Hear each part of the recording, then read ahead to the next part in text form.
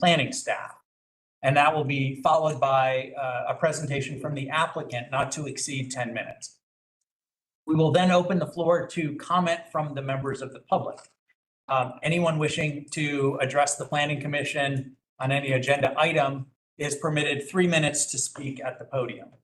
When addressing the Planning Commission, please start by providing your name, address, and the nature of your interest in the project, and direct your comments to the Planning Commission and not to the applicant. The audience is instructed to refrain from applauding or jeering other commenters. Exhibits may be displayed by the applicants or by members of the public at the podium. Written correspondence received by the Planning Department as of noon yesterday has been forwarded to the Commission and is part of the public record. Any additional written materials that anyone wishes to place into the record must be read during public comment during your 3-minute limit. For all speakers, please pay attention to the traffic light timing device near the podium. That device will display a yellow warning light when you have 30 seconds left in your 3 minutes, and then a red light when your time has expired. After the public comment period, the applicant or their representative is entitled to a 2-minute response. After that, the applicant will take their seat back in the audience.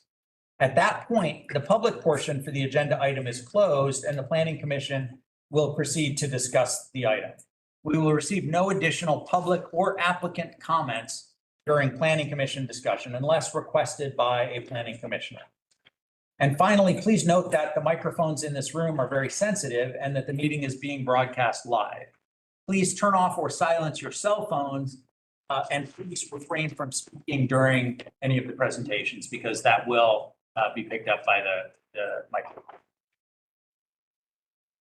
So we will begin with the general business section on our agenda. And item 1 is introduction of staff reports and all other documents submitted to the Planning Commission at this meeting into the official record. Is there a motion? Accept documents. Okay. Motion by Kristen and second by Jen. All in favor?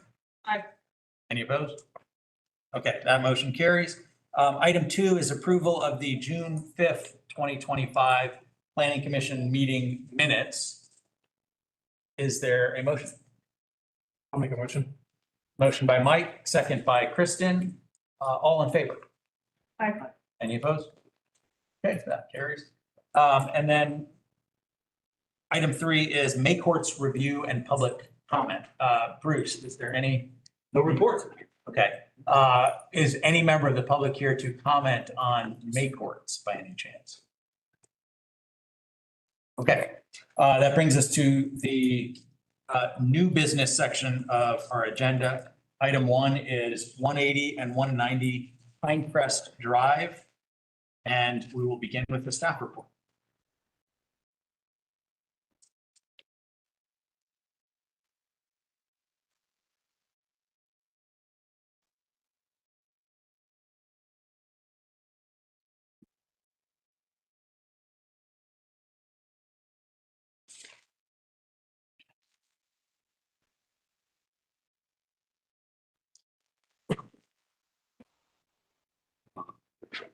All right, good evening. As was just mentioned, this is a rezone request for 180 and 190 Pinecrest Drive.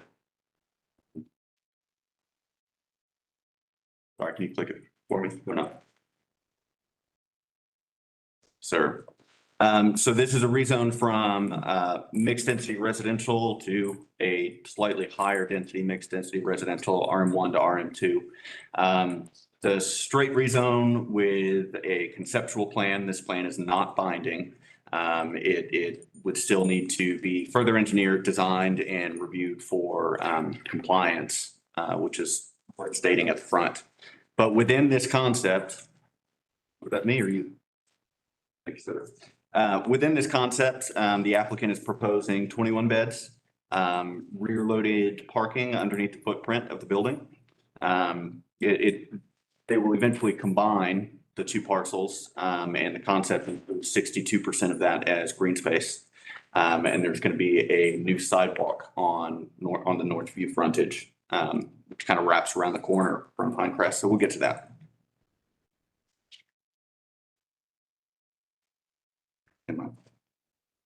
Okay, here's an aerial image, just kind of showing the juxtaposition of the property with UGA's Foley Field, some townhomes to the south.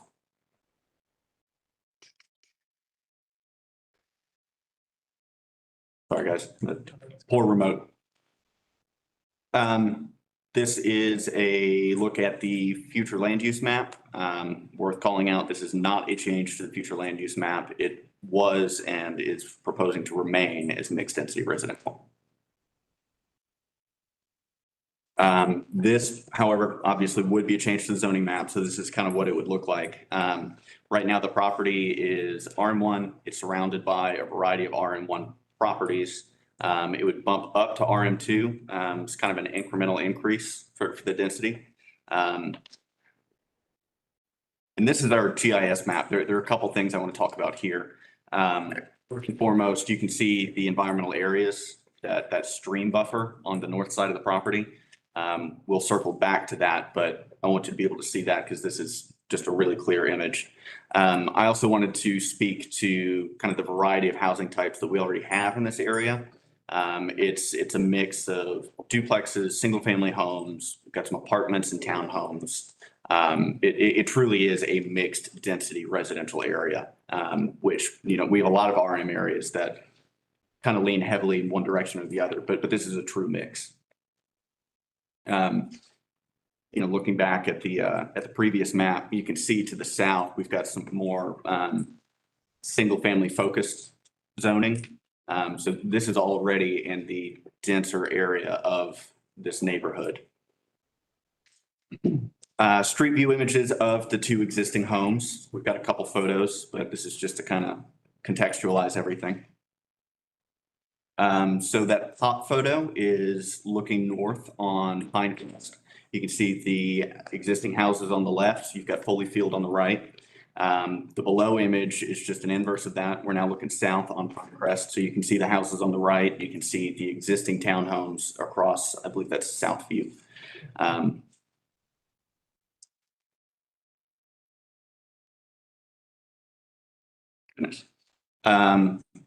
This would be South View. That top photo is standing kind of at that intersection, taking a look down the street. And then this bottom photo is actually a side view of 190 Pinecrest. And I kind of wanted to call attention to the existing parking situation in this area. We recognize that there is a lot of street parking, but a lot of these existing single family homes are legal non-conforming uses is I suppose how I would phrase that. So this is not a typical arrangement that we would see. There's some accessory structures in the back. You've got lots of people parking off of the driveway. They're parking where they can, but it's worth calling that out as an existing condition. Speaking of existing conditions, this is a sheet showing what's out there. Again, on the top, you can see the environmental areas and the 75-foot buffer, environmental areas buffer. You know, we can see the existing paving, the existing structures, that driveway we just talked about on the south side. See, this is what we're here to discuss, the rezone in this proposed concept. So this is what the projects could potentially transition to. They are proposing 7 units, I believe 3 bedrooms each, comes out to 21 beds. It's a 0.877 acre parcel. So it's right in line with RM2 density. You can see they've got a pull in, and that's the rear loading parking would be obviously on the back end, the inside of this kind of network. It's worth mentioning that the fire marshal's office did have some critiques about the way this is shown. So again, if and when this were to ever come through for plans review, that's the kind of thing that we would address at that time. But for conceptual purposes, this was absolutely sufficient.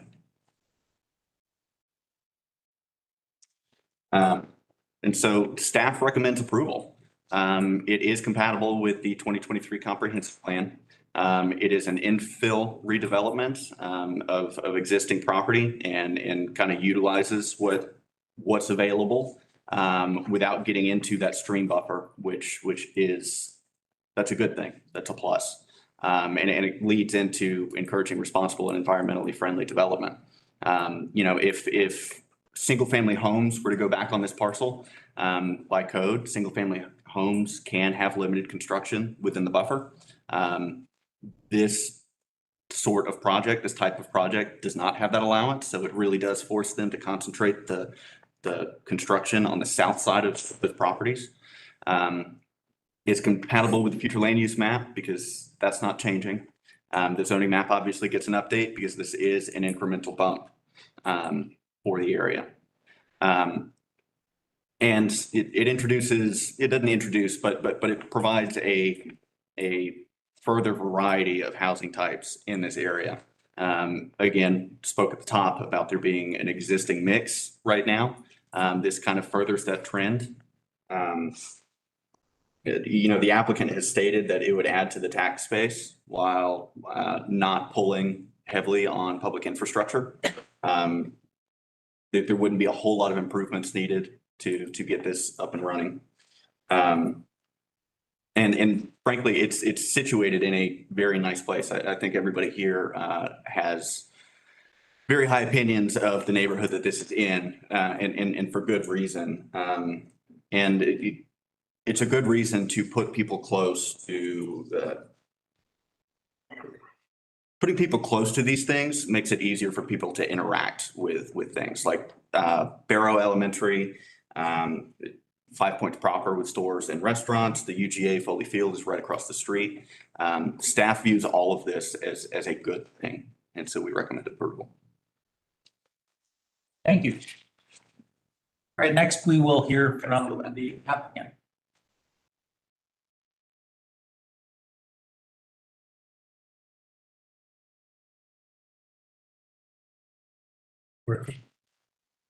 It was giving me trouble. Good luck. All right. May I ask Mark to cycle through? We really only have a few. Good evening. My name is Ed Lane with SPG Planners and Engineers, 17 Electric Avenue.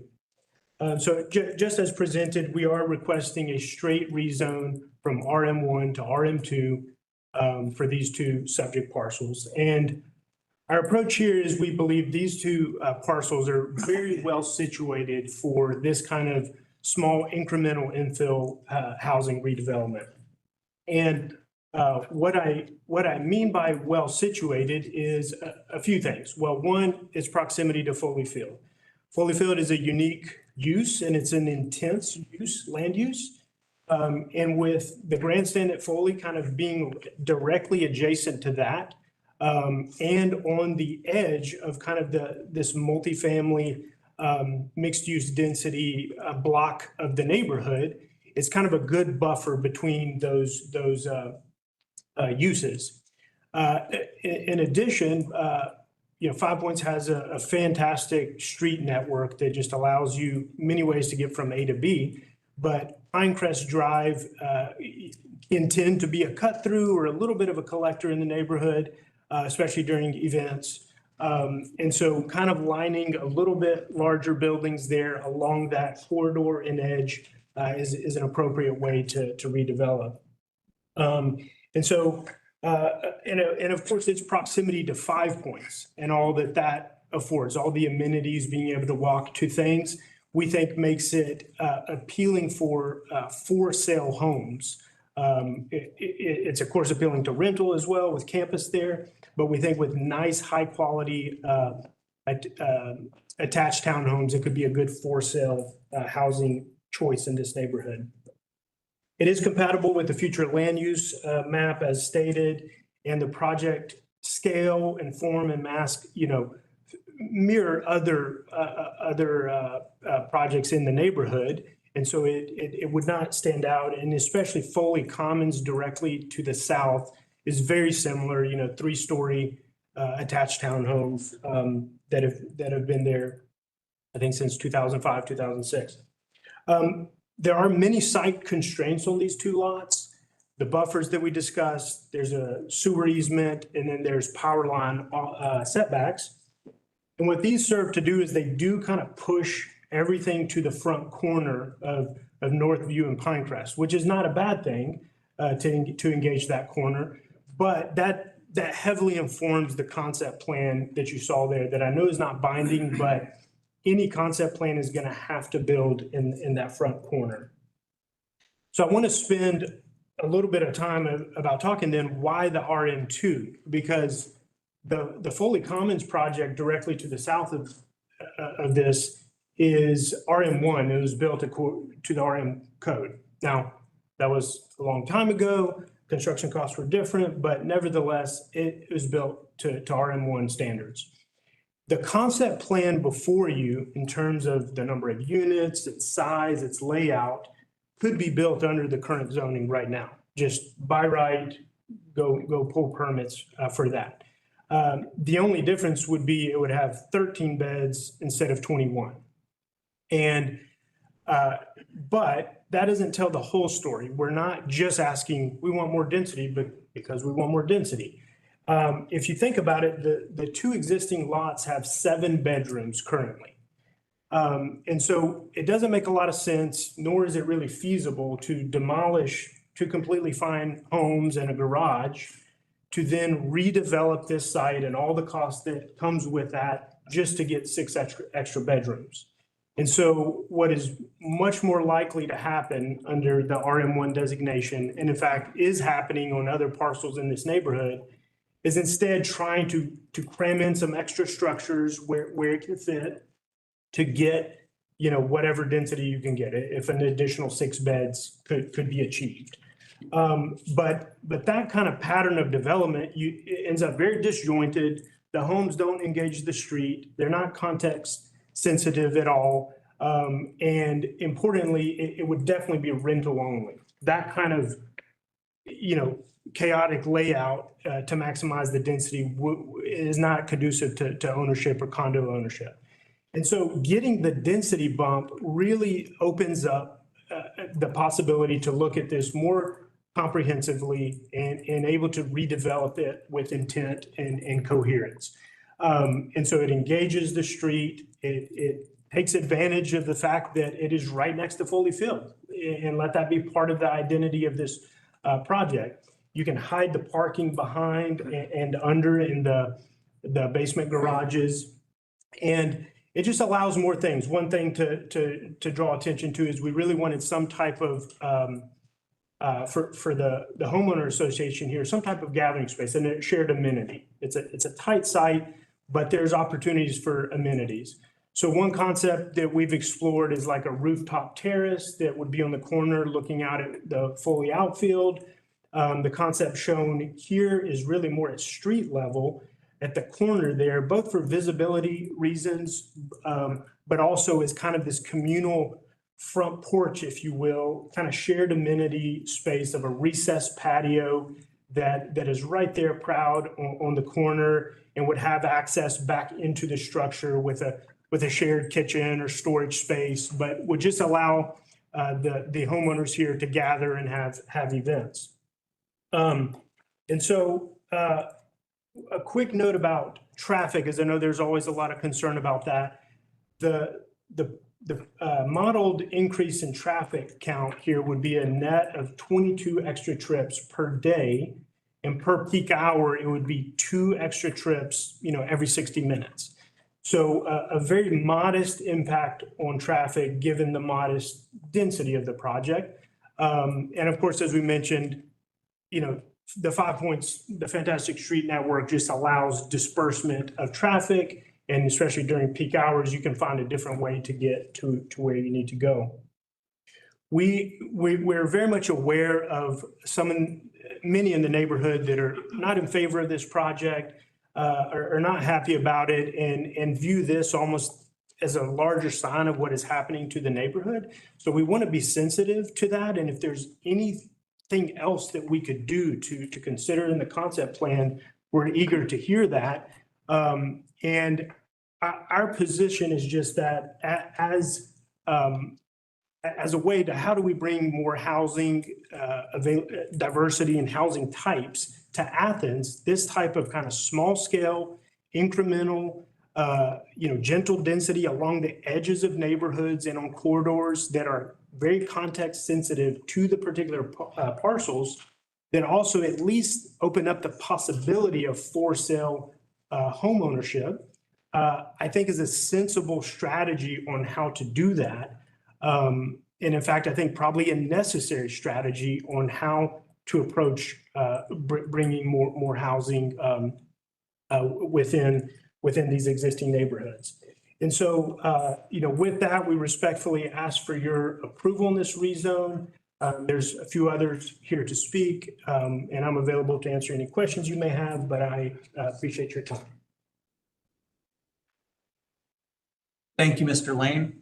Next, we will open it up to public comment. Is there any member of the public here wishing to speak in support of this application?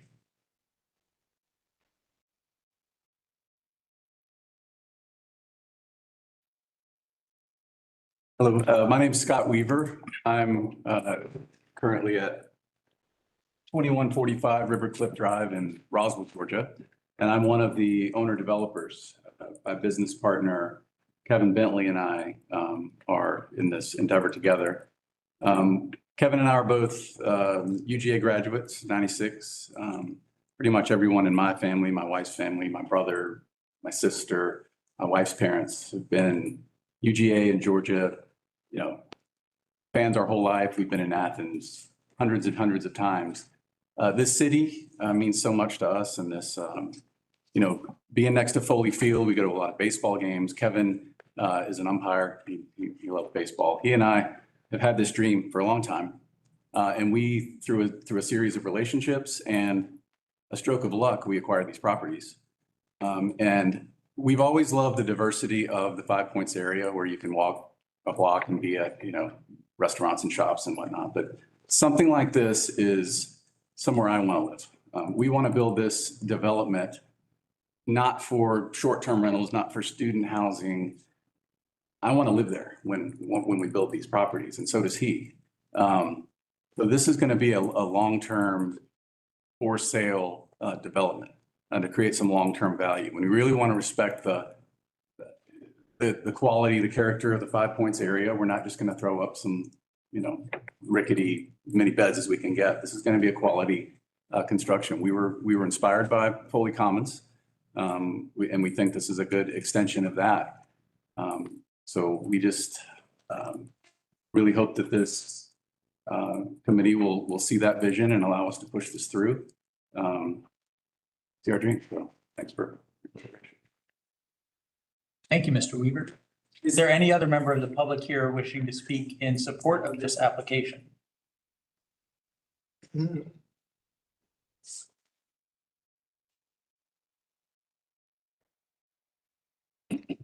Hello, I'm Terry Oswald. I feel like a lifelong resident of Athens. I came here in 1964, under the Vince Dooley regime.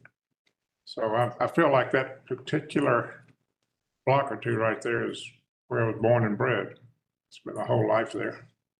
Can you give your address, Mr. Oswald? My address is 225 St. George Drive off Timothy Road.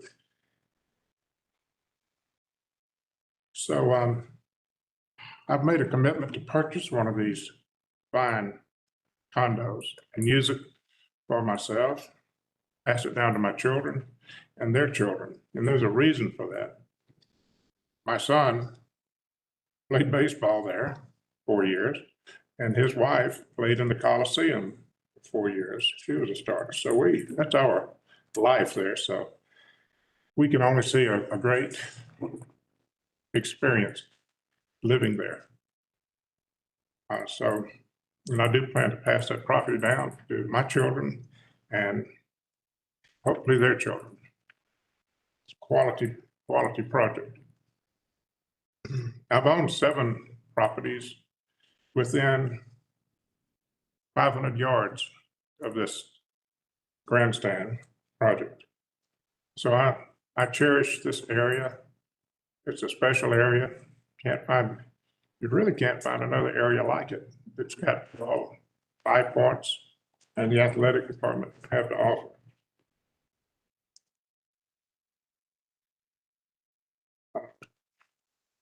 Each of my properties were greatly improved, and they're an asset to the 5 Points area. As you know, some properties can get run down when neglected. My theory is improve what you got and help others enjoy it.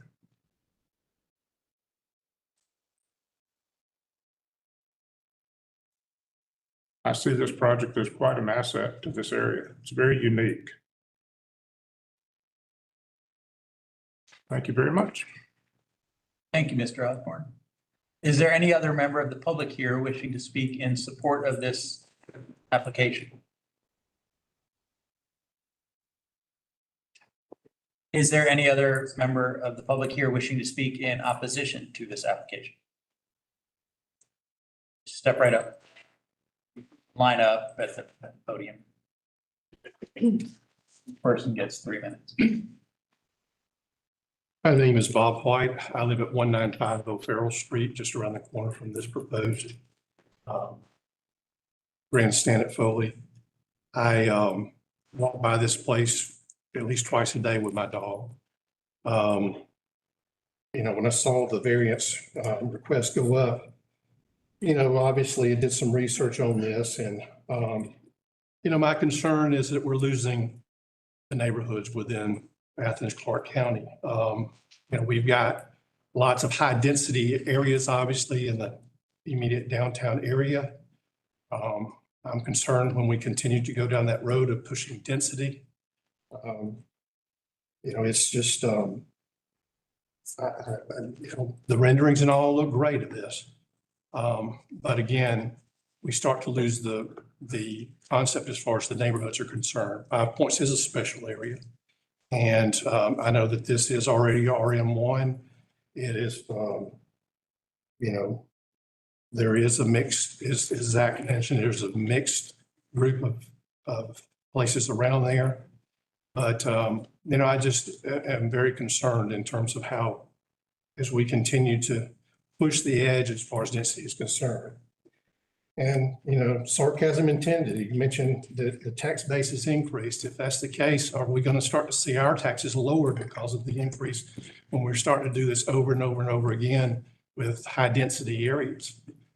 We consistently see our property taxes continue to rise, and yet we're pushing in more and more within areas like this right here. So obviously I have a concern that we're going to lose the flavor of the neighborhood if we continue to do this. I respect the gentleman and what they do and their ties and loyalty to the University of Georgia. I'm the same way. But again, I live here full time, and I want to see it remain a neighborhood. So thank you for your time. Thank you, Mr. White. Is there anyone else?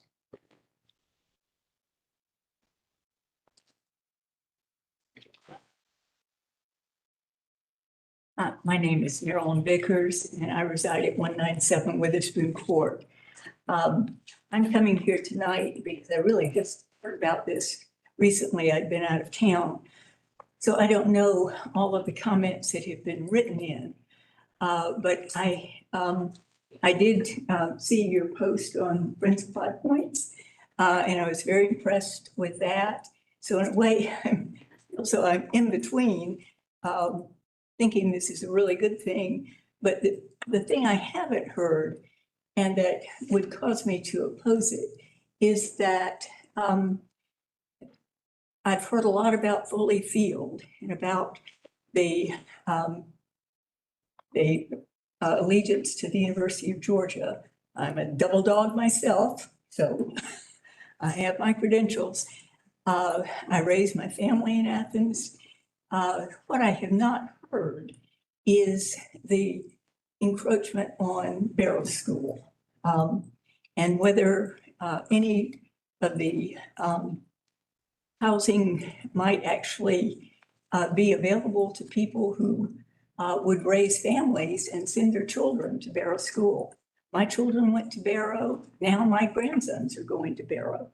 And So we're very much a part of this community and we very much value Barrow School. And it was there before all that other stuff was, if you may remember, it's 102 years old. So I just want to raise that concern that if this goes through, that there be real sensitivity to the fact that it is so very close to an elementary school. A lot of kids walk to and from school. The buses go off Rutherford Road. The Pinecrest is filled with cars in the afternoon to pick up kids from Barrow. I know because I've been in those lines occasionally myself.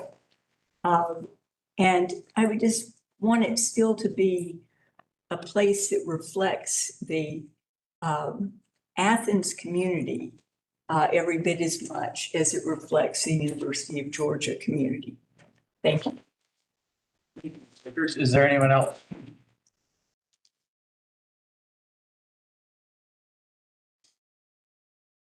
Hi, I'm Mary Moore. I live at 228 Parkway Drive. And I wasn't going to speak tonight, but the renderings are beautiful. I have no issue with what he presented tonight on the way it looks, but I don't really think that's why we're here tonight. The issue is a rezone. It's not to say that this is a beautiful development. 20 years ago, a pocket development was done across the street to change from residential R1 to RM1. Now that's being used to justify why you should do another pocket rezone for these two one house lots. So my concern is, where does it stop? I live not close to this, not too far away, but in a different part of 5 Points. But say two houses come up for sale in my neighborhood, are you gonna be asked to rezone that to a higher density than what it is now? I just don't understand where it stops. And I think it's a very slippery slope. Thank you. Thank you, Ms. Moore. Next, yes, ma'am. I have a procedural question, if I could ask first. Yeah, just step up to the podium and identify yourself. I was wondering if I could ask before I start, because it will affect how fast I talk. Two people gave me letters to distribute that had been said, Lucy had said that they could do that. One was 84 and wheelchair, couldn't get here, and the other, the portal was down and she's out of town. I'm just wondering, I can read them in, but it's gonna mean my letter and two other long letters, and I can talk really fast. Well, teacher? Yeah, our rules state that anyone wishing to add written material at this late stage, if it was submitted yesterday, it would be in what we've received in the official record already. And if any of these were, Okay, then was. that's already in the record, if that's true. One was. Anything that you wish to read into the record today just must be done within 3 minutes. I'll start and I'll read the second one, which is shorter, which was the wheelchair situation. Okay, good evening. My name is Hillary Rustin and I live at 145 Millage Terrace. And I am here to respectfully urge you to deny the request to rezone the two properties on Pinecrest. I want to thank you for your service to the commission. I know it is a big sacrifice of time and it is very complex as I've tried to research the history of zoning in this area. It's got lots of layers of complexity. This section of Athens, just adjacent to the university, is unique and a well-loved area. And as was stated, it is a real mix of homes and lots of cottages, wonderful little cottage communities and duplexes, all with a relatively small scale. This existing scale has preserved greenery, walkability, and a sense of safety that benefits the families, students, and elderly neighbors alike. Back in 2000, these properties were zoned as RM1 along Northview, East Rutherford, and this part of Pinecrest, to the best of what I understand. And at that time, there were still single-family homes, duplexes, and cottage courts, and there was a kind of a good rhythm and a sense for the neighborhood. RM1 may not have been the right designation for each individual property, and it's still confusing to me whether RM1 is 2 stories or 3 stories. I kind of wish it was a a two-story, and then maybe RM2 would distinguish it, because I do think that there aren't properties over 2 stories really in that area, East Rutherford, Northview, and that area of Pinecrest. RM2 allows for a much greater height and density and lot coverage, and I don't think it's compatible. And I think that's why it wasn't zoned RM2 in the first place. And we've seen what happens when compatibility is ignored. I think Foley Commons, which was built in 2007, is out of character with the neighborhood and is a bit of a jarring building to walk by. And there seems to be some disagreement whether it fully conforms to RM standards. That is beyond my understanding. The difference between RM1 and RM2 has been explained to me a couple of times as relatively insignificant. I think it was kind of said that here, but I think it is very significant if you are living next door to it. And it almost doubles the number of people on the lot. It increases the height, reduces the green space, and really changes the feeling of the neighborhood, and the setback from the street also decreases, which I think is important for safety and the feeling of the neighborhood, the green nature. The traffic is already an issue on Pinecrest. I walk by it every day. And it is tight corners, people with dogs, strollers. And we are seeing that new construction on East Rutherford that is already kind of a worrying trend. So the main thing is to not have a precedent of rezoning. It's zoned RM1. It was purchased as RM1. It should stay with as RM1. And for all of us that have empty lots near us, I think we're all concerned and worried that spot zoning or, persuasive development will influence your decisions. I hope that you stick to that. Unless there's a really compelling reason for an area, I hope that that stays your guiding direction. The other one was an 84-year-old woman who grew up nearby. Her name is Linda Keith, and she lives in the area, and she's worried about Barrow School, mostly safety for Barrow School. Thank you, Ms. Rustin. Is there any other member of the public here wishing to speak on this application? All right, Mr. Lane, you're entitled to 2 minutes to speak.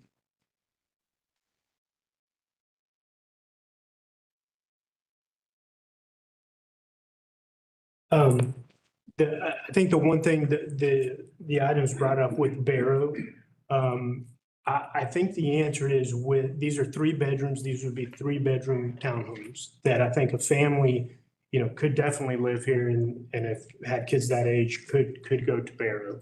We're calling it the grandstand at Foley just because of its proximity there, but very much that would be a possibility. It is in the 5 Points neighborhood, and these are probably going to be on the higher end, but that's a possibility. In terms of some of the walking, this would not be specific to our proposal, but just any redevelopment of this site would add a sidewalk on Northview, which I think is good. There's a lot of parking on the side, but not a lot of sidewalks, so people tend to walk in the street. This would do a little bit better to help bring more sidewalk there. But anyway, yeah, that's really all I have to respond. Thank you, Mr. Lane.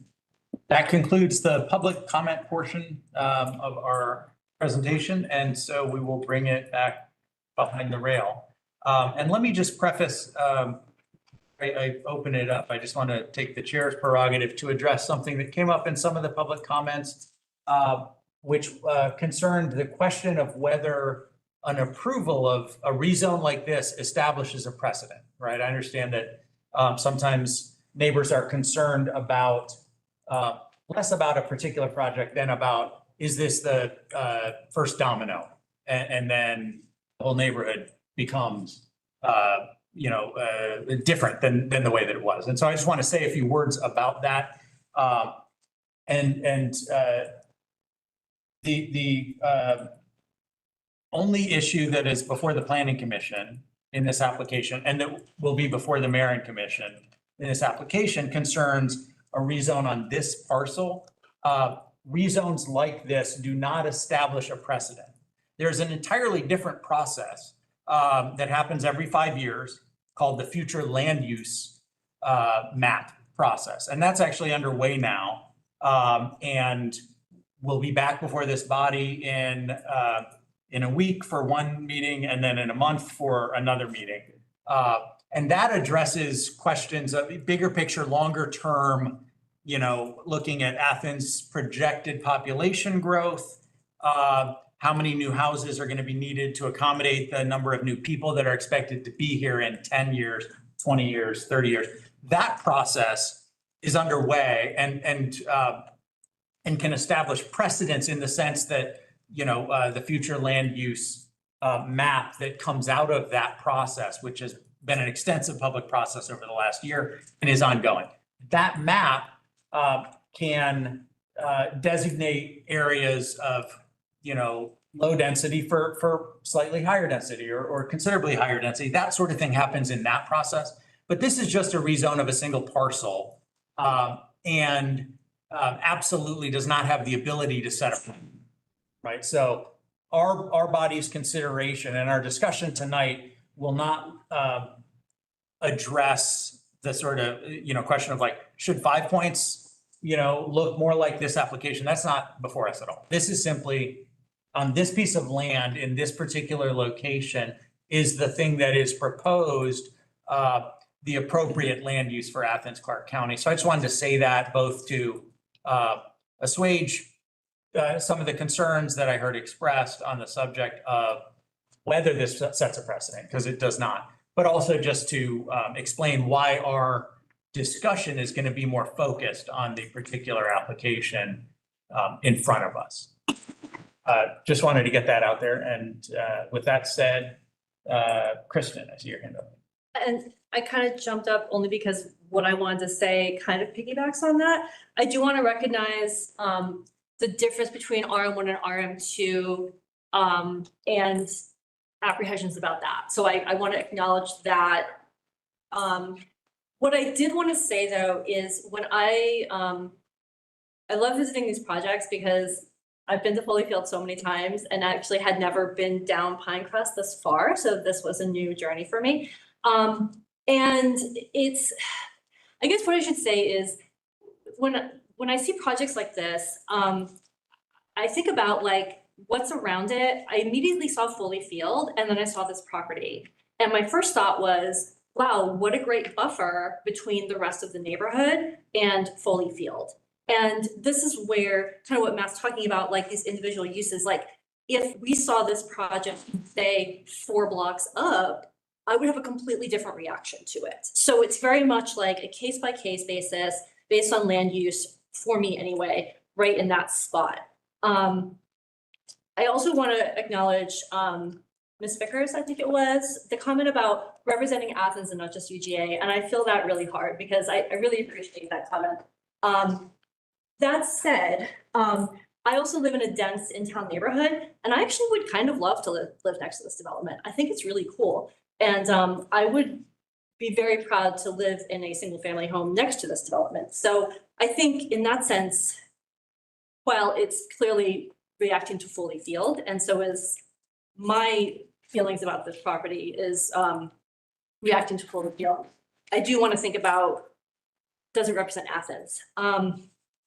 And so, yeah, with that in mind, I do like this project. I think the stream and the buffer is also interesting because it does force not like a complete clearing of the lot, but actually retains some green space. And so you still have that added bonus of having the green space plus this denser use that acts as a transition between the rest of the neighborhood and a very intense use of Foley Field.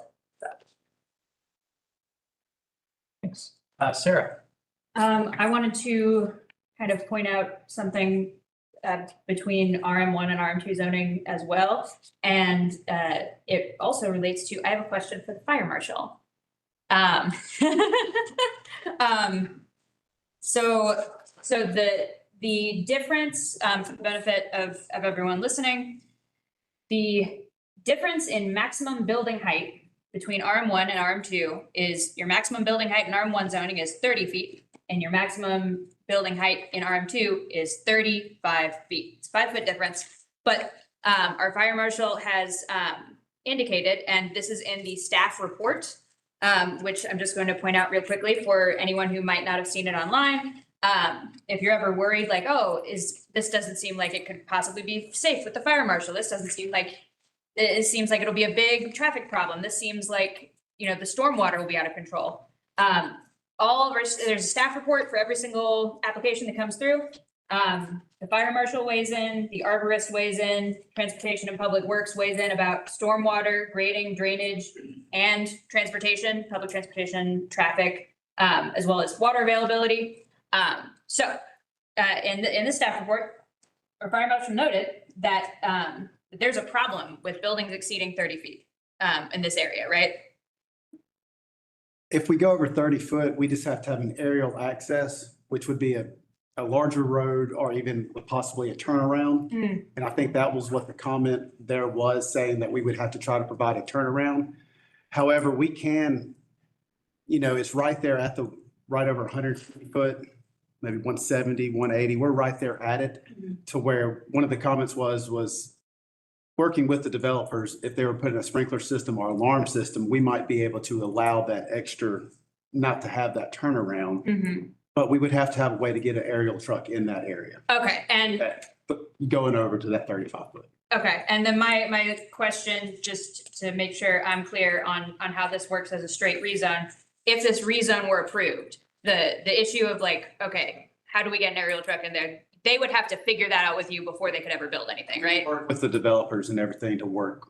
Yeah. To figure that out. Yeah, but until you had said like, okay, this is cool, there's nothing getting built, basically, right? Yeah, we would have to work that out before we could approve the plan. Yeah, cool. Okay, Yeah. thank you so much. I'm sorry, just to clarify one thing. Yes. Did I understand you right to say that what the triggering height is anything above 30 feet triggers what you just said about the aerial truck That's access? correct. That's correct. Sarah, were you done or did you have more? One other thing that I thought of in response to comments that were made about Bear Elementary, that reminded me of something that is in the missing middle housing scan that we got for the county a few years ago. Big old report. It's online. It's worth reading. And part of that report was essentially giving us facts and data about like what kind of housing are people looking for? And one of the findings in that report was, if you look at millennials, people who are having young families right now, that age group overwhelmingly has a high demand for missing middle housing of this type. Something that's walkable, something that's fairly compact, in town, close to amenities. And so I look at this and I see something that people with children would want to live in. And we have like market research that shows like people with children are looking for places like this. And having them seems like a good idea. I will also note that I thought that the applicant had a pretty compelling explanation for like why RM2 instead of RM1, especially when the development itself doesn't look much different than RM1, and seeing it on the map as well, how it doesn't look like something significantly different from the townhouses that are already there. But by changing the zoning on this, it allows them to have the setup that they have here, and it's right next to the university. So we're looking at creating a net, 4 homes within walking distance of so many jobs, and doing little things like this over and over and over again. This is how we start to fix our traffic problems or prevent traffic problems from being created in the future, by making more places to live that are near where people need to go. So I think given all that, the concerns were valid. The questions were good. And I think that given all that, this is a rezone that would make sense for this location. Thank you. Okay. I have a question for the applicant. Do you have a range of a price point that you need to hit for these fee simple condos? Because I'm hearing, I mean, 3 bedrooms does make it sound like it would elicit a family much more so than a 2-bedroom. But I'm just wondering about how cost effective this might be, because it is a missing middle product, and it seems like it would be great for this transition spot and so close to Barrow. I used to live over on Rutherford. This would be awesome, but I'm just concerned that this would probably be over $1 million a condo, which may make it a little bit less feasible. So do you have any broad pricing, like ideas of what would make sense? I think in some of y'all may know this, however much the Foley Commons units are selling for, I would say is probably a good comp for that. You know, it may be a little more if it's newer and has some shared amenities, but I would say that's a pretty good comp there. Okay. And I don't know what that number is, but we could look that up. Mike, Yeah, generally, I kind of think this is a pretty good idea. I'm in favor of infill development and kind of adding a little bit density here. It's right across the street from the university, so kind of seems like a good location. And from my always champion of the stream buffers, I really like that this kind of cleans up the stream buffer a little bit too. You know, it's going to get some of that encroachment out, and I think it's a good plan from an environmental point of view. And yeah, those are my only thoughts on it. If no one else has it. yeah, I see Sarah and Kristen again. I just have a quick question for staff. There is this note at the very end about how I guess we can't have flat roof townhomes. I can address that. So again, they're not proposing something that is binding.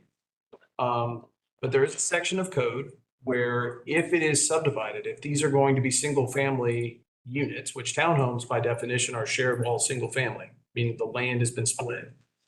There is a design standard that says no flat roofs for that type of single family construction.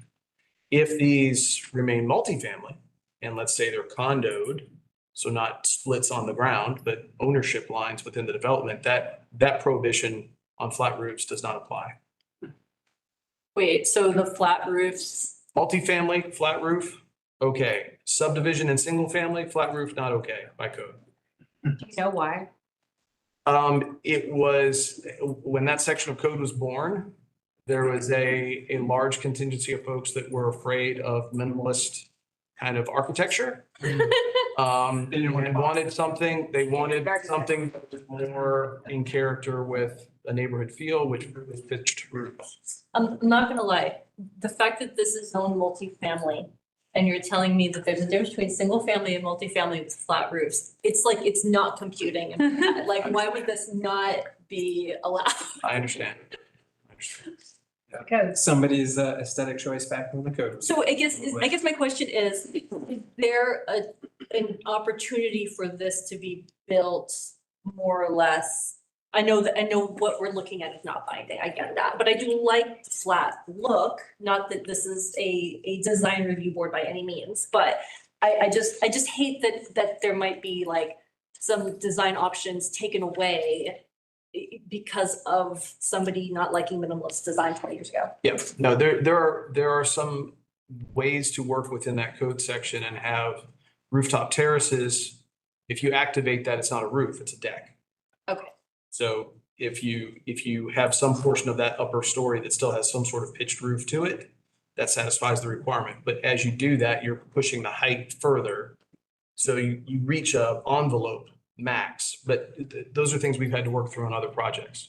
It's not impossible, you just have to deal with it. A little more creativity, that's right. Yep. Okay, I see Alex. Yeah. I'm going to jump right into that. When you have a flat roof, you have a flat wall at the road, so it goes completely straight up and makes you do that. If you don't do a flat roof, you'll do like the neighbors did, and that technically might even be a half, like a 2.5 story. So what it does is it backs it off of you, and design wise and aesthetically, it's not as overwhelming with a flat roof. Now, what you can't get is this building would not be able to go 3 stories and a non-flat roof. It's too tall. So that takes it off the books. So that's why they're doing the flat roof, in my opinion. I could ask, but it doesn't matter. So that's just sort of, if you look at the one right up the road, it's not as overwhelming, but it's just about as tall. Minus 5 feet, I guess, because of R1. Another thing that I wanted to cover is, let me find my notes. I don't mind a development like this there. Like, I think townhomes, I think condos like that are appropriate in that neighborhood down there. I just think it needs to stay R1, RM1. Build what you're zoned for. If you can't make that work, get smarter, make it work. Different math, do something, make it better. Go 2 bedrooms or go 3 bedrooms, less units, or taller ceilings. Make it better. It's R1 or RM1 all over in that area. And I suppose it was that way for a reason. So I'd like to fall in line with that. Build this project. You just can't increase the number of bedrooms by 50%. I know those couple of numbers don't sound like a big deal, but if you got a 50% pay raise, that's a big difference with that and a 5% pay raise. 50% means a lot.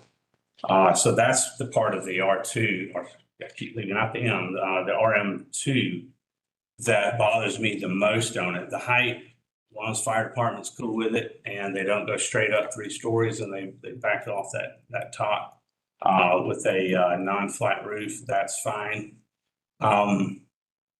Let's see,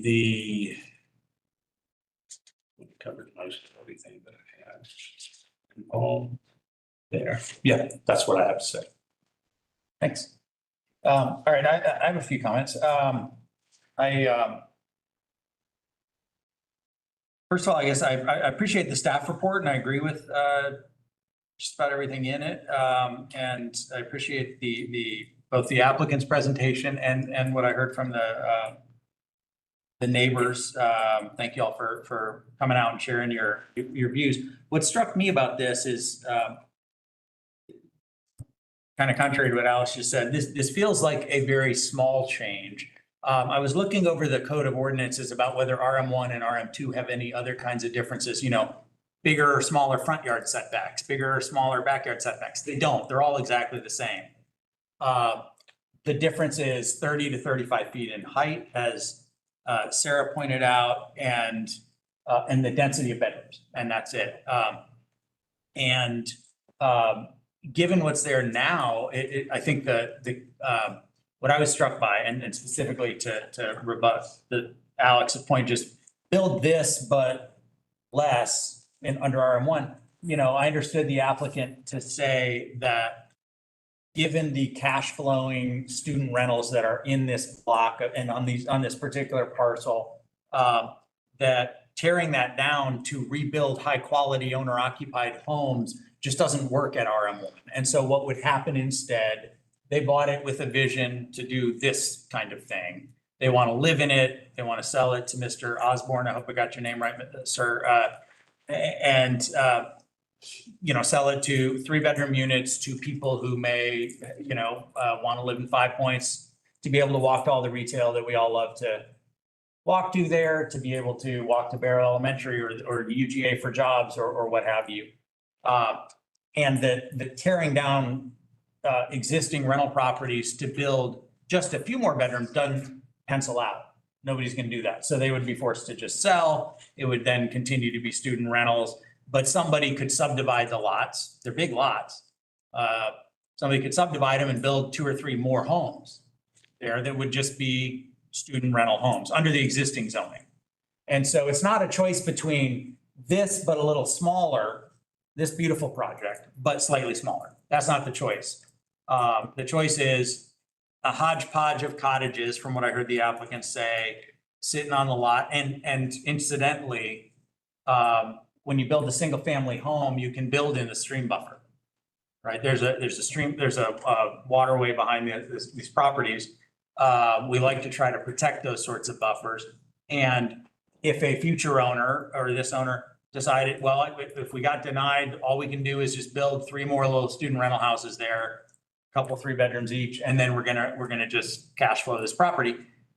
That's not gonna be that kind of high quality neighbors that I think that the folks that we heard from tonight and some of y'all's friends and neighbors, that's probably not what y'all want to see. But I'm hearing that economically, that's what you're likely to get if this were denied. And so I always think about these sorts of things from a perspective of what's the alternative. And it sounds like it's what's there now plus a couple more cottages as opposed to this more beautiful, neighborly kind of development. And so as I say, this feels like a fairly small change. It's going from my math. I heard Mr. Lane say 13 bedrooms. My math said 14 under RM1, and I maybe one of us did it wrong. I thought this is 0.877 acres, which would produce 14 bedrooms under RM. So 14 to 21. It's a pretty small increase in density, but as the applicant said, it enables them to do high quality owner occupied construction as opposed to relatively low quality, more likely student oriented rentals, which we all know that's East Rutherford is entirely student rentals at this point. There's nothing wrong with students, but I hear neighbors talking about their concerns about the neighborhood. So I just wanted to flag those points for everyone to think about. Obviously, a lot of people want to live in 5 Points. It's a great neighborhood. I used to live there. It's a lovely neighborhood. And putting houses near jobs and near retail that's walkable is very desirable for people for a lot of reasons. And it helps all of us by reducing traffic, because if you can walk to the restaurant or to your work, you don't have to drive there. And so it makes Athens better to have a little more housing in our established neighborhoods than to, continue to sprawl outward, which is the other alternative that Athens faces. So I think it's a beautiful development from the renderings, and I appreciate the applicant's presentation. I think walkable stuff like this is exactly what we need more of in Athens. So I'm inclined to support it. And if I were a neighbor of this property, sometimes people stand at the podium and they say, how would you feel if this was going to go in next to you? And, it's an understandable point of view. And I'll tell you the answer to that question is, I'd be thrilled if they wanted to build something like this next to me. It seems like a really nice contribution to the neighborhood. So I saw Carrie's hand, and that's. Yeah, I think I'd have a lot more concern about this. We're talking about 48 or 50 beds or something like that. We had a 1.5, 2 acre parcel, and you're drastically changing the tone and the feel of the neighborhood. But yeah, I think this seems like a pretty reasonable increase in beds. I like the look of it. I like the style of it. I think the neighborhood will retain its character. Development. So, everyone said pretty much everything else I've thought. I think it's a good project. Reinforcing just what you had said about East Rutherford, which came up in some comments tonight and some comments that we got by email of people just not happy with the development that's happening on East Rutherford Street, which is all happening by right. So we see what's happening under the existing zoning, and people don't like it. It doesn't, it's, student rentals like you see in my neighborhood or any other neighborhood. And my thought from that is, why do we expect better things to happen if we don't allow changes? And I had a question for staff, and this may or may not be germane. So the density, so 16 beds or 24 beds per acre, versus an RM1 versus RM2. Does it get counted the same way when it is single family housing being built? So like if someone was building these cottages on this neighborhood, it would still be single family by bedroom and not.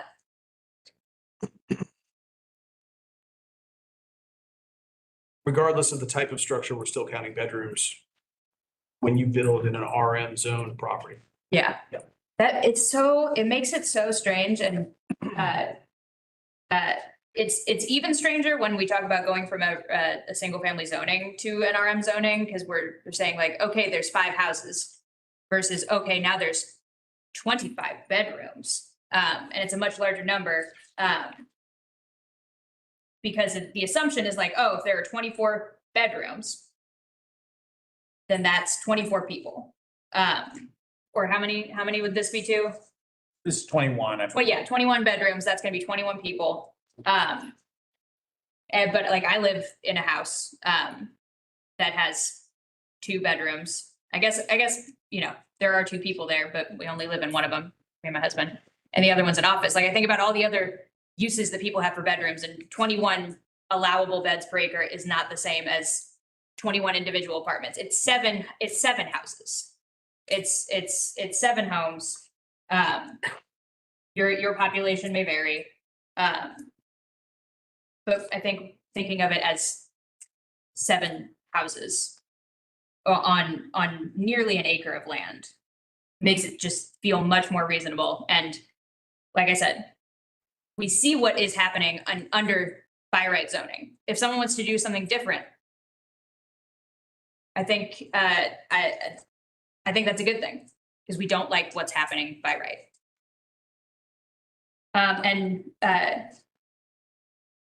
I was gonna make a motion, but Taylor, I saw you just got in. I don't know if you wanted to ask any questions or say anything.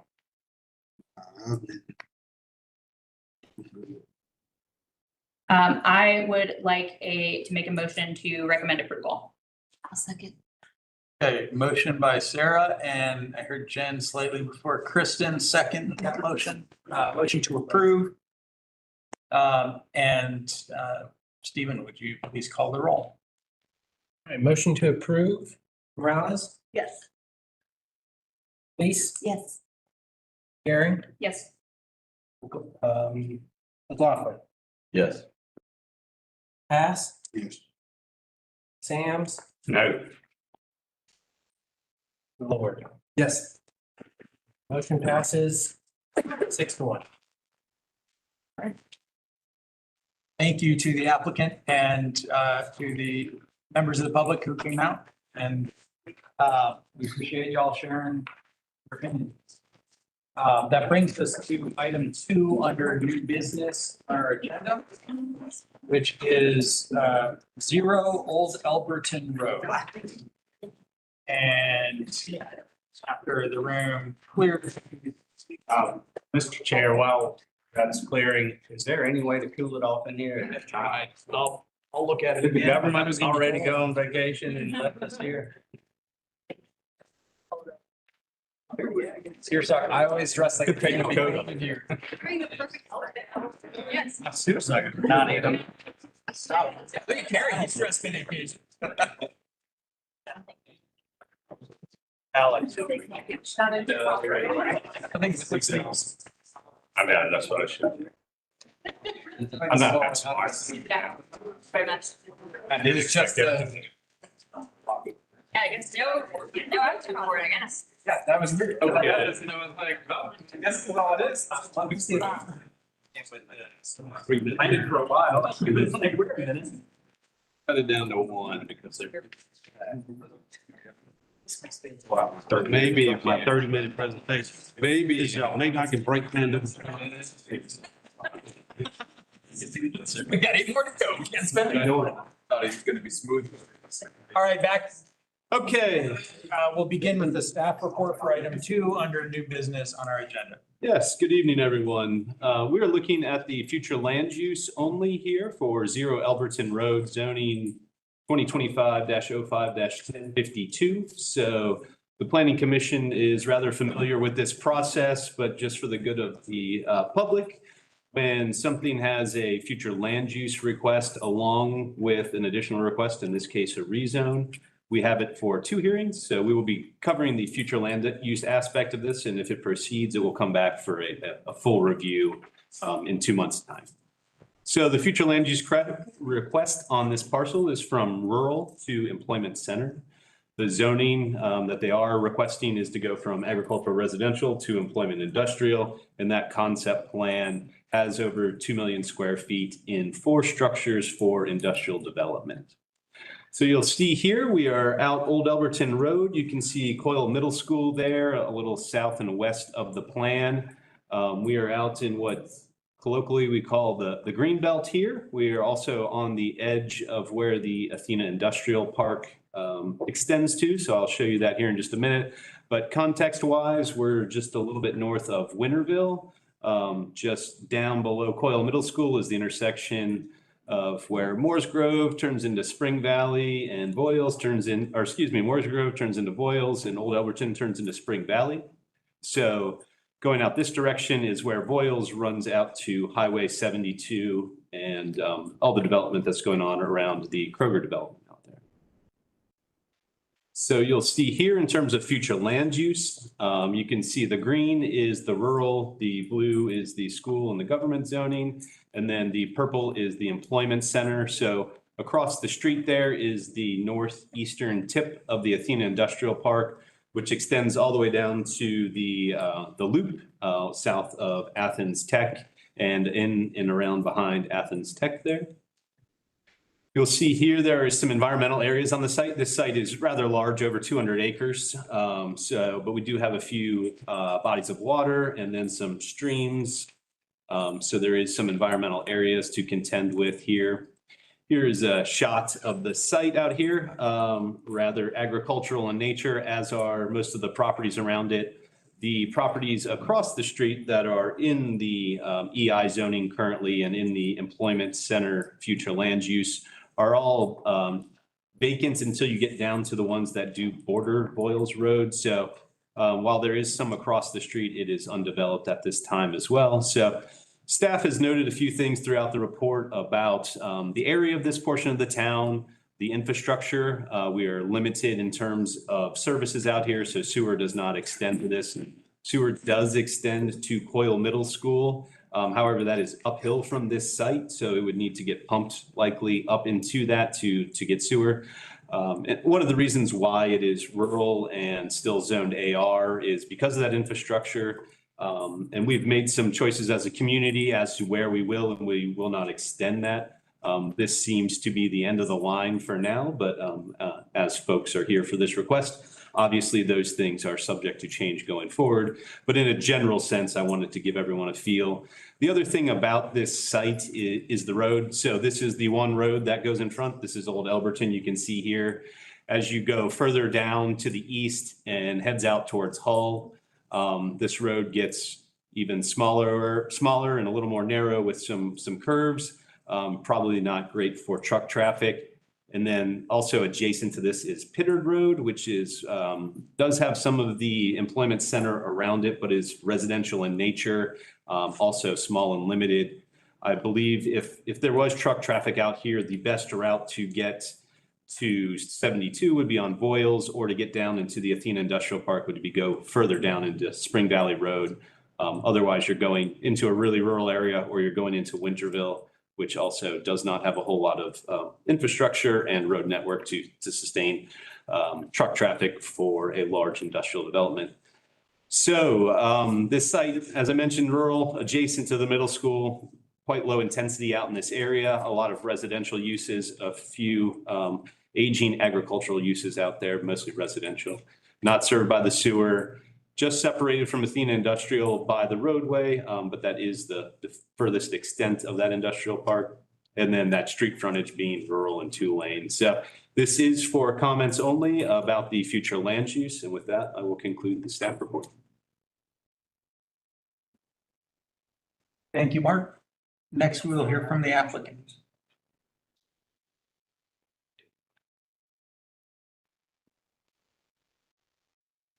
PowerPoint is queued up next.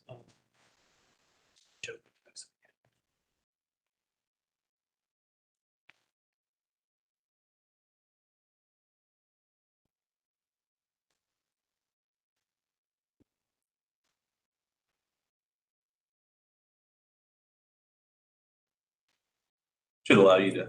Okay. Great. Thank you. Good evening. My name is William Deal, law firm Thompson O'Brien, Kaplan and Massoudi, 2 Suncourt, Peachtree Corners, Georgia. I'm here representing the applicant Athens-Clarke, who is the property owner and the applicant for this particular project. So what we're looking at tonight is an industrial project that is along here, Old Elberton Road. I want to kind of orient us. We're looking here at the site, and as we draw back, this picture really kind of belies the scale of this particular development. This is 233 acres. This is a very, very large parcel among many very large parcels in this area. You'll see here, just to kind of orient us to the north, there's a large wooded area. Mention that now because we'll come back to that as we move through the presentation. But you'll see there's clear-cut field there. That area is something like 160, 170 acres that has already been clear-cut. This is an agricultural zone parcel, and that has really that area there has historically been where that agricultural activity has taken place. But my clients recently, and I say recently, I mean over the last decade or so, have come to realize the agricultural activity just isn't feasible. They had leased this previously to people that were farming and had reached the point where they were barely covering the property tax on the property. This area here, as we see, and as many of you know, has grown, right? And the uses that are surrounding it and the envisioned projects here, the public infrastructure and the investments that this county has made to this area has changed dramatically. What that means for my client is that they get the tax bill, right? And the assessment that comes with that. But under its current zoning, it means that they aren't allowed to participate in all of that activity. And so this is the proposal that we have. This site may be familiar to some of you. This parcel and an adjoining parcel. If I can get the pointer to work, mess with it, because I'm sure I will. The green button on there. Green button. This parcel here, oh, geez, here was part of a assemblage that was proposed for kind of a mixed housing project. I think the number of units there, again, this is a huge scale project, was something around 700 units that was ultimately turned down. And so as my clients approached me, we looked at something that was a bit more consistent with the surrounding properties. You're seeing here, this is the surrounding land uses in the area. This is the zoning map. Parcel is right here. And you'll see there's been an expansion of industrial. All of the purple is either the EI or the EO zoning districts. So these are industrial areas. We mentioned the Athena Industrial Park. There's been a lot of other similar industrial development that's taken place here. And this parcel is here adjoining that. This is the future land use map. And I want to note, you see this is, a snapshot that exists today.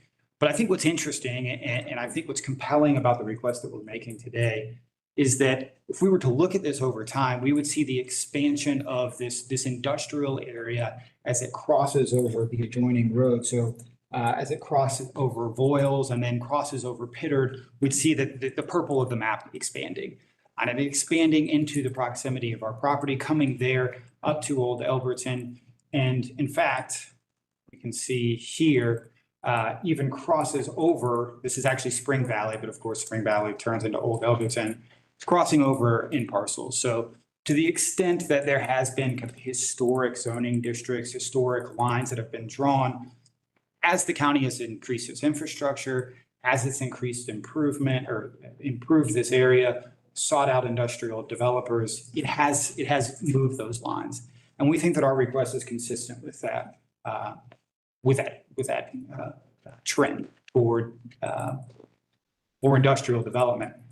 Mentioned the Athena Industrial Park, that is there, that expands along really adjacent to this parcel.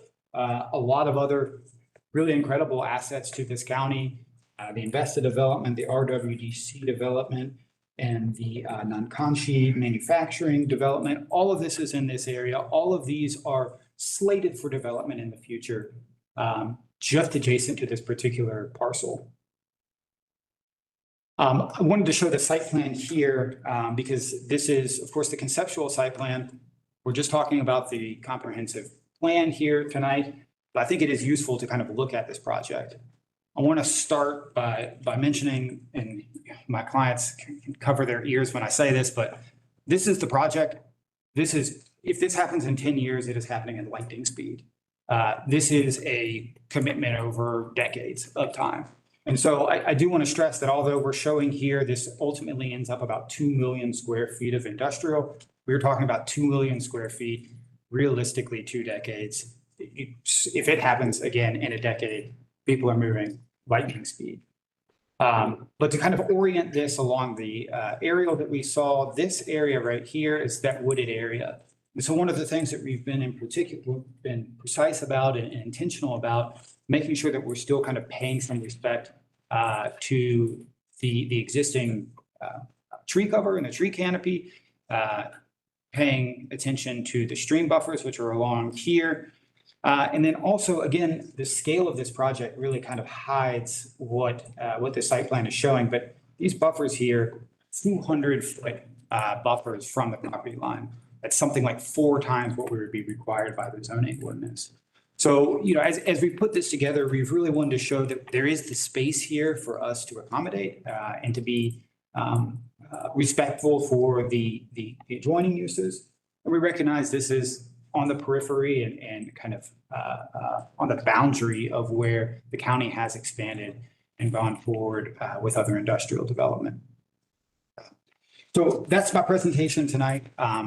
Happy to answer questions now or as I come back to answer any concerns that might be from the public. But I thank you for your attention. Thank you, Mr. Deal. Is there any member of the public here wishing to speak in support of this application?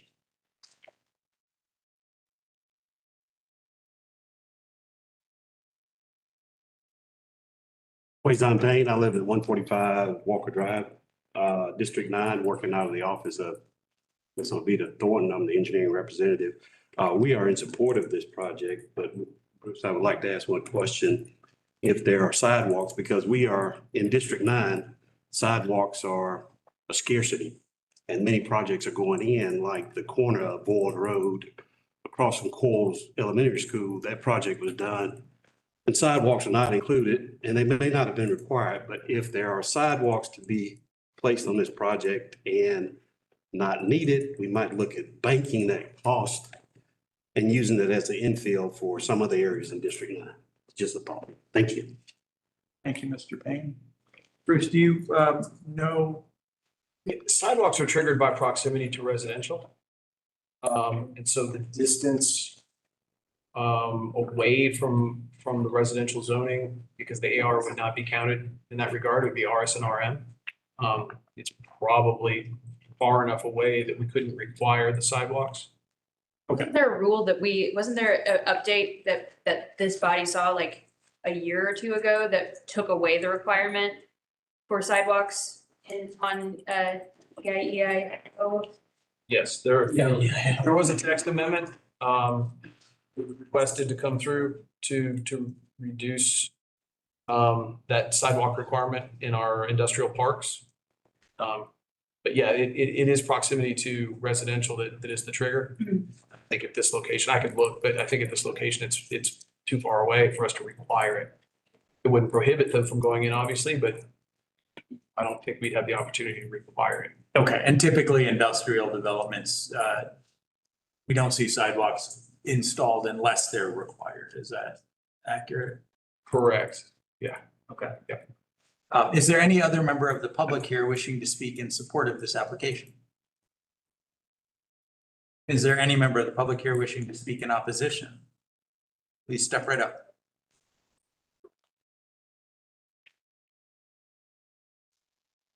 My name's Gilbert Wilkins. I live on 100 Lim Edwards Road. And I'll try not to bore y'all. I'm not a very good speaker.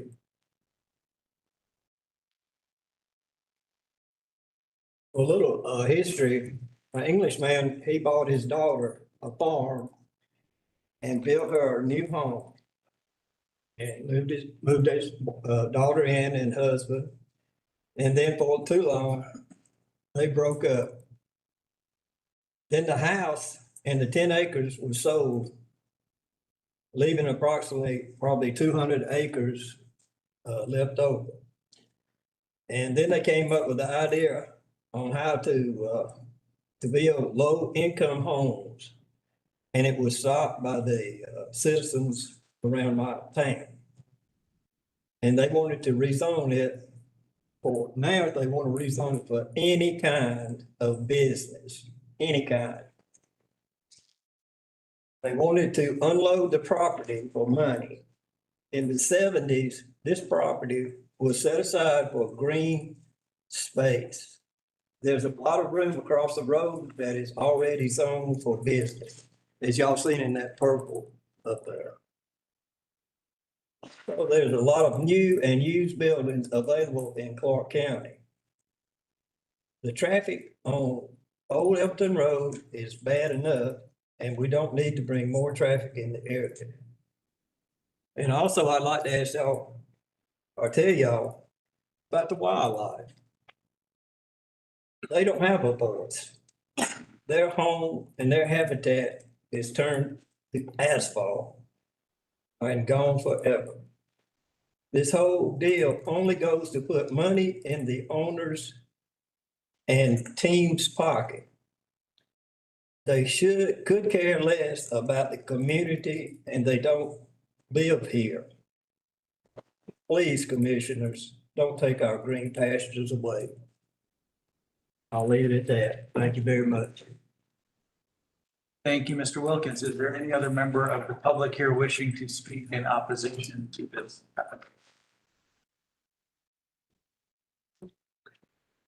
My name is Mary Stone. I live at 125 Woodlake Drive.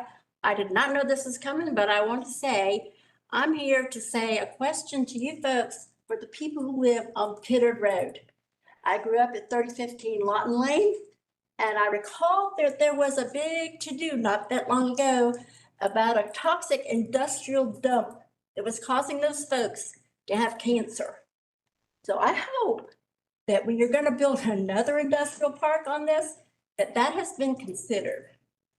Because it would be terrible to have an industrial park, people drinking water or doing whatever in the dirt, and then they get sick. That's all. Thanks. Thank you, Ms. Stone. Ma'am. Hi. My name's Angela Green, and I live at 269 Taylor Lane in the Thomas Farm subdivision off of Spring Valley Road. And I oppose both the reclassification of this in the future land map and possible rezoning of it to industrial employment. I also oppose reclassification or rezoning of all of the agricultural land that is currently in this part of the county. And I'm realistic that someday this land may be used for other purposes, but what I would like to see is a thoughtful process of what the county wants to do with the land in this part of the county, what the uses, the appropriate uses are. Should it be residential? Should it be commercial? Should it be green space?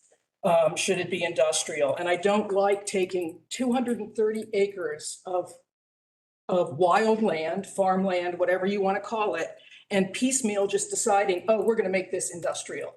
Somebody needs to decide where the industrial land ends. What is the border between industrial and residential in this part of the county?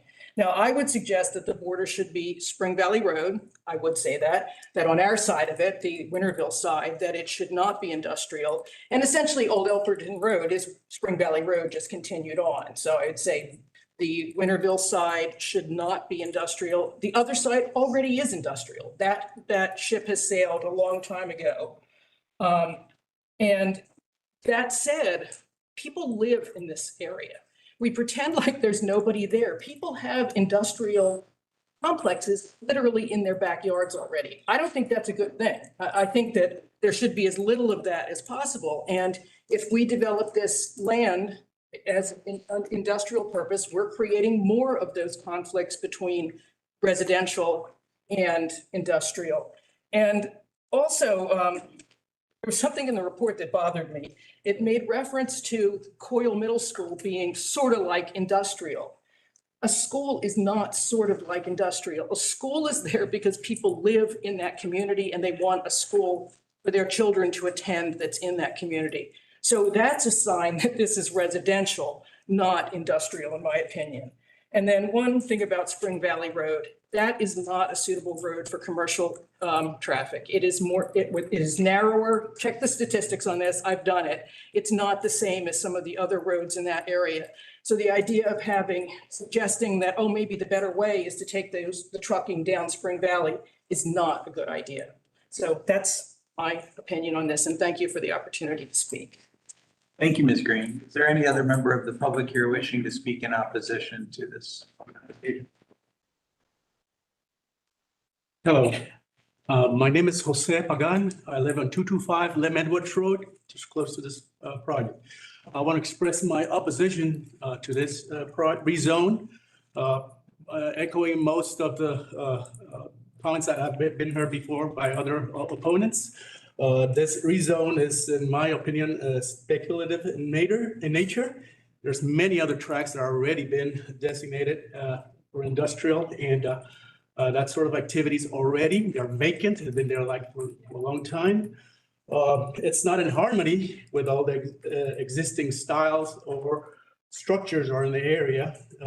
And most of the planning that has been done around there throughout the ages is for green space and agriculture. Right now, they're building infrastructure for the Firefly recreational area. I see around there bicyclists running around, everybody looking at the nature, the teams there, the criterium race, bicycle activities go by there all the time.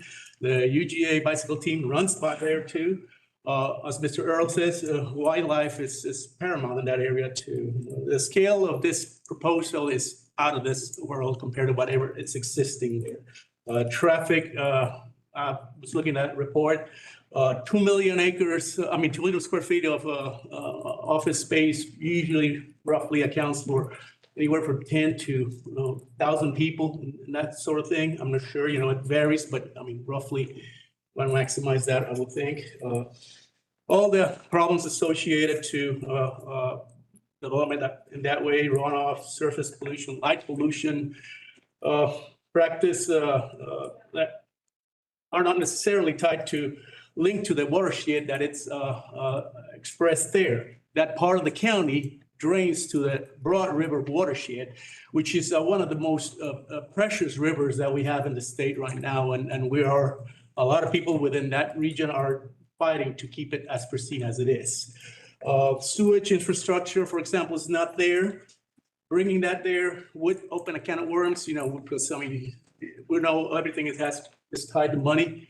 So if there's an investment of extending those there, for sure it's not going to be just to serve that. It's probably going to open more possibilities for this sort of attack on conservation.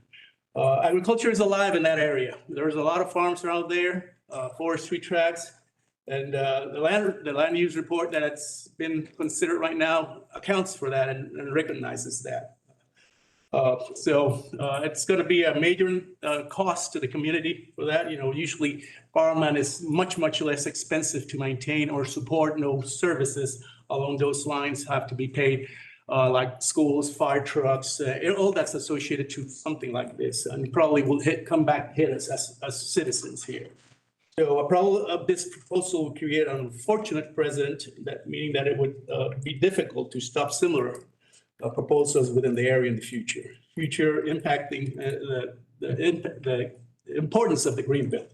We don't need more asphalt. We need the way things are going in our world and in our part. I see your time has expired. Yeah, that was it. I was just want to wrap it up. So thank you. Appreciate it.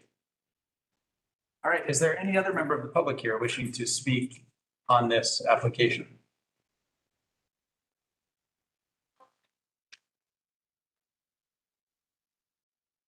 Hello, I'm Adam Evans. I live at 1143 Charlie Bolton. Our property backs up to the south end of this tract. I'll probably just echo what everyone else has said. Yeah, I'm against it and I'd like to keep it all green space. I'm worried about the ecology of the area and particularly the creeks there, spring-fed creeks. We're immediately downstream. There are wetlands there, ducks, various birds, blue herons, green herons, native red-bellied dace use these creeks as spawning areas. So I'm worried about the stormwater runoff and any pollutants that come from this. I'm worried about the traffic, the eastern end of this tract. There's a downhill blind curve. It's a narrow road.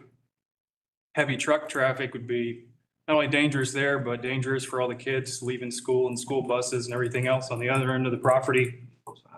I'm also concerned about, these giant structures, what kind of lights they have on them.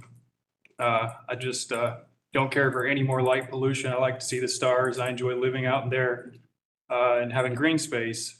And my vision for Winterville is one red light, organic farms, bicycle paths, green spaces with all the native wildlife, and not just some, out of town developed cash grab that frankly ruins the character of our town that we cherish.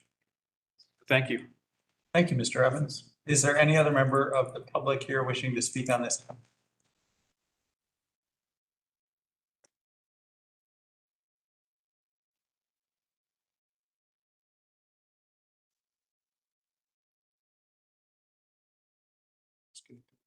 And I have a petition here. Would y'all, everybody, You can vote and see if they want to be accepted or not. Okay. Oh, sure. Yeah, why don't you introduce yourself at the podium and Absolutely. tell us a little bit about what you want to do.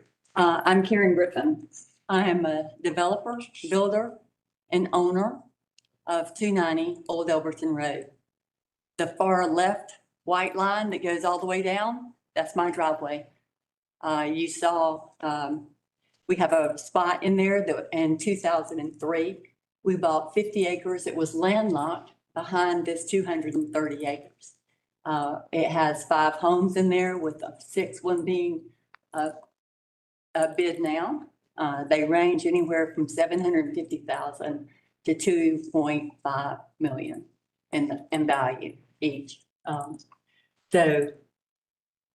In my opinion, the EI is extremely vague for what it's saying that can be put on this property. It doesn't specify anything. It just gives you a broad range.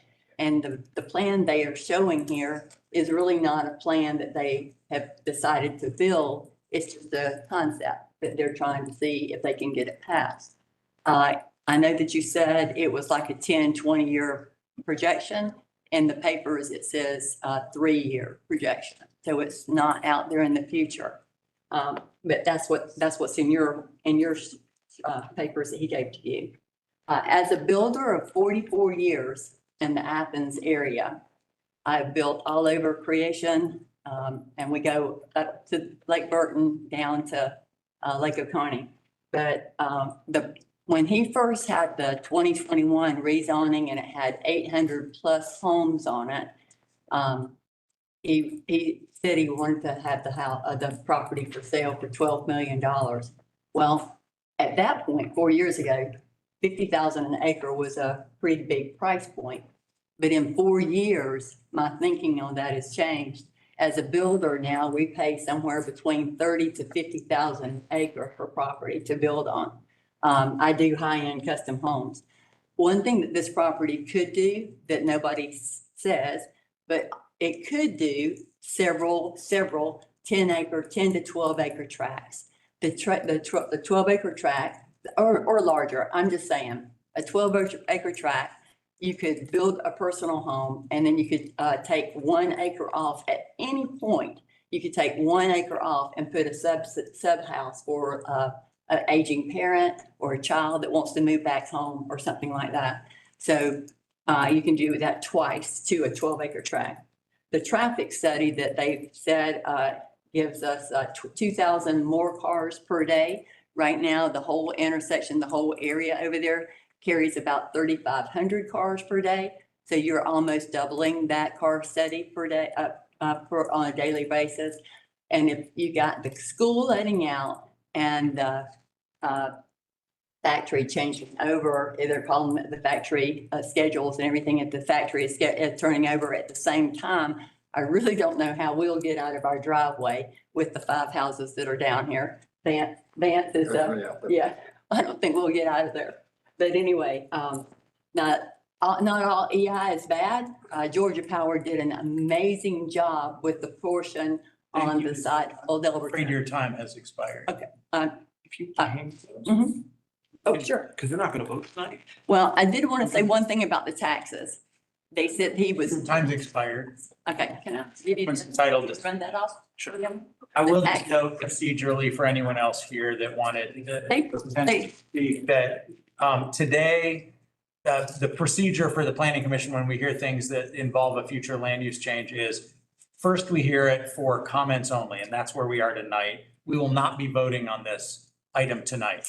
It will be back before us in 2 months' time for us to consider both the proposed future land use change and the proposed zoning change to EI.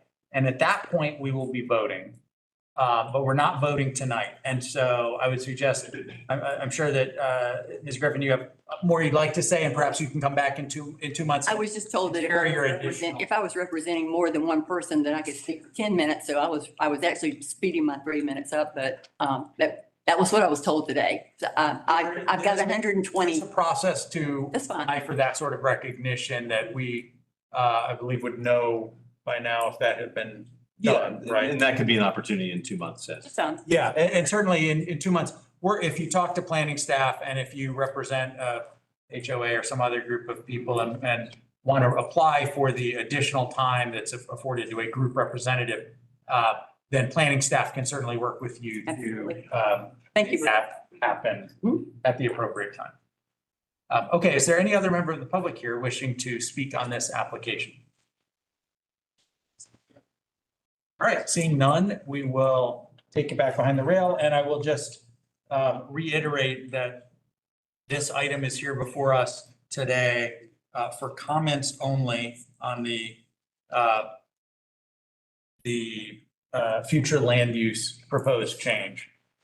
We're not here to vote, and we're not here to discuss the zoning change either, because as commissioners know, but the public may not, when a project comes before us that requires not only a rezone, but the bigger decision of a change to the future land use map designation for a parcel, we deal with it more slowly in multiple meetings. And so the process allows us only to address, to comment tonight on the proposed future land use, which is from rural to employment center. So public comment having finished, we'll now take it behind the rail for anyone who would like to offer comments on the proposed change of the future land use designation for this parcel. Does the applicant still get a rebuttal on votes like this, or? Oh, thank you for bringing that back to my attention. Yes, the applicant is entitled, Mr. Deal, if you have anything you'd like to say in response to what you've heard from the public comment. I do, and I'll be very brief. I think there was a lot of discussion about what the county's plan is, and that this is speculative. And I think that we see the county's plan, and we can see it through really the time lapse that's associated with expansion of the employment future land use area. We have crossed, the county has crossed other roads, has expanded this area, has made very intentional investments in its infrastructure in this area to allow for this particular type of development. And what's important is the impact that this ends up happening on, in particular, and probably acutely my client's property. So we have a very large parcel that has a large frontage on a road that is adjacent to an employment center district, which means that my client's property is zoned and put in a future land use category that is the least intensive, and yet is up against a future land use category that is the most intensive. And so my client's property is feeling the rub there the most, and they're feeling that in the terms of the available uses, the available people that they can market this property to, the property taxes that are assessed. There was some discussion about the expansion of residential. frankly, we tried residential, and that was denied. I know that there was a discussion about having 10-acre tracts. That presents a lot of very precise problems, and problems that preclude that development. One is we now have to build a road across 233 acres. That's $3 million of infrastructure investment just to get a road there. We also have an issue with the fact that you've got now very large parcels directly adjacent to industrial development, and it just limits the market that you have for that particular type of development. So we're here asking for what our neighbors received. And so those are all the questions, or everything that I have. I'm happy to answer questions. Thank you, Mr. Thanks. All right, we will bring the discussion back behind the rail for comments only, not a vote, on the future land use only and not zoning. Sarah. First, I have a question for staff. You know when the property across the street became employment? Like how long ago did that happen?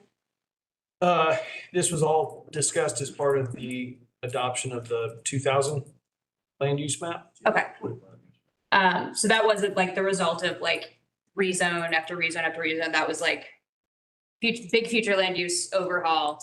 We are deciding to expand our green belt into this area. And I will tell you, there were a couple of these pieces, the pieces directly across the road toggled back and forth between rural and employment, I believe, once.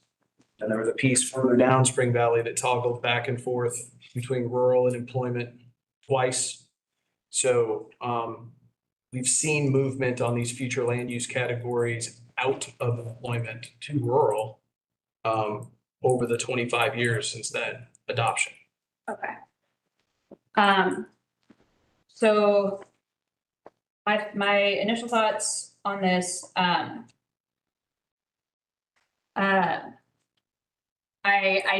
don't find it necessarily a compelling argument that this should be employment because the property across the street is an employment future land use, because like that's what the green belt is. Like it is a line.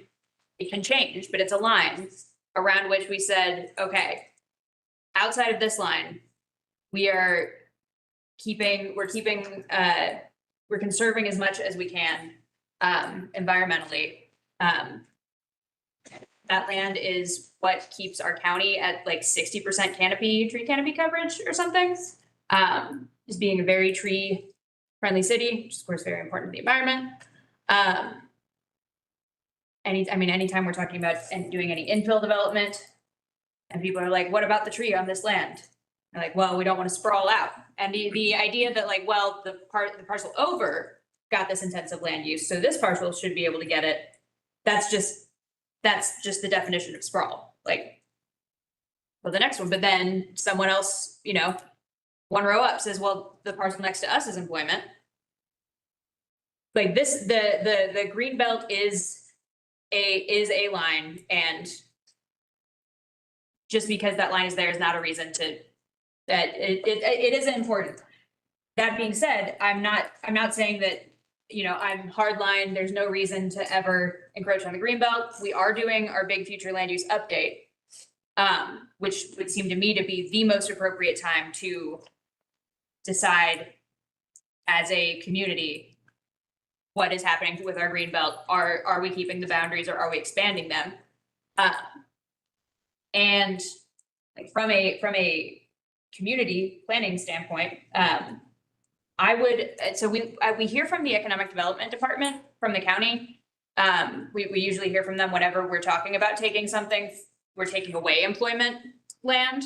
I would be very interested to hear from them at the idea of adding more industrial land. Like, what is our balance of uses like as far as these industrial employment industrial parcels go? I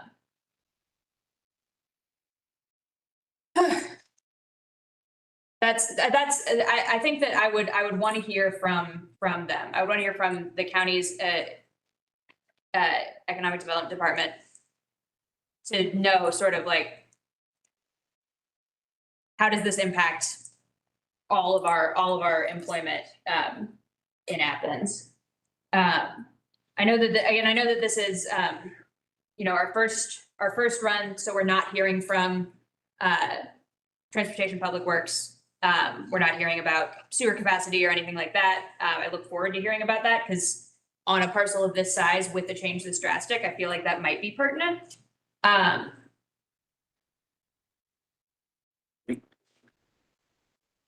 guess like from the applicant, what I would be looking to hear about is like, are you offering a condition that you will build public infrastructure? Is there something particular about this lot that would make it unfair? Other than the fact that, but I understand like from when your client bought this land, it was agricultural residential on the other side of employment. And so this is not like, there's no conditions have changed in the time since your client made that investment. If there's any sort of fairness argument for why like this particular parcel, more so than any other parcel or, most other, your average parcel on the edge of the greenbelt, this one has to be different. I'd be interested in hearing something more like that. The idea that, well, it's just on the edge there isn't really compelling to me. And the idea that, well, we can't sell it for a lot more than we bought it isn't really compelling to me. But I'd be very open to hearing more compelling arguments or contributions. Thank you, Sarah. Alex. Okay, I was looking on my map, and if y'all remember, maybe a year ago, there was a convenience store that wanted to build, and I just lost it. Spring Valley Road and, yeah, on the corner, which I remember reviewing it, looked pretty harmless until we really started looking at that line. And people came out and spoke against crossing that line very strongly, and made it clear to me that that line meant something. So that line just keeps going up, and that's where it is, same road, same thing. And that's what we're hearing from people that came and spoke, is they oppose it because that's the line. On our last application, without being very convincing, I see the line there in that neighborhood. I'm in that neighborhood a lot, and so I fear for that. I fear for this. Once you cross the line, I don't care what you tell me, it is easier to take another step every single time. So if that line exists, it needs to be held. And I'll also add, and correct me, Bruce, if I'm wrong, they can put about 46 houses on that without changing at least the zoning end of anything. And I know we're not talking about zoning, I'm not jumping into there, but there are other uses. And that doesn't mean 2 houses per 10 acres. That means 2 houses, you do the math, divide, they can clump 46 houses, or they can divide, as long as they just don't overdo it for the land, I think. So there's different ways. In other words, if the terrain doesn't allow you to do 2 houses per 10 acres, you can just put them together. And that also cuts down on infrastructure and makes it a little easier. So the options are there. I don't know if they work mathematically. I'm not the developer looking to buy that land. But I will just say again, that line seemed to mean something with that convenience store. And I'm looking on the map, that line is flat out left side of that line, industrial and commercial, et cetera, employment. Right side of that line, it is definitely not. Thanks, Alex. Anyone else? Jen? I'll just jump in, kind of piggyback on what Sarah and Alex said, in that, we might need more employment land at some point. Athena, I think, has maybe a 3 or 5% vacancy rate. There's a demand for them. But there's not a compelling argument right now to change this outside of the wholesale change in the future land use maps that we're already looking at. And since we're in the middle of that process, I don't see enough of an argument to just arbitrarily change this. Because as Alex and Sarah said, that line's there for a reason. Yeah, I think I agree with everything everyone said, that for a reason. And we have a future land use process that sometimes moves lines. And to justify shrinking the green belt, expanding EI, outside of that process, I would need to see a very compelling reason, which I haven't heard anything satisfy me on that yet. I had a question for the applicant, actually. So I don't know when it was a while back. We had our director of the economic development office. Athens-Clarke County is very intentional in these types of businesses that it wants to attract and it wants to bring here. So I was wondering if you were working with the economic development office in formulating the plan for this. We have not spoken directly with the Economic Development Office, but we certainly will. And as we come back, I can have a report. I can say that we have looked at the market and what this would support. Really, our first threshold is they don't really want to talk to us until they know that we can build it. And so with that in mind, then is the plan, so then the plan for this change is not necessarily contingent on a specific tenant or a specific purchaser of the property. It's not. However, I will say, as we get to the zoning discussion, and I didn't really discuss that tonight, we are proffering conditions. This is only a type 1 industrial use. And what that means is that we can only have uses that have limited truck traffic that's created, limited strain on sewer, limited water needs, limited noise and things of that sort. So this is the very low end of the industrial spectrum. But yes, to answer your question, we do not have a specific tenant that is moving into any of it. Thank you. Yeah, I guess as far as the future land use goes, I think it's interesting. I do remember when this came up several years ago, and I think it was in the pandemic malaise with the housing and this idea of sewer here, because at the time it was oh my God, hundreds of houses in this spot. And I remember the industrial landowners were very much against that use, which made sense, right? If you have industrial uses, then you have houses across the street. Well, everybody's gonna complain about the industrial use. So now I think it's interesting that now it's back and be well, fine. If the industrial neighbors want an industrial, then why don't we make it industrial? But the issue of sewer is something that really sticks with me because I question what would even be able to be developed here. And I look at this with Coyle Middle School, and I do not like to see an employment change that now encroaches closer to Coyle. I'm very sensitive to what could happen there and potential implications, and I don't even want to go there with that. So that for me is what really gives me pause about this change. Before we move on, does anybody else have comments they want to give to the app? Can I make one clarification, just in case, for this to come back? The applicant just stated type 1. It's a level 1 in our 911 standards. I know this body doesn't see a whole lot of industrial properties. So if you guys are checking that out to understand what that means before it comes back, search in chapter 911 for level 1 industrial standards. Thank you, Mark. All right, thank you, Mr. Deal. That concludes our discussion of that item. We will move into new business number 3, 231 Collins Industrial.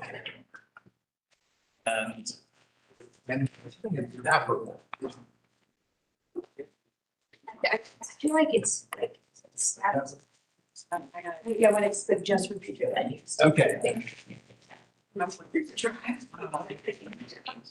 Change how we consider these things. Okay. We're gonna have a future land use discussion. That doesn't matter. Yes, that's true. Yeah. Okay, that makes sense. That's because I was thinking too long. Makes much more sense. Yeah. It's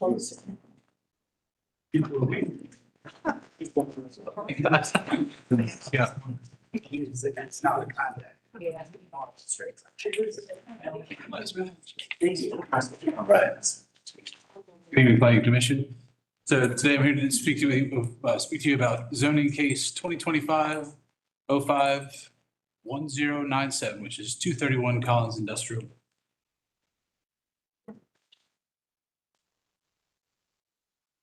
Thank you. Yeah.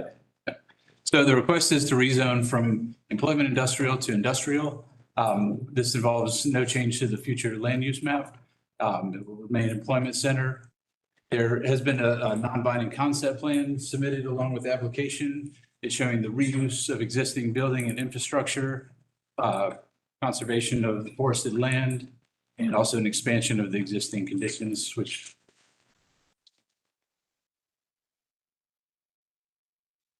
as it may have. Thank you, sir. There we go. Sure. That was not me. So here's the aerial photograph. Again, so this is the 231 Collins Industrial in 2014 was built out for Southern Brewing Company. It has been vacant for roughly a year and a half, 2 years, I mentioned. 15.1 acres. You can see it has two access points, one off Collins Industrial coming off of Highway 29 and the other off Conrad Road or Conrad Drive, excuse me. Again, see, there's a lot of employment industrial. We'll get to the zoning map and I'll show you. Argument, please. So again, this is employment, future land use employment. Thank you, Mark. So the current zoning EI and the proposed is going to I again. You can see this is basically the eastern edge. The western edge. We were just speaking about the eastern edge of the Athena Industrial Park. Now we're coming all the way to the other side. So as things are transitioning to the employment center, this is the far western edge. You got kind of the gateway into the Athena Industrial Park. To the north, you will see there are RS8 parcels and RM to the east. CG kind of continues as you're going up into the Highway 29 corridor. Again, everything to the south and to the east is. Here's a current photograph of the existing building again, which the proposed applicant is planning to reuse and expand upon.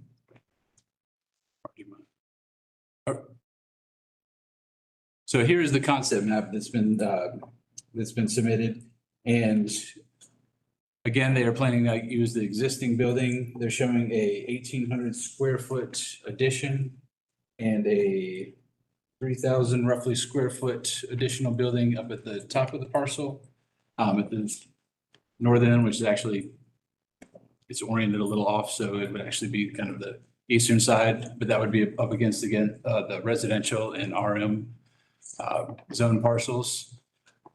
They have shown the area currently that was used for Southern Brewing as kind of their stage area and concert area, lawn area. That will be potentially converted to a gravel storage area, truck circulation, parking, et cetera. But again, they're showing reusing the stormwater infrastructure, the utilities. One thing to be noted on this plan that was not shown, part of going from EI to I would include a buffer increase. Everything under I has a required 75-foot buffer. In Athens-Clarke County, I has 150-foot. So that will not necessarily impact this, but I will show you what it would potentially impact. You have the stream over here. This will cross into this parcel, the 150. We're right into the 150-foot buffer, which, but it won't be in any of the structures. There's also state waters that were not shown on the site plans, but they go across the entire front of the parcel here. So that 150-foot mark is going to be roughly right in here. It will not be in the boundaries of the building, but it will be a little bit of that gravel area proposed would potentially be within the 150-foot buffer. See, so the applicant is Quality Block, who's currently at 940 College Avenue and has been there since, at least with this name, in 1905. I believe the parcel or the buildings existing there were built in the late 50s. They've been a neighbor to downtown Athens for a great part of 50 years. They are currently in an EI zone parcel. So legal non-conforming from our status, but again, they would be required to be legally conforming to be considered I because we would consider it heavy manufacturing. And the reason that is the concrete fabrication facility is called out as a use specifically in the definition of heavy manufacturing. Staff does feel like this is compatible with the 2023 comprehensive plan, mainly existing business retention. We've had a good neighboring business, again, in the downtown area for 50+ years. I think it speaks dramatically to them that they can be existing in a heavy manufacturing status within town. There's been no known complaints searching back in the history of the parcel, in the past 30, 40 years, other than a complaint about a homeless encampment in the front. So, everything they're proposing, everything that's existing was kind of level 1 from our industrial standards, meeting all categories of that for noise, vibration, truck traffic, utilities, et cetera. Again, it's compatible with the future land use map. No change is needed. Compatible with the zoning. Again, it was developed in 2014. Met all the compliance of 2014. Anything obviously that they're going to be doing that's causing expansion could kick in additional standards, which that we dealt with as they come through plans review process. So staff does recommend approval, but we do recommend with conditions. And I'm going to kind of point out, as far as coming up with the conditions, mentioned in the staff report that section 911 begins with the purpose of E and I districts is to provide for a variety of uses such as office or manufacturing in an aesthetic environment and having minimal impact on surrounding uses. So again, we are recognizing that going from EI to I is an increase in intensity. So therefore, and it is surrounding residential and multifamily parcels as well as other employment parcels. But we've kept that in mind in creating these recommended conditions to preserve the residential area surrounding and also to limit possible use. Because again, with this rezone, the applicant is hoping to pursue and purchase this land, but if something falls through, it would be I at that point. So we wanted to put a limitation to protect the surrounding areas. So therefore, we are suggesting that the uses be prohibited, several industrial uses as far as, and suggest that feedlots or slaughterhouses, junkyard, auto wrecking, transfer stations, all of these in the very heavy industrial categories be prohibited as part of this rezone if approved. Also, the applicant which provide a 50-foot vegetated buffer to the northwestern and northeastern, which is basically everything that borders residential and multifamily, which would bring the project that far away. I should note, I think I kind of skipped over it in the slides, that the nearest residential structure at this point is over 700 feet away as it stands today. So it's not like there's an actual structure bordering this, but we consider, what buffer is a additional, they propose 20 on the site plan. Again, the conceptual, not binding, but feel like an additional buffer in addition to limiting prohibiting several uses. And then again, the last one would be kind of tied to the protecting the neighboring parcels, because as I mentioned, they have the access point from Collins Industrial and from Conrad Drive, and therefore limiting vehicular access to Collins Industrial will further protect that area that's bordering residential. So that concludes staff report. Thank you very much. Thank you, John. Next, we will hear from the applicant.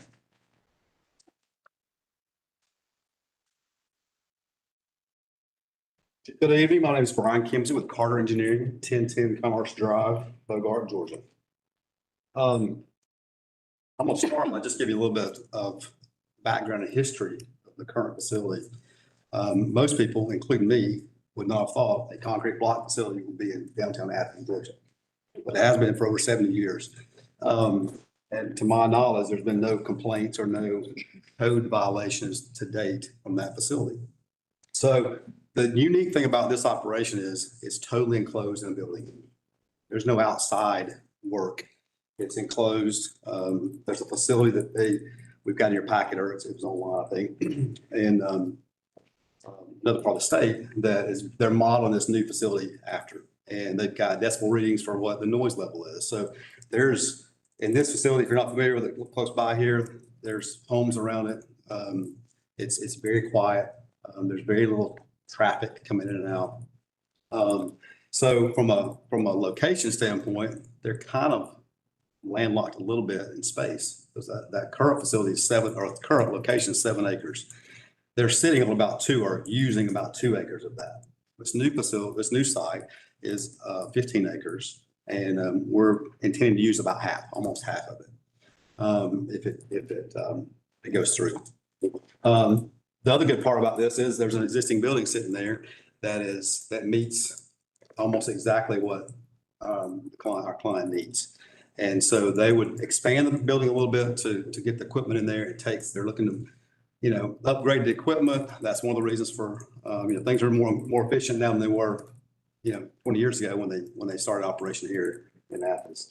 So Mark, do you mind to put up the site plan? So this location was very, from a location standpoint and access standpoint, was very intriguing to the. So good news is we're using the exact same operation that they were currently using. The building stays basically the same with a little bit of addition. We're using the exact same access path around the building. The back is the storage area. So this facility, they're making concrete blocks. They'll have some storage bays for some sand, maybe some cement, some gravel. That's all that they're doing. The water use that they have in the facility is just what goes in the product. So they're taking the water, about 2,000 gallons per day, and they're using it for the product. There's no wastewater leaving the facility other than septic waste. There's no industrial waste leaving the site. Outside, the ideal would be to have this as a gravel lot. That way, trucks coming in, they're putting equipment down, scooping it up, using it in the facility. And it'll be a staging area for finished block products. So in a nutshell, that's the beauty of this site is it's mostly meets all their needs and able to expand their operation. Plus, one thing to mention is you got a new 7-acre parcel in downtown Athens that from a value standpoint of future use and future development is extremely valuable in this area, in this location. So with that, I'll save my time for any questions, and the owner of the developer is here if you have questions for him as well. Thank you. Thank you, Mr. Kimsey. Is there any member of the public here wishing to speak in support of this application? Is there any member of the public here wishing to speak in opposition to this application?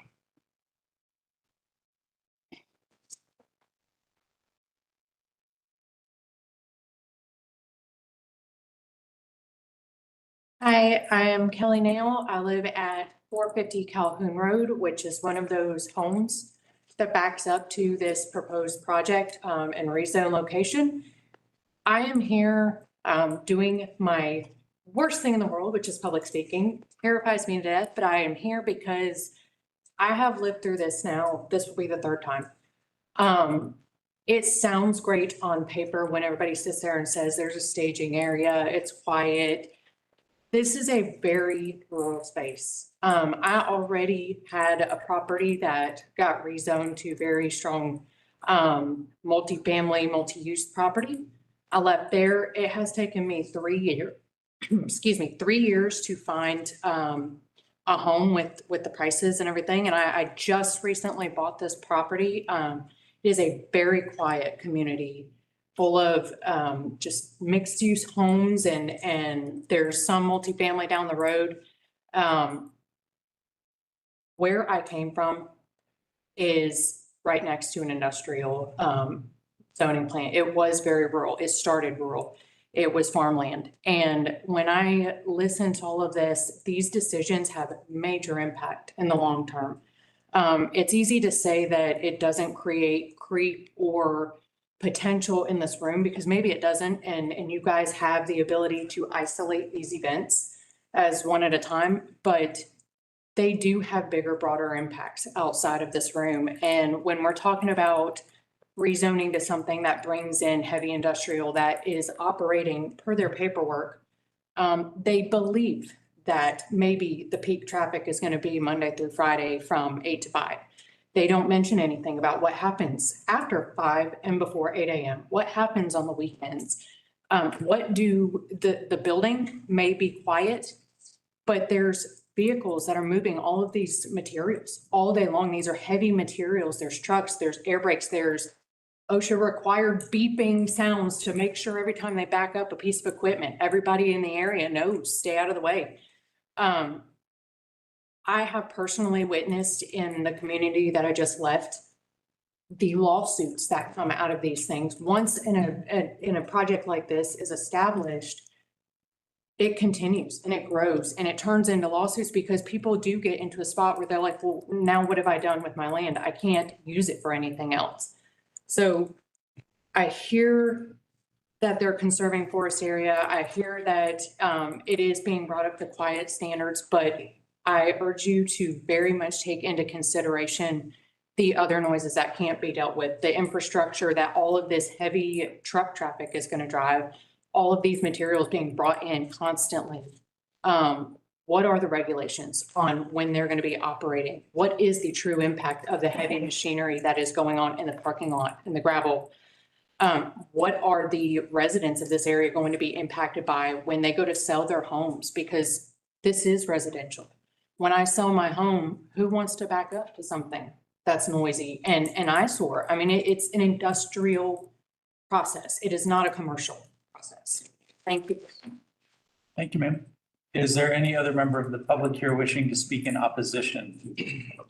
Yes. Can I make one comment about the sidewalk first?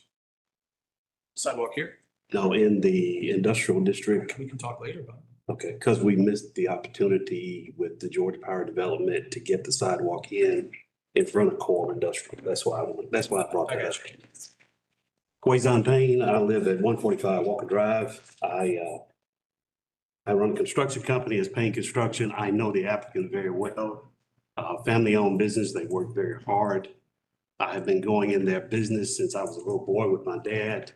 I was just in that business last Friday, returning some concrete that I found out I couldn't return.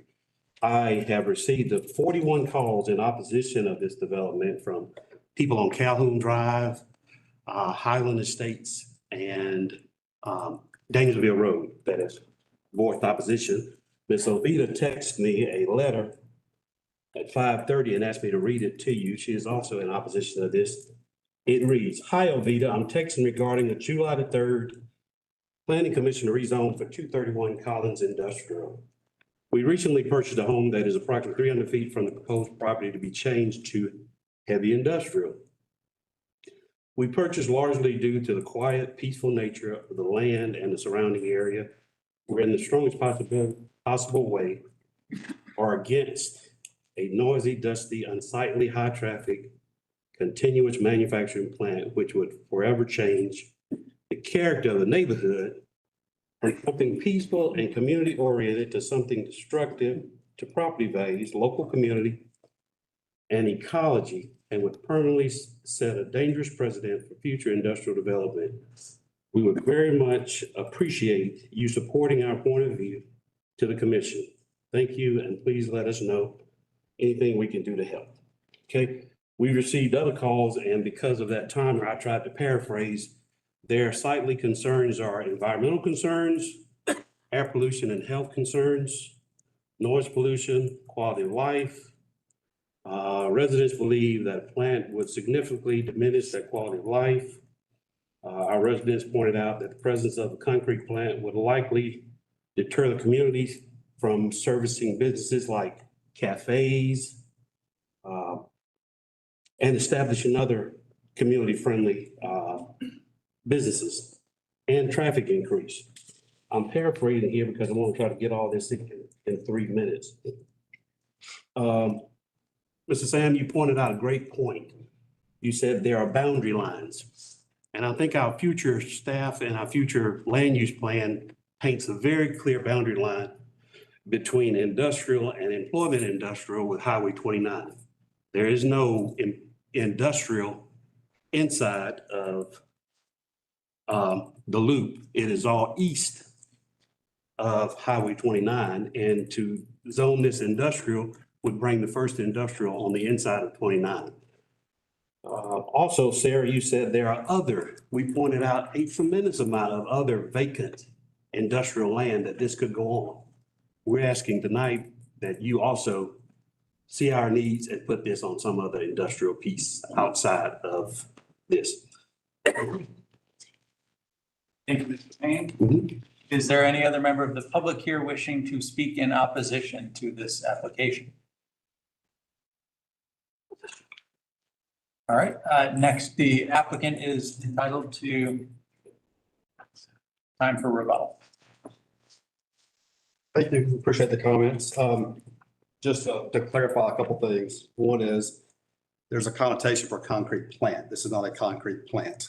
It's concrete block facility. It is really light industrial. I don't know. I agree. I know why it's called heavy industrial, but it's not really heavy industrial. It's because you're making a product in a building. That's why it's called heavy industrial. The operation, the comment was brought about time or operation. They're at 8 to 5 in operation 8 to 5. We operate on weekends or we operate past 5 o'clock. There's 10 employees. Total estimated trips are 40 trips per day. So I understand their concerns. They're currently operating on an EI location. This is an EI location. Anyone that has been out, if you haven't been out there, I encourage you to go out there and tour the facility. It's quiet. It's not dusty. There's no light pollution. There's no environmental pollution at all. And so, although I understand their comments, I think some of them are not, they're not familiar with the operation. So anyway, thank you for your time. Thank you, Mr. Kimsey. That concludes the public comment portion, and we will bring it back behind the rail. Who wants to start us up?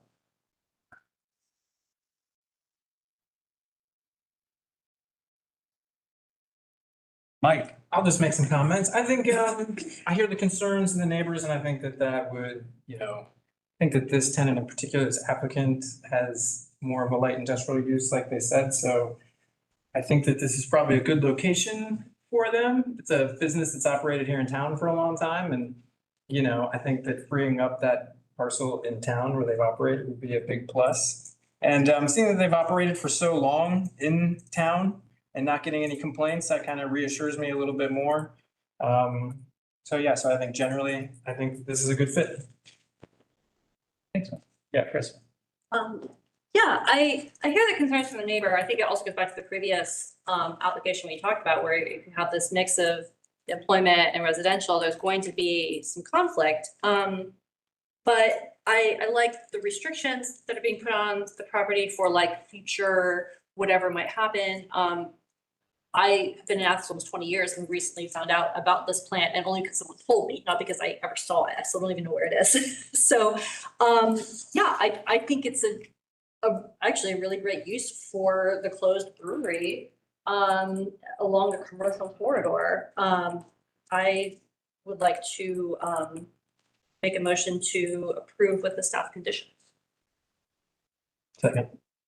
All right, we have a motion to approve, and this from Kristen and a second from Mike. Further discussion of the motion. Yeah. Sure. Yeah. So it is interesting having Mr. Payne here to speak as Commissioner Thornton's representative, because it is a more pointed than usual reminder. I don't think we've ever had a commissioner speak themselves or through a representative in public comment before. So it's kind of a novel situation that's happening. And it's a great reminder that everything that we are doing here is merely advisory. And there are things that we can recommend in the purview of our conversation that are not necessarily all of the things that the commissioners will have to consider or have the power to accomplish. But This is a sophisticated applicant, and I'm sure that they understand the weight of already having a commissioner's opinion. The commissioner whose district it is in, no less. And that sort of cuts your work out for you as far as what you might have to do going forward if you want this to be approved by the people that matter, which is the mayor and commission, and not us. I have a question for the applicant.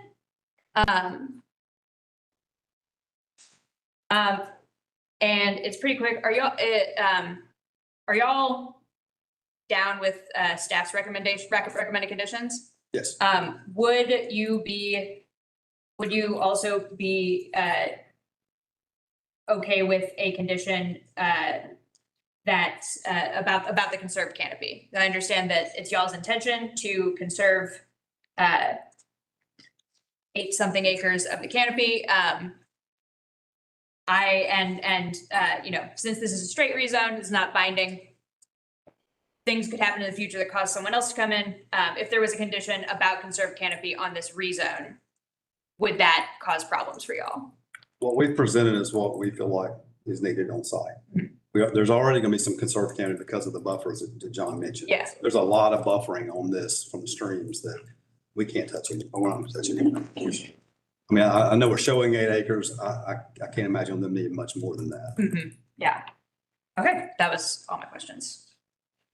I would, since this is a continuing conversation, and one that at least Alex and I seem to be on different sides of throughout the evening, I want to clarify this idea of, is there a line? What does it mean to change? I am more, the green belt specifically is a hard line that I feel like is an established idea when we're looking at rezones. I think that the lines that we're talking about, I think of them as bolder when we're looking at a future land use change and fainter when we're looking at a rezone without a future land use change. And so that's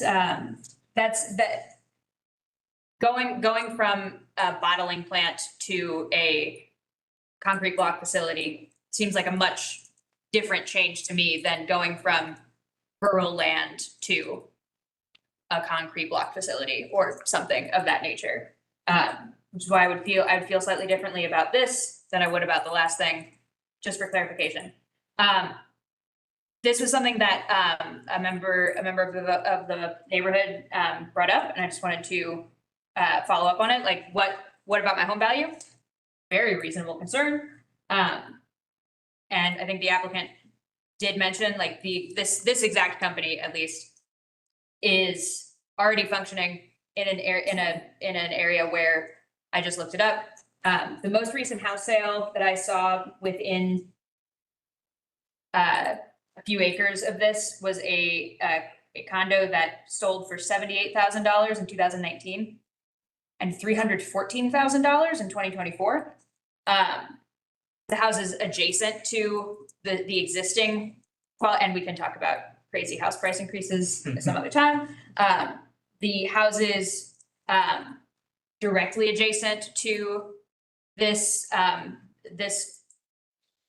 quality concrete block company in its existing location did not have any such like recent sales to compare to be like definitively this is the value of the house now, but the estimates are all very strong and going up over time in the same manner as the same manner in the houses in my neighborhood, which is like a similar distance from downtown.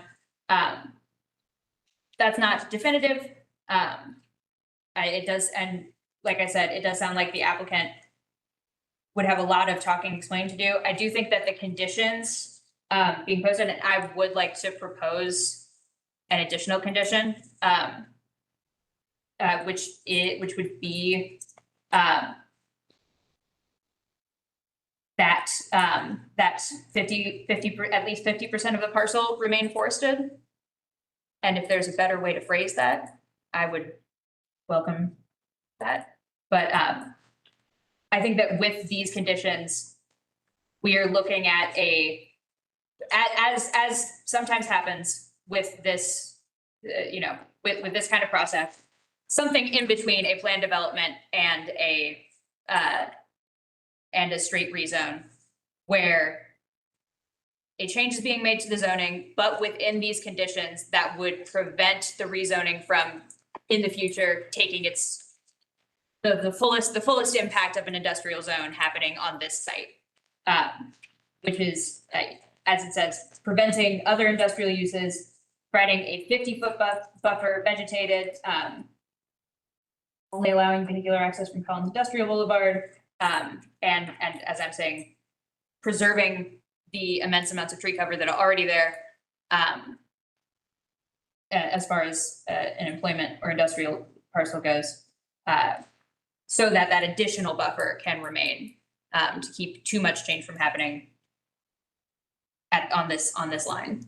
And I guess for staff, what would be y'all have an idea of the best way to phrase like a proposed condition like that? In looking at the site plan, which again, this was sort of a representative site plan, it's really well drawn and it's to scale, but it's not, engineered to become binding. But I will note, they have shown limits of disturbance on the plan. Maybe we achieve the same goal, that the limits of disturbance as indicated on the plan become binding. Okay. What's that? Because when you look at the actual canopy that's out there today, it's probably 50, I mean, it may be even north of 50%. Yeah. With the existing conditions. So if you look toward the limits of disturbance to achieve what you want, may hit the mark, but that would be a good thing to ask the applicant. And procedurally, obviously what we're talking about is either an amendment to it's on the floor, it's a substitute motion that you're going to make, but you may want to pose a question of the applicant. I will do that. Question for the applicant.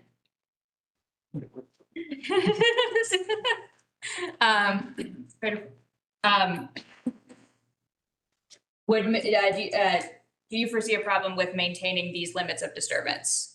And I know this, you just said something. The problem I see is, I'm not sure what the stormwater plan will look like when it's designed. Mhm. So let's say it's more, and we need more area.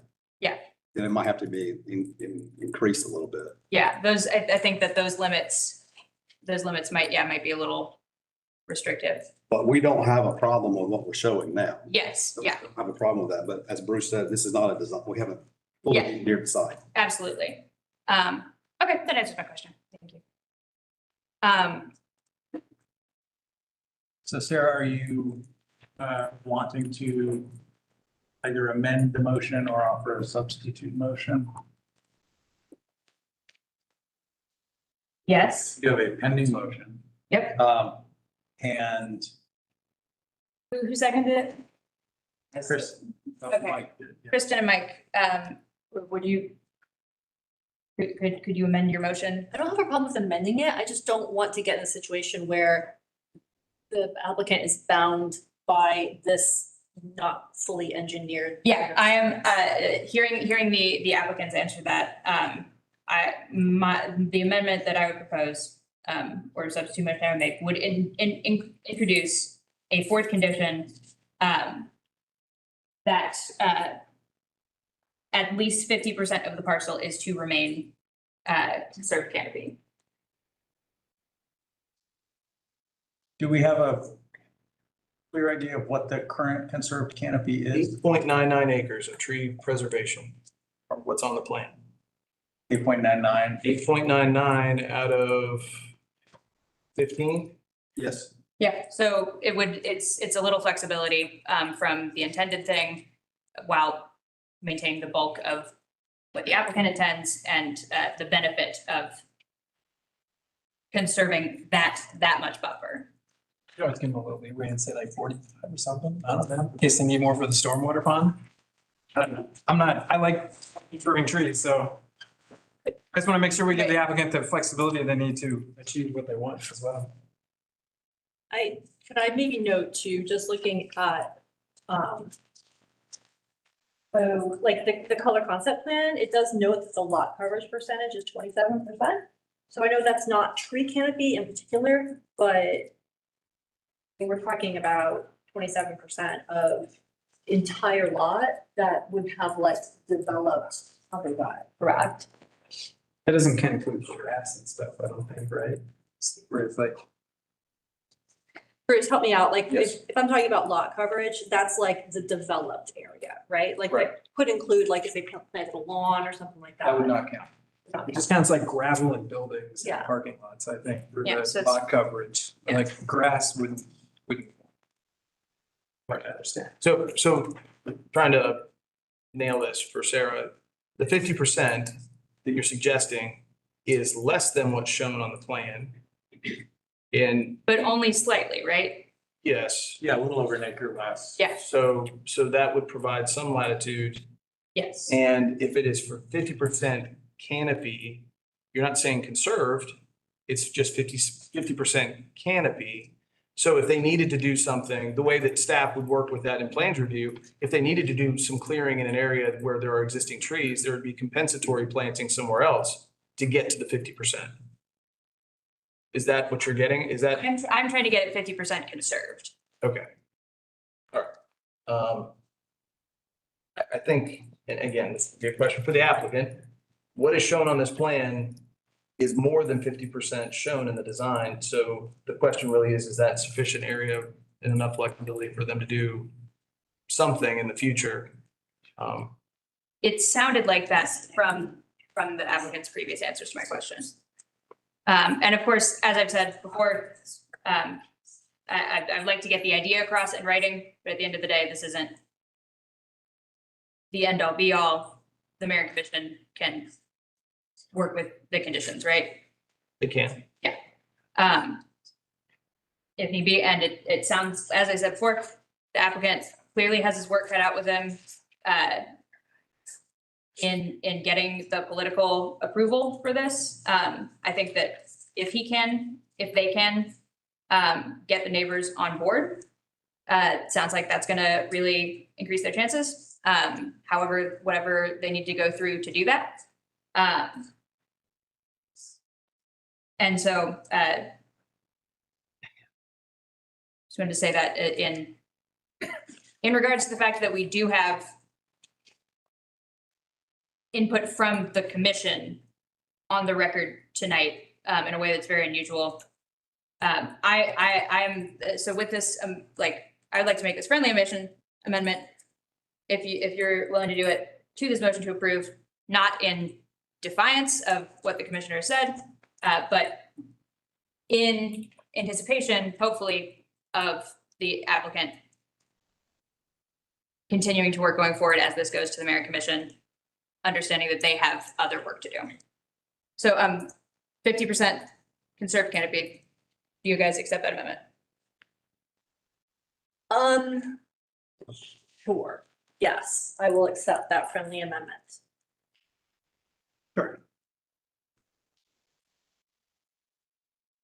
Alex. So two quick things. I just want to make sure I heard this amendment right. There's already more than 50% canopy coverage right now. As indicated in the application. It's indicated on that. Okay. All right. So I just wanted to make sure I got that. And the other thing is, I just want to make clear as well, this is a different line than the past application. That was a very clear line. This was a blurrier line where we are not going from something as far as industrial versus farm. So I do see this line a little bit different than I see the one in the past. So I just wanted that as a noted explanation. Headed toward. I have some concerns about it being on state waters and environmental concerns. And I feel that even though there are parameters put in place for that, I don't fully understand everything that goes in to concrete block making. It does feel like that's dust. It can get in the air, it can get in the streams, and that.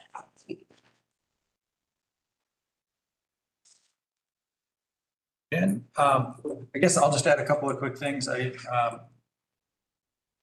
appreciate the comments from the neighbors. And my first reaction on reading this was, oh, Quality Concrete Block, that's that place right downtown next to all those townhomes and right by all the new apartments that the Housing Authority is building. And I've always kind of wondered, about that place as I drove by it, because it does not seem to have, to a passerby, I've walked by there, I've driven by there 100+ times. I've never really perceived any noise. I haven't been on the site. Mr. Payne says he has been on the site, but I've not been on the site. But I've never noticed any noise in the vicinity of the premises. I've never noticed any dust, unlike the concrete plant that actually makes concrete that's right over off, by the Canopy Studios and the new Mill District off of Barber Street. That place can be a little bit dusty. Parked my car over there many a time and had dust on it. Yeah, I've never noticed anything like that from this facility. So I was initially just struck by, it seems like concrete block manufacturing is inside a building. Sounds pretty low impact. So I was surprised to learn that it is not, that it's classified by our code as heavy industry when it really seems to be sort of light industry in terms of its impact. That's just my own subjective perception, but I think that partly influences my feelings about whether it ought to be within 700 feet, or is that the number, Bruce, to the nearest residential dwelling? It's a rough estimate, yeah. Okay, is it 700 feet from the existing building? From the property line? From the property line to the nearest dwelling unit? It's closer than that. It's Okay.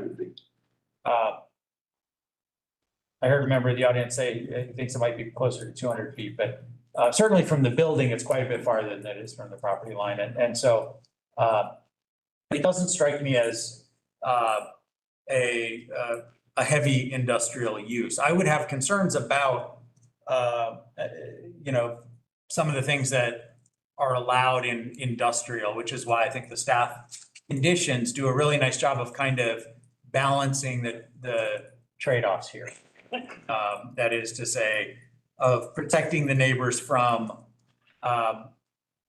problematic industrial uses, but still allowing a beneficial use for this site, and also, I gather, freeing up a fairly large site downtown that surely will have better uses for it, more economically beneficial for Athens and its residents. And so I feel like, I certainly understand the concerns of, and I see that there are trade-offs here, but it seems to me that really our code arbitrarily misclassifies this particular use as heavy industry when it's really light industry. And so if a bluestone is necessary to fix that error and permit this light industrial use on this site, that seems like the right answer to me.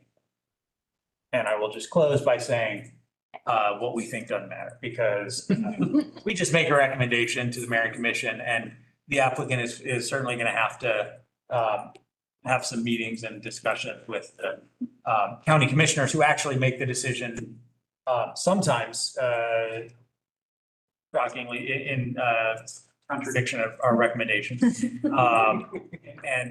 So that's really where the decision is going to be made. But if it were up to me, this does seem like an appropriate use for this site and a benefit to Athens-Clarke County, partly because it frees up another site that has some significant potential. Does anyone else have any discussion of this motion? All right, I guess we're ready for a vote. Stephen, would you please call the roll? Motion to approve 4 conditions. Morales? Yes. Please? No. Garen? Yes. McLaughlin? Yes. Pass? Sams? Yes.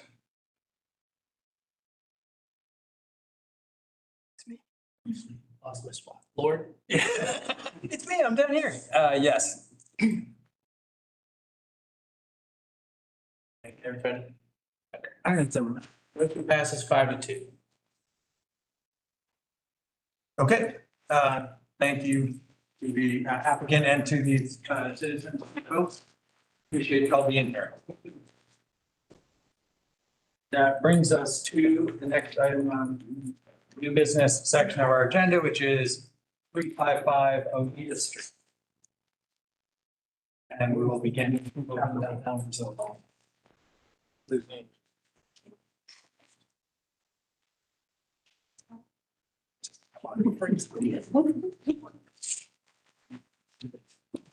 See if you can make sure.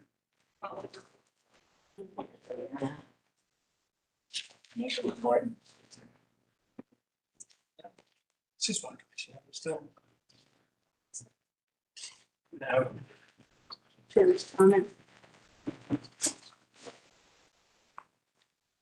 Actually, do we need to take a 5-minute break? Going about 3 hours, and I see that. I'm never opposed to breaks. 5 minutes. Yeah, all right, we'll take a very short break and resume in 5 minutes. I just like to stand up and nothing else. Oh, my. That's very good. Nothing else in the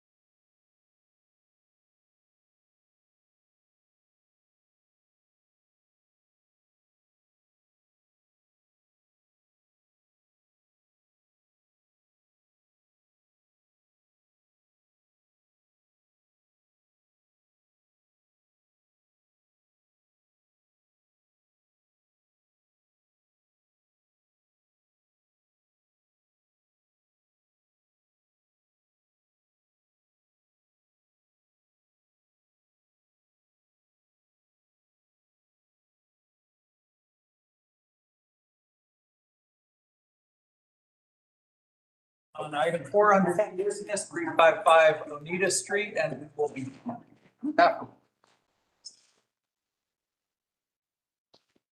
Yeah, to clean it up. All right.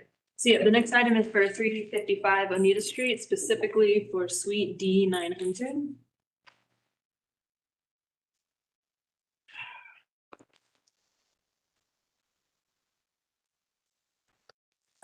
The request is to amend an existing commercial neighborhood planned development known as Southern Mill. The project does not require a change to the future land use map, so it would remain mixed density residential. The purpose of the request, which includes a binding site plan and binding architectural elevations, is to construct 14 residential condos with a total of 32 bedrooms. The addition includes 12 resident-only compact parking spaces below with 4 levels of residential condos above. It also includes a new patio amenity space next to it. The proposed building addition have a little over 7,000 square feet footprint and extends slightly beyond the current structure on site. The request includes an additional waiver as well to increase the maximum allowable office space allowed per lot. The previous PD amendment had included a request to increase the 10,000 square foot limit in the CN zone to 55,000 square feet. And this request is to increase that more to 85,000 square feet.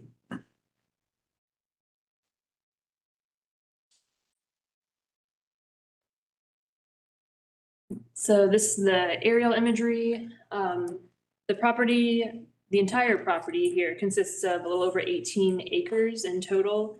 Mixed-use redevelopment called Southern Mill, which was a previously abandoned mill site and has since been redeveloped through numerous amendments to the plan development over the years. The proposed addition is right over here. This is the westernmost portion of building D here. There are 4 buildings, A, B, C, and D, currently with a mix of mixed uses, the Creature Comforts Brewery and Production Facility, boutique hotel, 2 restaurants, office spaces, and other commercial spaces.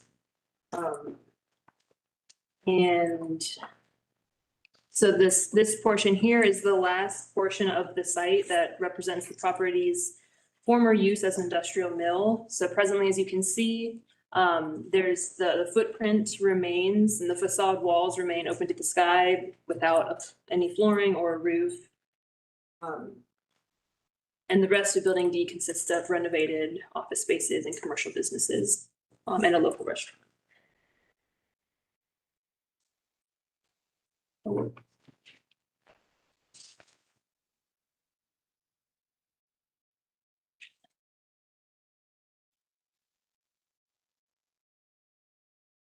Sorry, I just skipped one. This shows the current future land use of mixed density residential, which would remain as is. And you can see across the railroad tracks to the south is some Main Street or business. This is the current zoning of commercial neighborhood plan development, which would remain. So this is just amending the existing zoning that it is.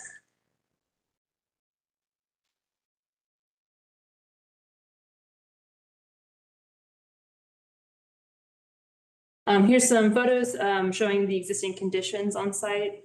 So this is showing that the Suite D 900, the very westernmost portion of building D, where the addition is proposed. So it would be parking and then 4 stories of the residential condos above. This represents that last portion of the site from its former industrial mill. And as you can see, it's has some walls, but it currently has no roof and flooring, and it's open. And this shows the same section here from the southern portion. It also shows the change in topography. The walls are about the same overall elevation, but with the topography kind of slopes down on the side. So this the request includes a binding site plan. So this shows the overall development with this portion here is the changed portion. Zoom in a little bit. You're showing the proposed addition with parking below, the amenity patio area, table, and the to that part underneath here. The request includes some, would include binding architectural elevations as well. The elevations, they attempt to align with the historic nature of the mill and the recently renovated areas. Brick exteriors, balconies, pergolas are all proposed as well. So the request is compatible with the 2023 comprehensive plan, specifically in terms of the preservation and adaptive reuse of existing structures, infill and redevelopment. It's also compatible with the future land use map and the zoning map. So staff supports the additional residential density within the project to complement the existing commercial mixed uses that are on site. Staff also supports buildings that can adapt to multiple uses because this extends their useful lifespan. And the existing mixed uses of the site prevents an opportunity to build a dynamic development with employment opportunities. So therefore staff supports the requested waiver and recommends approval. And that concludes the staff report. Thank you. Next, we'll hear from the applicant.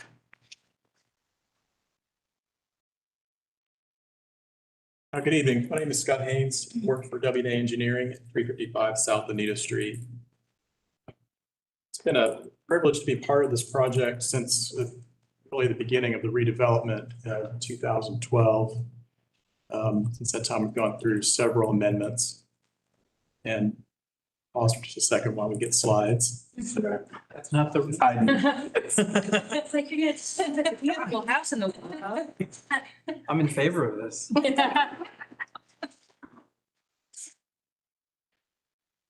Says it's opening, I apologize. It could be so much worse.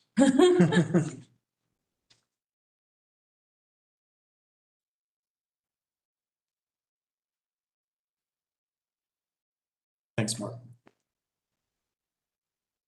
So it's been a privilege to be part of this development since really the first amendments from the original outer hold plan that was done in 2000. We started this project in around 2012 and began rezoning it in the years following. So it's exciting for me to be here tonight to see and to seek approval for what is essentially one of the last pieces of structure to be renovated here. It's also a privilege to work here every day. Our offices are located in that first part of the D building. And so I've had a front row seat to many of the changes that have happened. We've watched the success of this project as it's grown and the mill's been essentially reclaimed. Going back kind of at the beginning, the mill was started sometime around the turn of the last century. The Sanborn map from 1913 shows, well, what it doesn't show is there was a site here. It's not part of that building at that point. Flash forward a little bit, this is sometime around, this was taken around 2017. This was in between the first and the second zoning amendments. You can see the deterioration of the structures. This creature comforts wall had failed at that point, rooftops here and B-builds. Our subject right here, of course, was just beginning to collapse. Flash forward to really where we are today, and just to be clear, this is somewhat of a rendering here. This isn't a clear depiction of what this looks like today. I'll get you a picture of that in a second. But this shows you some of the businesses that now are part of this development. Rivet House Hotel, Horse Creature Comforts, our office is there in the front of D, Puma U's and Osteria, both really nice restaurants, and then several other really nice local businesses. Of course, the site plan that was just shown and the zoom in of this.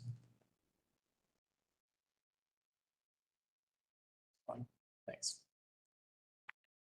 See, we are proposing 14 for-sale condos or nicer end condos with 12 compact spaces below that. So it's 4 stories total, first being a parking level, 3 stories of residential above it. A nice little amenity patio, and then just a little bit of refit parking. There's parking there today. Parking there today, so we're just a bit of that. speed table here to try and slow traffic as it comes around the turn so we can avoid conflicts entering into the below ground parking. Here's a picture of what this looked like a couple months ago before the leaf out. As you can see, it's just really a vacant space that's there today, this remnant, the end of D. Here's what was proposed. And so we feel like this is going to fit nicely in with a lot of the other reclaimed buildings and what has been done with the other structures, especially those that are also 3 stories. They're very comparable overall roof heights between here and the hotel and the other part of B building, which Creature uses. Another artist rendition here of the building to give you a sense of what it might look like in the evening. Finally, this image here shows you a little bit of the courtyard idea. We are asking for a waiver, as mentioned, to allow for some flexibility in the future. That would be if the space was to be re-envisioned, or perhaps if there was a market change that's unpredictable, that we would like to be able to see it be reused as much of the other mill is being reused now without having to come back to this board for an additional amendment. I think we're on like Amendment 7 at this point with this particular property. That said, it is our primary goal to try and bring those 14 residential condos to market. I do want to reiterate that this proposal is just an amendment to the binding plan. What's shown here is compatible with the existing zoning, the underlying zoning ED, which is CN. Also, of course, with future land use. The only reason we're having to come here is because we do have a binding plan in place. We need to amend that in order for this to move forward. I'd say, again, excited about the idea of this project. We've been looking at the end of this building for some time, wondering what it was going to be. And so we're excited something like this. I hope you all support this, and I'd certainly like to answer any questions if you have them. Thank you. Thank you, Mr. Haynes. Is there any member of the public here wishing to speak in support of this application? Is there anyone here to speak in opposition?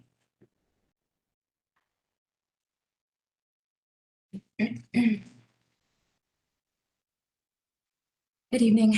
My name is Celeste Josephine, and I own a home at 490 Nakuchi Avenue. I can throw a rock and hit all of those businesses. I'm going to amend part of what I brought to say after learning some of the details. Now I have a better idea of what I'm opposing. So I've been a resident in Athens since 2004. In 2014, I became a homeowner in the Boulevard Historic District, a neighborhood that I chose specifically for its character, its charm, and its community. I am here to voice my strong opposition to this proposed amendment for the planned development at 355 Oneida Street, which would add these 14 residential condos. This proposal threatens to erode the very qualities that define and distinguish our neighborhood. Over the past 2 decades, I have watched Athens undergo intense development pressure, and while some growth is inevitable, not all growth is good. Our historic district was established to preserve the integrity of this community, its architecture, its walkability, its scale, and above all, its livability. Proposals like this one directly endanger these goals. The Boulevard neighborhood is already burdened by cut-through traffic from main corridors. Chase Street is a 2-way street. It is tiny. People have already learned when they got to go into downtown, if they're taking the 10 loop, that's fine. But when they have to go into downtown, they hit light after light after light. So what do? They cut through our neighborhoods. They endanger our children, our pets, our bicyclists, and our pedestrians. Adding more residential units, especially high-density condos, will only intensify this pressure, and increased traffic means more speeding, more accidents, and more stress. This was an issue that tried to get mitigated with speed humps. It has not done the job. Moreover, the encroachment of high-density developments in historically protected areas sets a dangerous precedent. Once we allow this kind of creep, it becomes harder to say no the next time. This is a slippery slope towards the very homogenization that we have fought to avoid.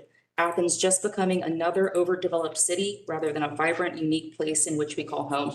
So I urge the Planning Commission to consider this, not just what this project brings, but what it takes away. I heard somebody else earlier discuss the issues of light pollution. This is a 4-story building that's going to adulterate the lives of the community. And I appreciate the wanting to use the historical factory. My home was built in 1939 in response to the denim factory directly. But let's not forget that the factory was there in operation because there was a community built around it. So while I appreciate the historical conservation efforts, 4 stories, these 14 condos, let's also consider the neighborhood and the people that live here and have to live with the ramifications of this development. Is there any other member of the public here wishing to speak in opposition to this proposal? All right, Mr. Haynes, do you have anything you'd like to say? I respect the comments from the speaker who's obviously has considerable vested interest in this development because of her proximity to it, her residence. This building is 4 stories. It's also sitting on one of the lower parts of the site. So as far as roof heights go, it's very comparable to the hotel. Can you speak a bit louder, please? So the overall height of this building is very comparable to the existing hotel, rest of Building B. I've not stood on the other side of the tracks, but I would say that the perspective from there would probably be difficult to see it, given those height comparisons. And as far as traffic goes, we're not talking about very many units here. In fact, this is replacing what was already going to be commercial in that space to begin with. So we're trading. This is not a big impact. We will obviously be sensitive to light pollution. We have to. The code requires us to be. This development is intended to be a good neighbor. I feel like it has been. With respect to the speaker report, I just disagree with the comments that she made. Thanks. Thank you, Mr. Haynes. That concludes the public comment portion, and we will bring it now back behind the rail. Who wants to start? Yeah, Kristen. So my street dead ends into I guess maybe the western side of this property. I'm just elated every time I see something happen here because I remember when everything was falling down and we didn't think that there was even a future for it. So a quick question for the applicant. Scott, when I was looking at the original drawings, I did have, and I'm sorry, this is going to get a little nitpicky, but only because it's a historic property and I care. So there was this sort of parapet at the top. And I thought it was interesting because nothing else on the property has those sort of details on it. But then in looking at the renderings that you showed in color, it seems much more compatible with the Rivet House. And so I guess my question was like, is this like a binding, like, is there a difference between here and what we saw? And is this binding and what are the? I think what you have in front of you is the binding plan. Right. Void of color. Okay. And those types of details. So the rendering does give you a little bit more insight into what those materials. So is it more that the final product is going to be like dark up here, so it all kind of blends? That's what the objective is, to sort of minimize that upper story so it does look more like the hotel. It's some of the other stories and the upper stories of the other buildings. It does help sort of minimize the height impact. That's doesn't read well in the binding plan, but that is the intent. Yeah. Okay, cool. Thank you. I have a question while you're here. Do you know about how many rooms the hotel has off the top of your head? There's 47 rooms and 3 suites in the hotel, 50 doors. Okay, thank you. Keeping perspective. Grab me out while you're up, sure, then I'll come back later. So I've just got a curiosity question maybe on your statement of request and legal objections letter that you signed. I'm just trying to understand 2 sentences. Denial of the request would discriminate unfairly between the appellant and others similarly situated. And denial of the request would amount to a taking of property in violation of the 5th and 14th Amendment. So that went way over my head. The letter that you're reading is a standard letter we include in all of our applications that preserves our constitutional rights of challenge. Okay. That is a standard letter you'll see in every single one of our application narratives. Okay, somehow it just jumped out at me even more. So I was trying to understand the relevancy of that. Yeah, although rarely ever acted upon, we include that letter because it is part of what we have to do to preserve our rights to challenge in the case that we're turned down for a zoning. It's not intended as a threat, it's a formality. Okay, maybe it's the 4th of July, but it really hit me. Challenge amendments and stuff like that. So that just snagged me at lunch today. So, okay, that's all. But I do have something to add later when. I actually want to make a motion for approval. Second. All right, motion to approve from Kristen, second from Sarah. I know Alex has comments. Any other discussion of the motion, just raise your hand. Go ahead, Alex. Okay, so a comment, I like this. I don't have any objection to this or even what I'm about to jump in at, but I just couldn't help. Apparently I had a long, boring lunch today. That being able to change condos into commercial office if need be, if the market changes. And that's what I understood that was what that was, is if the market's not good for condominiums, then they have the right to shift without coming before us. And I've got no issue with that. But I wanted to sort of, I just couldn't resist marking this, that takes units out of the market, which goes against part of what staff says about short-term rentals. Every unit that is permitted as a short-term rental is unlikely to go to a long-term rent. And collectively, short-term removing or adding things, giving the option to a landlord to go short-term rental removes more housing out of the market. So does this. So that's where the conflict was just in my mind. I think it's fine. I'm voting in favor. It's just, I mean, where are we going to choose to make that statement?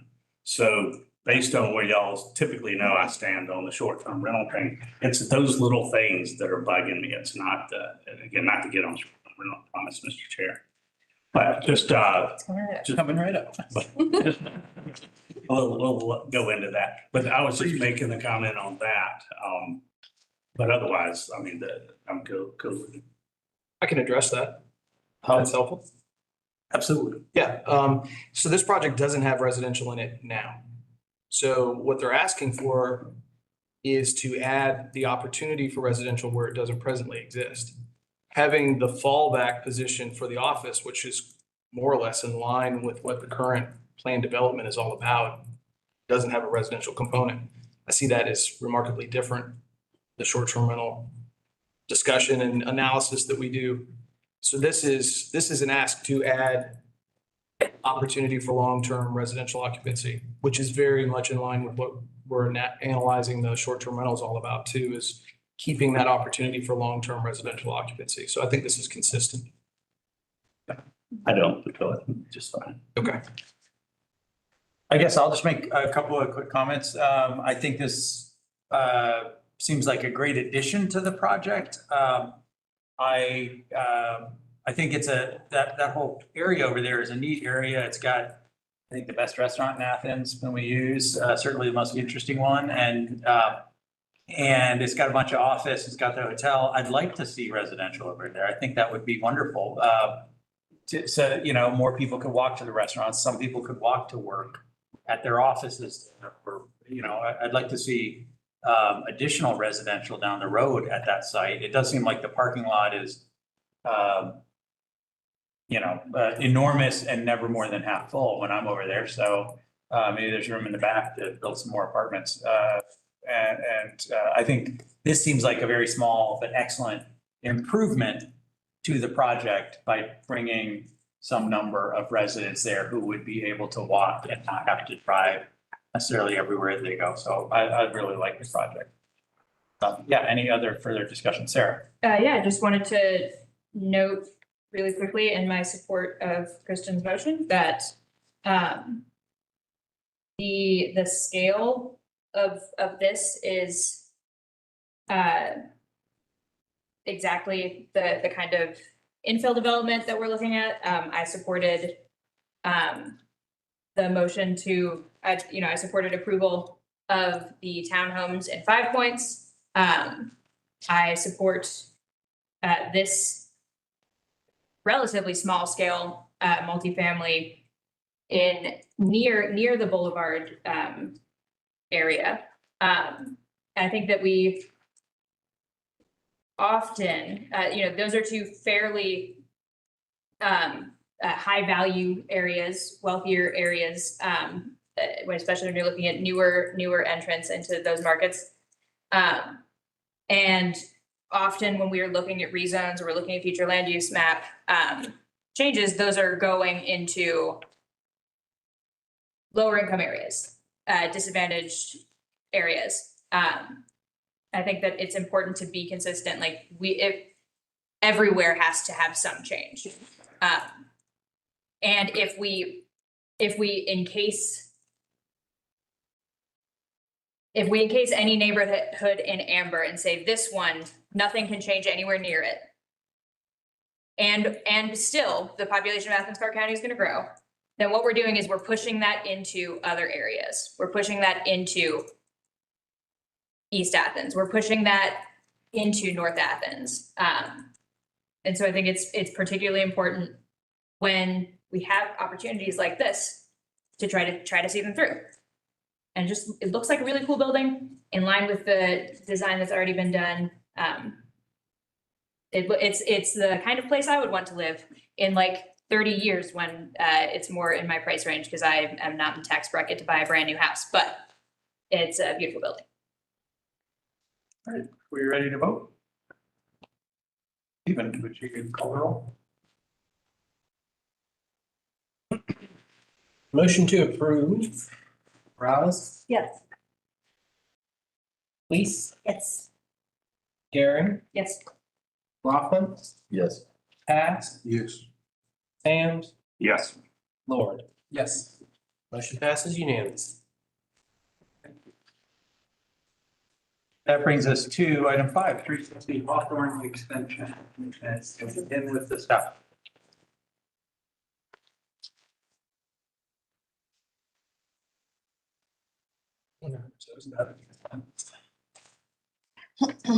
Yeah.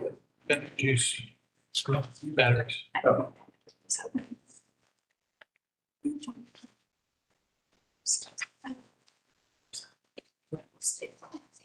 Just always think of it.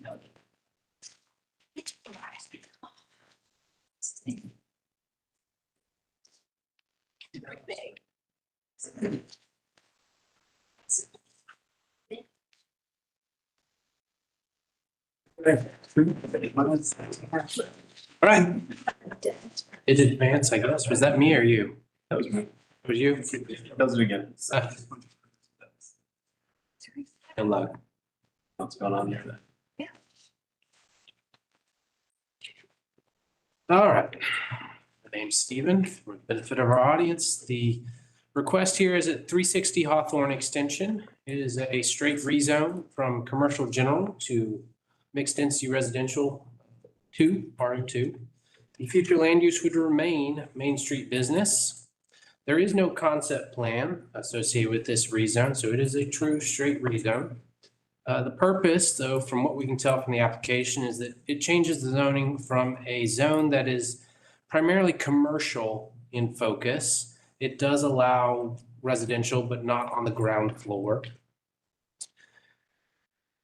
So it would change the zoning from a commercial with a mixed use potential, that residential above the ground floor, to a primarily residential focus. It does not change the allowable density. CG zoning right now allows 24 beds to the acre. So does RM2. RM2 just doesn't come with the long list of commercial applications that are allowed there, or the restriction on what level that the residential use can be. Next slide, please. This is an aerial of the site. You can see it is largely wooded. To your right is Hawthorne Avenue. This is Hawthorne Extension on the left. This is a fairly prominent commercial corridor in Athens with some development potential, as has been identified in our future land use update, and some redevelopment potential. It is a in-town neighborhood largely, which is close to a lot of things. We have residential on the back, several different types of residential. And then we have largely commercial over here. So the RM district provides that a little bit of a transition between commercial and the more residential nature of the neighborhood there. As I said, it would remain Main Street business, which is what it's already designated for. And then it would go from commercial general on your left, which is what all of that side of the block is, to RM2. But you can already see across the street, we have RM2. And just down the street, we also have RM2. And if you zoom this out, there's a lot more RM2 over here. So it's very much in the neighborhood. This is not a spot zone. It is compatible with the zoning map. What we were given was a survey of the property. That's what's required for the rezone, but they're not required to do a concept plan and have not proposed anything. Perhaps the applicant can elaborate on that, but there's no, we're judging this based not on project details, but on the merits of changing the land use designation or the zoning designation. From a staff standpoint, we do deem this to be compatible with the 2023 comprehensive plan. It does allow for infill development. It positions this property for some infill. And it is also next to a corridor and close to nodes that, much like Pinecrest, give you access to the UGA healthcare, the medical campus, the school that's going in there. It's down the street from Oglethorpe Elementary. It's close to pharmacies. It's close to the YMCA and Bishop Park. So much like Pinecrest, it is putting people close to a lot of important daily destinations, grocery stores, among other things. And we think that that's beneficial. It is compatible also with the future land use map and the zoning map. It does provide a little bit of that transition from the commercial corridor to a residential neighborhood. Being on Hawthorne Extension is probably not viable for the kind of commercial general development that we would expect in that zone. So we don't think it's necessarily we think it's actually more viable of a property as a residential designation than a commercial designation. And it can also provide residential base to help support any kind of redevelopment that comes to Hawthorne Avenue. So with that, we are recommending approval, and that concludes the staff report. Thank you, Stephen. Next, we'll hear from the applicant. Hi, Bryce Hicks. I'm with W&A Engineering. We're at 355 Oneida Street. Thank you first for your time and consideration. I'd also like to thank Stephen for, I'm assuming you wrote the staff report? It's a collective effort. Collective effort. I especially appreciated the portion where you recommended approval. Given the length of tonight's meeting so far, I'm going to go ahead and try to keep it short. This property is one of several on Hawthorne Avenue, or Hawthorne Extension, that is zoned commercial general, which is the most auto-intensive commercial zone. And it's much like you'd see on our largest commercial corridors, like Atlanta Highway, Broad Street, or on Hawthorne Avenue itself. And it does not belong on a small residential street like Hawthorne Extension. CG is not just incompatible with the neighborhood, it's also incompatible with the future land use map. The RM2 zoning we're asking for is compatible with the future land use map and is also consistent with the existing residential zoning in that area. And as much as Stephen pointed out, it's much what would come out of a development using RM2 is far less intense and would be far better fitting into a neighborhood than what would come out of CG development. Thank you. And if you have any questions, I'll be right here. Thank you. Is there any member of the public here wishing to speak in support of this application? Is there any member of the public here wishing to speak in opposition to this application? All right. I assume we do not need a rebuttal. All right. We'll bring it back behind the rail. Who wants to start us off? Kristen. I am angry that this property is commercial general. And I'm sorry, folks, like I had to stop the car and back up and drive past everything again to make sure I was seeing this map correctly. And I'm so angry. Like, I'm so angry about this. And I know why. I know why it's commercial general. We all know why it's commercial general. This is a historically Black neighborhood, and it was zoned this way to make lives miserable for the people that lived here. And I'm sick of it. And I want to, first of all, I want to make a motion to approve the request. I also want to ask, and if this is a separate motion, that's fine. I want to make sure that these mistakes do not exist going forward. And I want to like investigate changing all of this commercial general in properties that are houses. Like these are houses and it's commercial general. And I'm so angry about this, so. Sorry. Is there a second? Second. Okay, we have a motion to approve and a second discussion of the motion. I would just like to say that this is so long overdue, and I agree with what Kristen said. And living over in that area, this needs to happen. And commercial general is never happening on that street. Yeah, I totally agree with Kristen as well. It seems obviously the right move for this parcel and also totally bananas that anything on Hawthorne Extension was ever zoned commercial general. Any other discussion of the motion or are we ready to vote? You guys said it all? Can you keep? Motion to approve, Morales, Yes. Lease. Yes. Gehring, Yes. Laughlin, Yes. Pass, Yes. Sam's, Yes.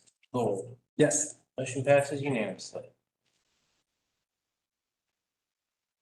Thank you, everyone. That brings us to item 6, 159 Marlin. And the staff report.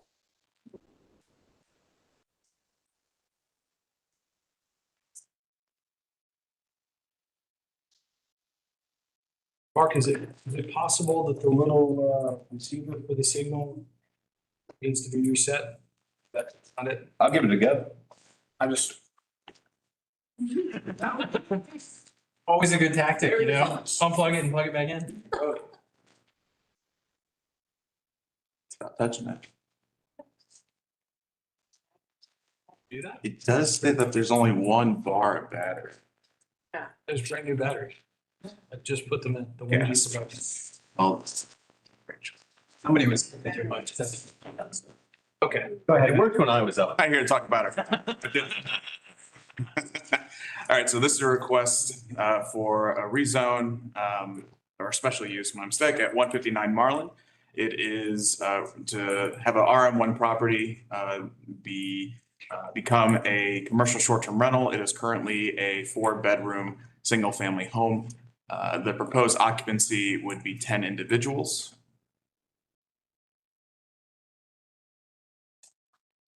So this is the property right in the center of Marlin Street.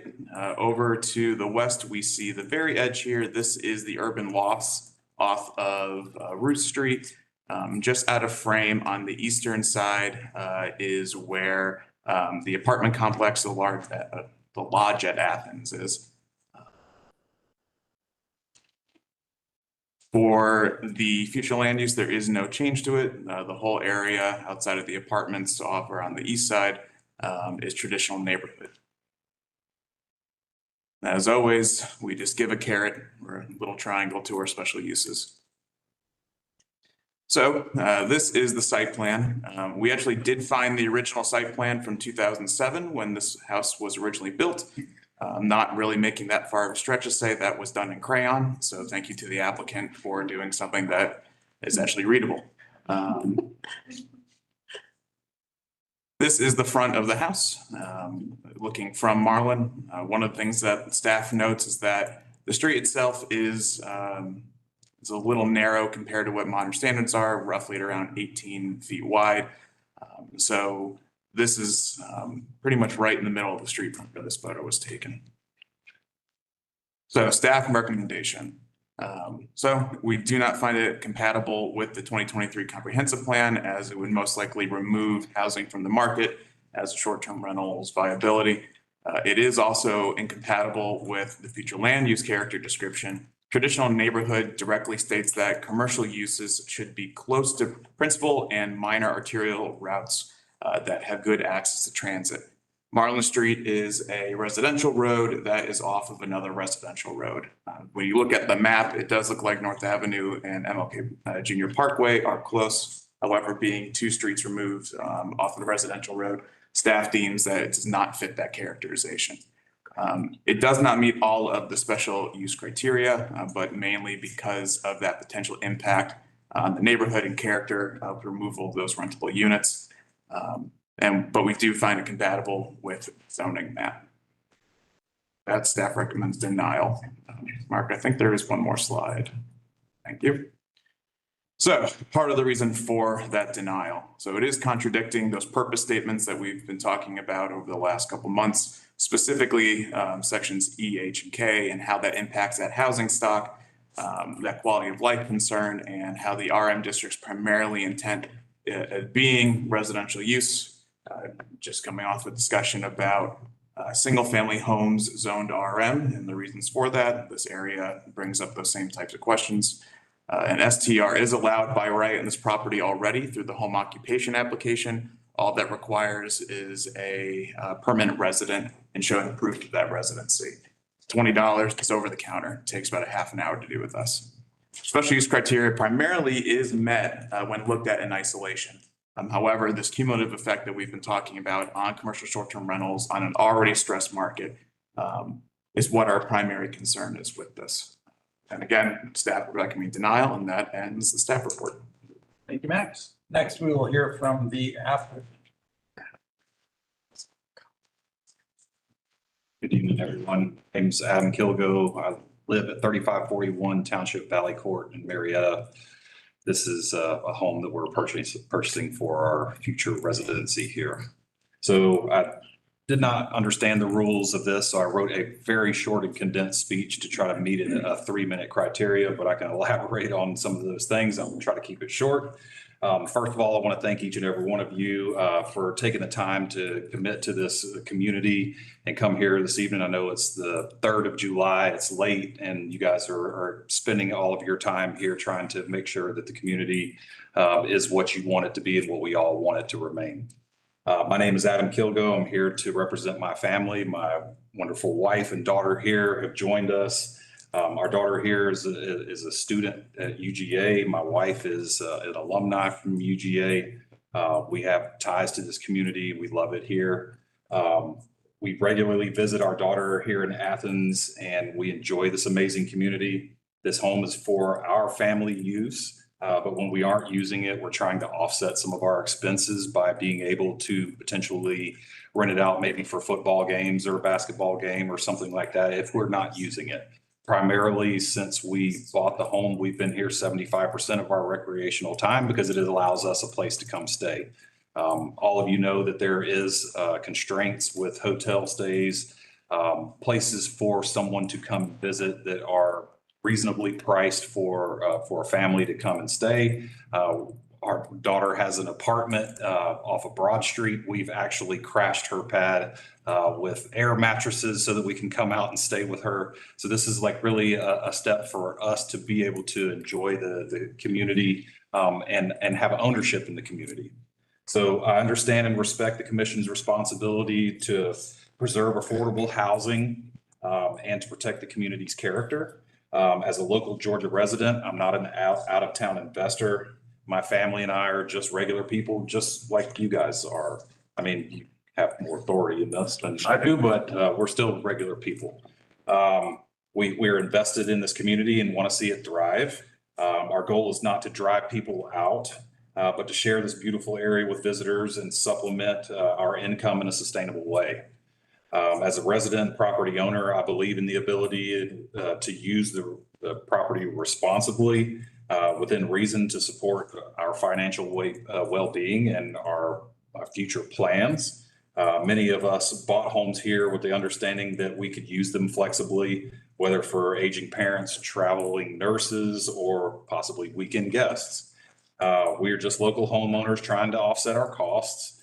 Not big investors. We are not a large corporation trying to drive large profits. We intend on using this home for our future retirement and hopefully for our daughter, if she gets accepted to med school, which she's going to be applying for here, that she could be living there in a couple of years. She's about to start her 3rd year of college here at UGA, so that's short and coming. Our intention is to retire to this wonderful community one day, but in the meantime, we are looking to the Planning Commission for assistance in making our dream come true for future use. I asked the commission to consider a balanced approach, one that recognizes the benefits that the STR could bring for us when managed responsibly. We're not trying to push anyone out. We're asking to be part of the solution and not seen as part of the problem that STRs have been bringing to the community. We intend on screening our guests, enforcing quiet hours, and requiring at a minimum a 2-night stay to distract people from using the property as a party home. We also will be employing local residents such as landscapers, cleaners, and people that can help us keep the place up. Since purchasing the home, we have become friends with our neighbors and enjoy the neighborhood that the house is in. We've come to love our neighbors and the local community, and we intend on preserving the nature of that community. We believe that the home is perfectly located and suited for a short-term rental due to its location and surrounding home occupancy. Most of the homes in the area are occupied by college students and renters. With all of that being said, we feel like our situation is perfect for the policies that the Planning Commission has written for STRs. Do you mind if I use this for just a second? Is it okay if I point? Sure. Okay. So just to give you guys an idea, it doesn't want to stay on. Oh, there we go. Okay, so this is our home.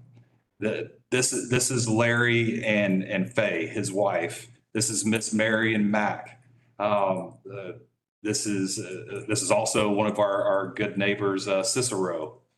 This is a renter. This is 2 college students or out of college students that live in a duplex. This house right here next to Cicero is in disrepair. This house right here is about to fall down.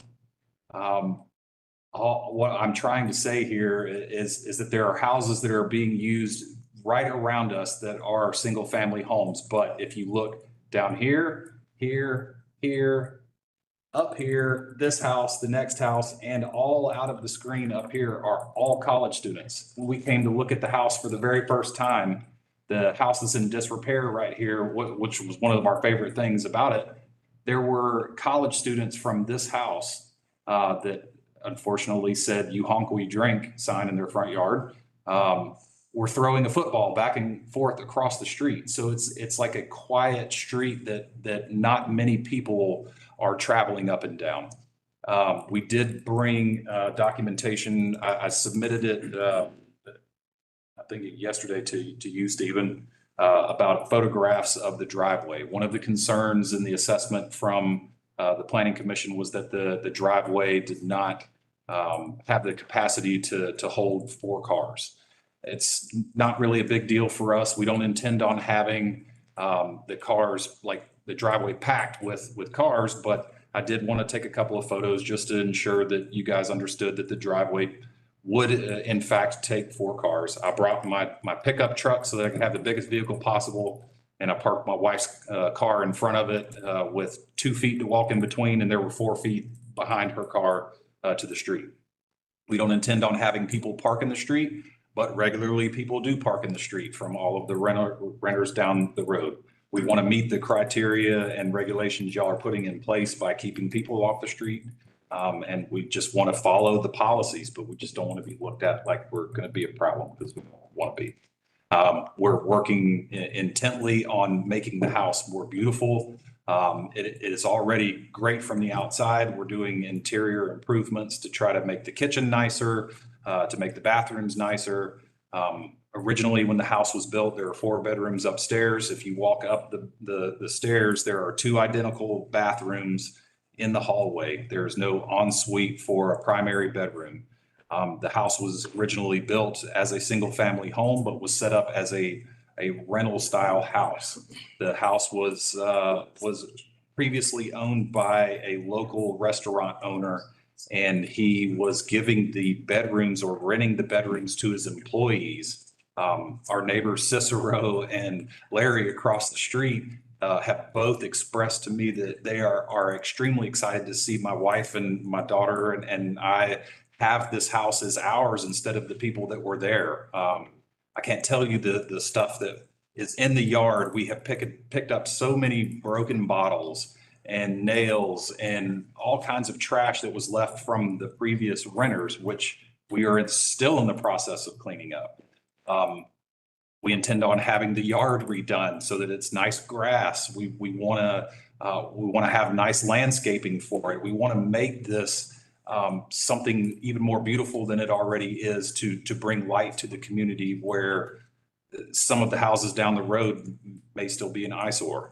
I just want to say we're not trying to take houses off the market. I mean, if you guys don't allow us to do this, which is completely up to you, we're still going to own the house. We're still going to keep it because our intent is to retire here.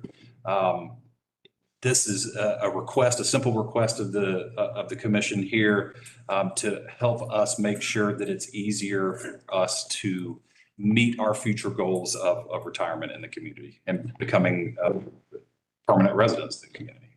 So with that, thank you guys very much. I appreciate y'all's time, and I know it's late, so I'm going to shut up and get out of here. Y'all very much. Thank you, Mr. Kilgo. Is there any member of the public here wishing to speak in support of this application? Is there any member of the public here wishing to speak on this application at all? All right, seeing none, we will bring it back behind the rail. And I just have a quick introductory remark. We have this item and the final item are both short-term rental special use application, permit applications.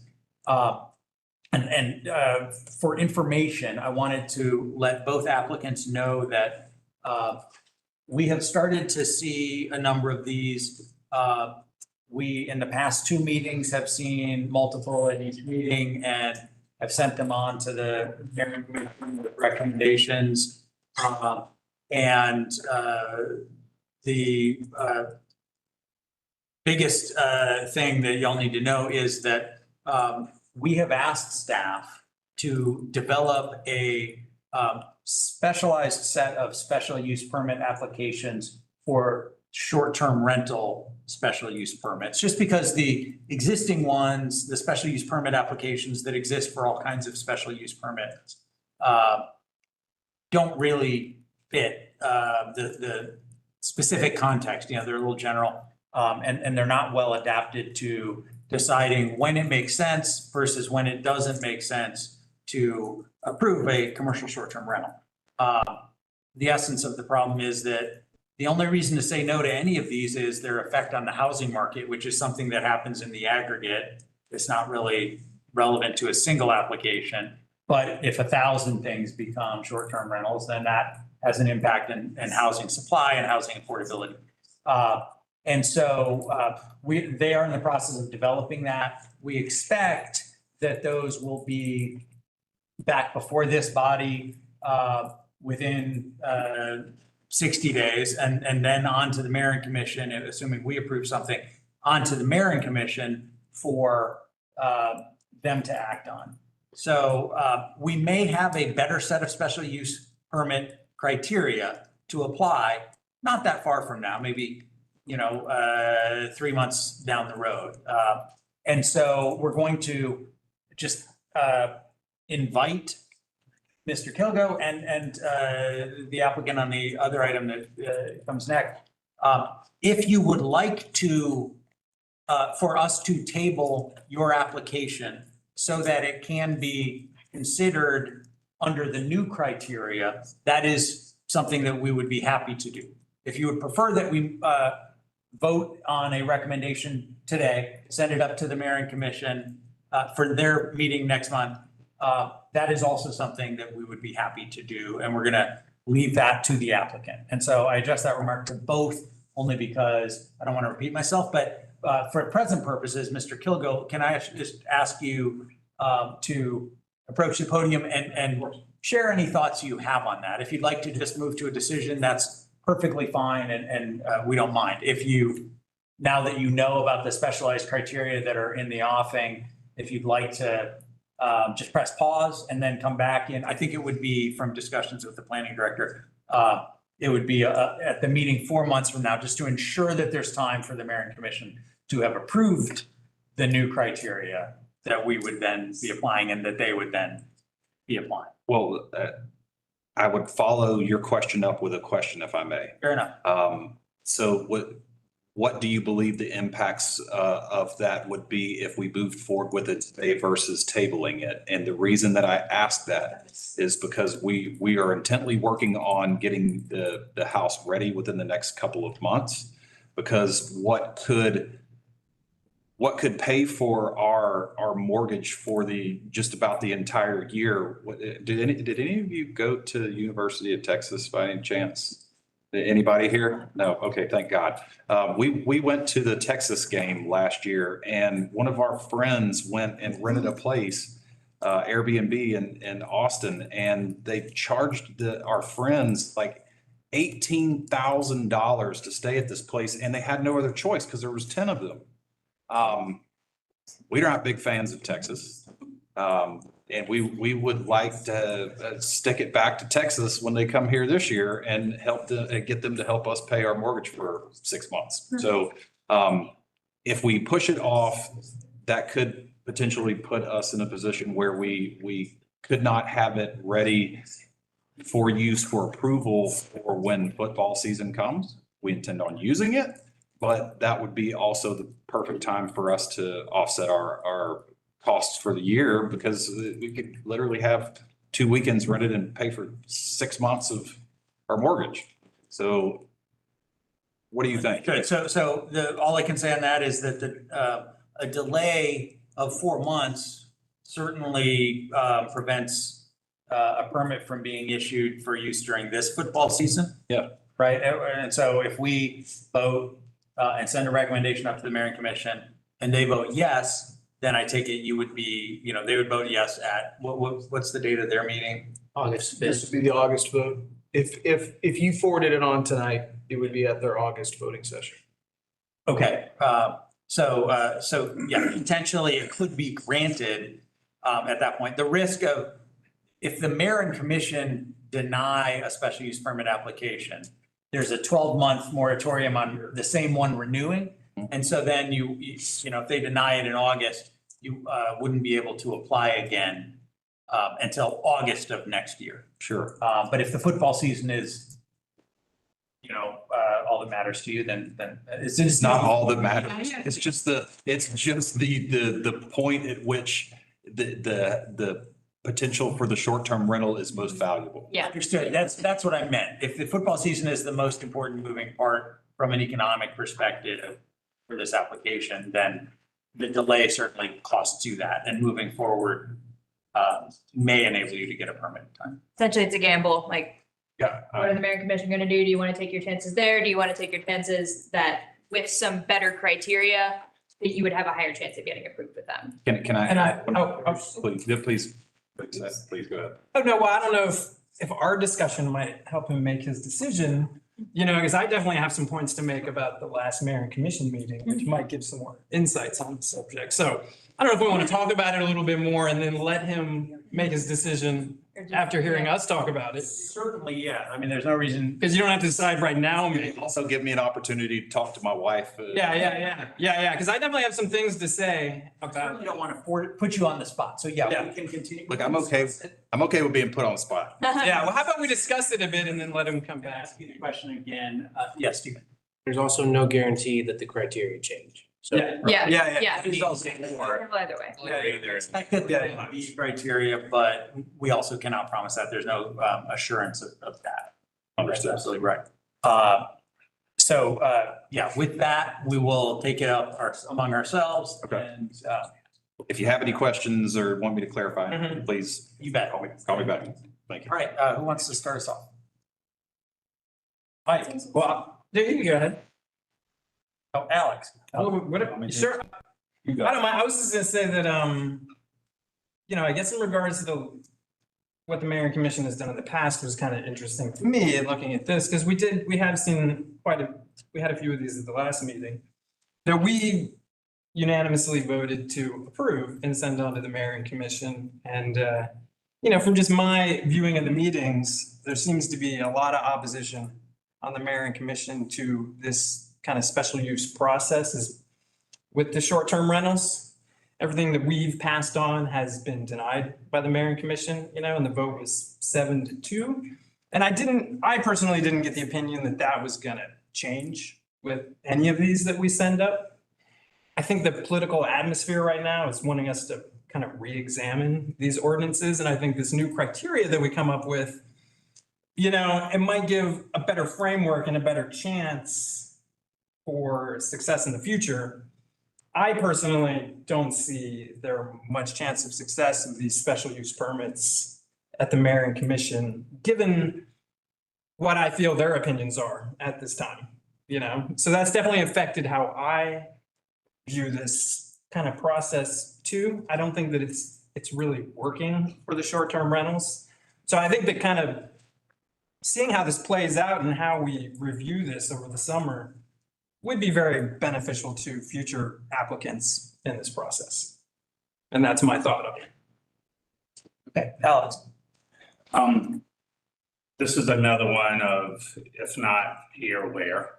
I've driven that road. I think the applicants have improved that neighborhood, which is the case in neighborhoods like this. If you're going to rent these out short term, you have to keep them up or you go out of business. It is a hard business anyway. I've read the numbers. Everybody says, oh, I made $40,000 last year. Well, they didn't. They brought in 40,000, but they had to give half of it away. Then they had to do all this and that. Anyway, that's the business end of that, and that's not really our concern. I do want to say, and I think it has to be said, approximately in 2021 or so, when the market was strong for several years, you almost, and I mean almost never saw a decrease in the value sale of a house. If it went on the market for 800,000, it sold for that. Or it may have sold for less, but they did not have to decrease it. In 1 week alone on the local MLS, 57 houses were decreased. The market is a buyer's market right now. Most sellers don't know it, but it is. And same goes with the leasing industry. It is. There's more available than people wanting to lease. And the housing market is not just blowing away. Some houses do sell fast. All I'm saying, and that doesn't necessarily go toward this, but the softening up or the pressure is not there anymore. It's just not there anymore. And houses stay on the market longer, whether you're leasing them or not. The other thing is you can get a long-term lease with tenants from hell. And the neighbors have to live with them for an entire year, not just a weekend. And then back to the thing, and I'm not even speaking, I won't say the same things about the one coming up behind this one, because that to me feels like a different area. But and again, I'm saying most of this for the record, because I know how this will probably go. But what we're leaning on and relying on is not necessarily what is happening in the market on the day-to-day with the people that are in the market day-to-day.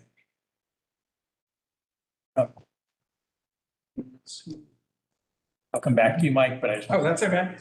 Sorry, yeah.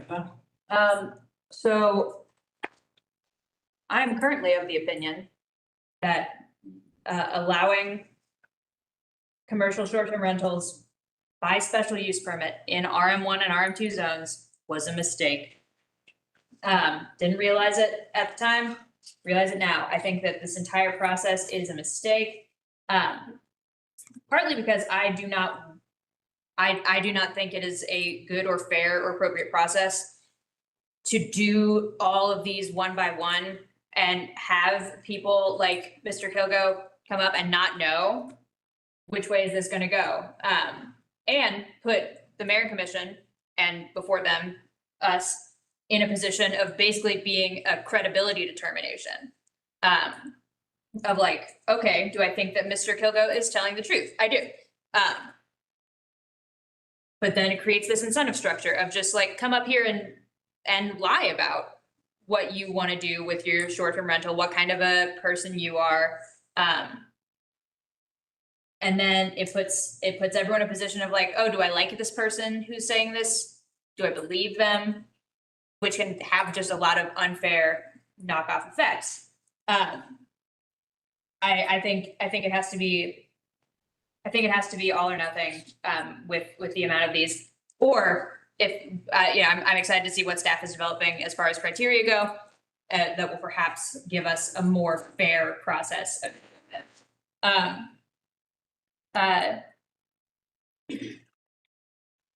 I live very close to this street. I live on the other side of North Avenue, which is also a neighborhood that has a lot of Airbnbs. I had a lot of bikers in my neighborhood this past weekend because the Combat Veteran Motorcycle Club was in town. Nothing against them. They're great people, as far as I can tell, but I miss having neighbors, you know what I mean? I miss the tenants who lived across the street from me, who I got to know over the year, who I could introduce myself to. And the feel of community that made. And while allowing people like this family to come to use these properties as Airbnbs might allow them to, might lead to an investment or a gentrification, using that term in the neutral sense. It does take housing stock off the market.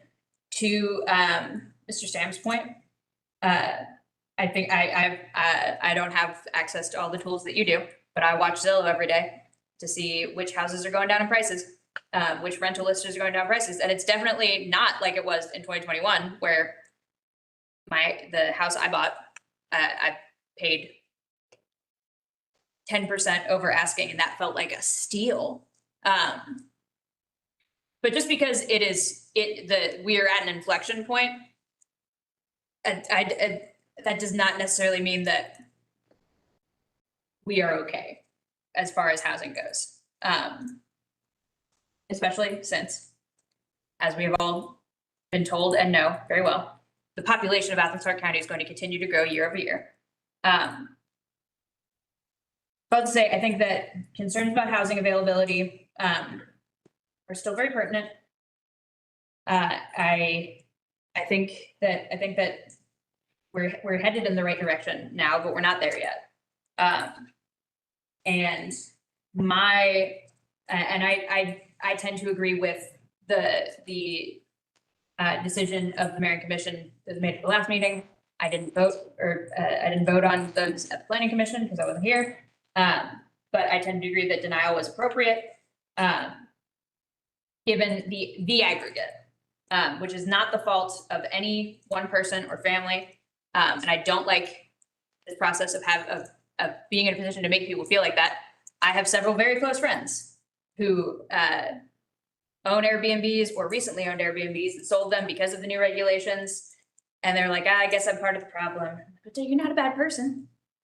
It is just a very, very lucrative use of our housing stock for purposes that are not housing. And I don't think that's what we need right now. Kristen. So just a couple quick thoughts I'm going to put out into the void for anybody who is, I don't know, my 2 cents. After watching the recent Mayor Commission meeting where they voted on the short-term rentals, I would love to buy any of them a coffee and discuss more about the reasonings, because I feel like they were a bit all over the map. And the final decision was hard for me to follow. Like, I get the general idea, but it seemed like there were lots of individual decisions that couldn't really be solved necessarily by a rubric like what we're asking for. So that's just kind of my hot take. So I think in that sense, and I completely understand the idea of like, I have this property, I would like to rent it soon, I would like to take my chances going to the Mayor and Commission, and I completely understand that. So then if that is the case, I have 2 things I would suggest. Talking to the neighbors and asking them to come and speak on your behalf, because it's one thing to get negative feedback from folks, but if you can get neighbors to come in and speak on your behalf, I think that will speak volumes. And secondly, call the commissioner who represents you and your house and talk to them and buy them a coffee and pick their brains about their reasoning behind it. Because I think having these conversations, I think there's a lot of variables in the air, I feel right now with this, and I think we need to be talking about it to try to move past that. Right. Yeah, and I was just gonna circle back what everybody's saying, I think that a lot of it right now is political climate going on, and I think watching the last meeting, I think if the applicants haven't watched the last mayor and commission meeting, it'd be very informative. There was a ton of, just regular general public comments against granting these types of special use permits for any reason to any applicant in any place. So I kind of feel like it's unfortunate because I don't see the success as being very likely for the applicants at this point, just because of the general climate, the political climate. Like I said, the commissioners, they voted 7-2 against it, and they all kind of had their own reasons. So I would like to buy them all a coffee too and kind of figure out, because part of what came out of that meeting was in the text amendment having to do with STRs. They sent it back to us for more discussion and fleshing it out. And so I think that over the next couple of months, this is going to be a real hot issue. There's going to be some changes, hopefully some more direction on it. Because like Sarah said, I think that this is a broken process right now for dealing with these. Not only has it increased our agendas by like double at every meeting, but it kind of feels like a waste of time, because regardless of what we say, if the mayor and commission is against it, then it's not going to be successful. So we unanimously voted last time to approve it, and they still disapproved it. So I think that there's a disconnect in the process, and hopefully that can change later. But if you're denied now, you can't do anything for a year. So, take that into consideration. Couple of comments and then John, I'll come to you. I just want to echo a couple of things that have been said and then emphasize something else. I do suggest to the applicant, and if the other applicant is here as well, it's great advice to watch the last mayor and commission meeting, or the last two, where they voted on these things and discussed these things. Just for your information, to understand the climate and the range of opinions among the actual relevant makers who vote on more than a recommendation, but actually a yes or no. Secondly, I think whatever district you're in, is this District 9? Yeah. Yes, so that would be. I echo Kristen's suggestion that I would get a meeting with her. Assuming that we vote a recommendation out and it goes to them, I would get a meeting and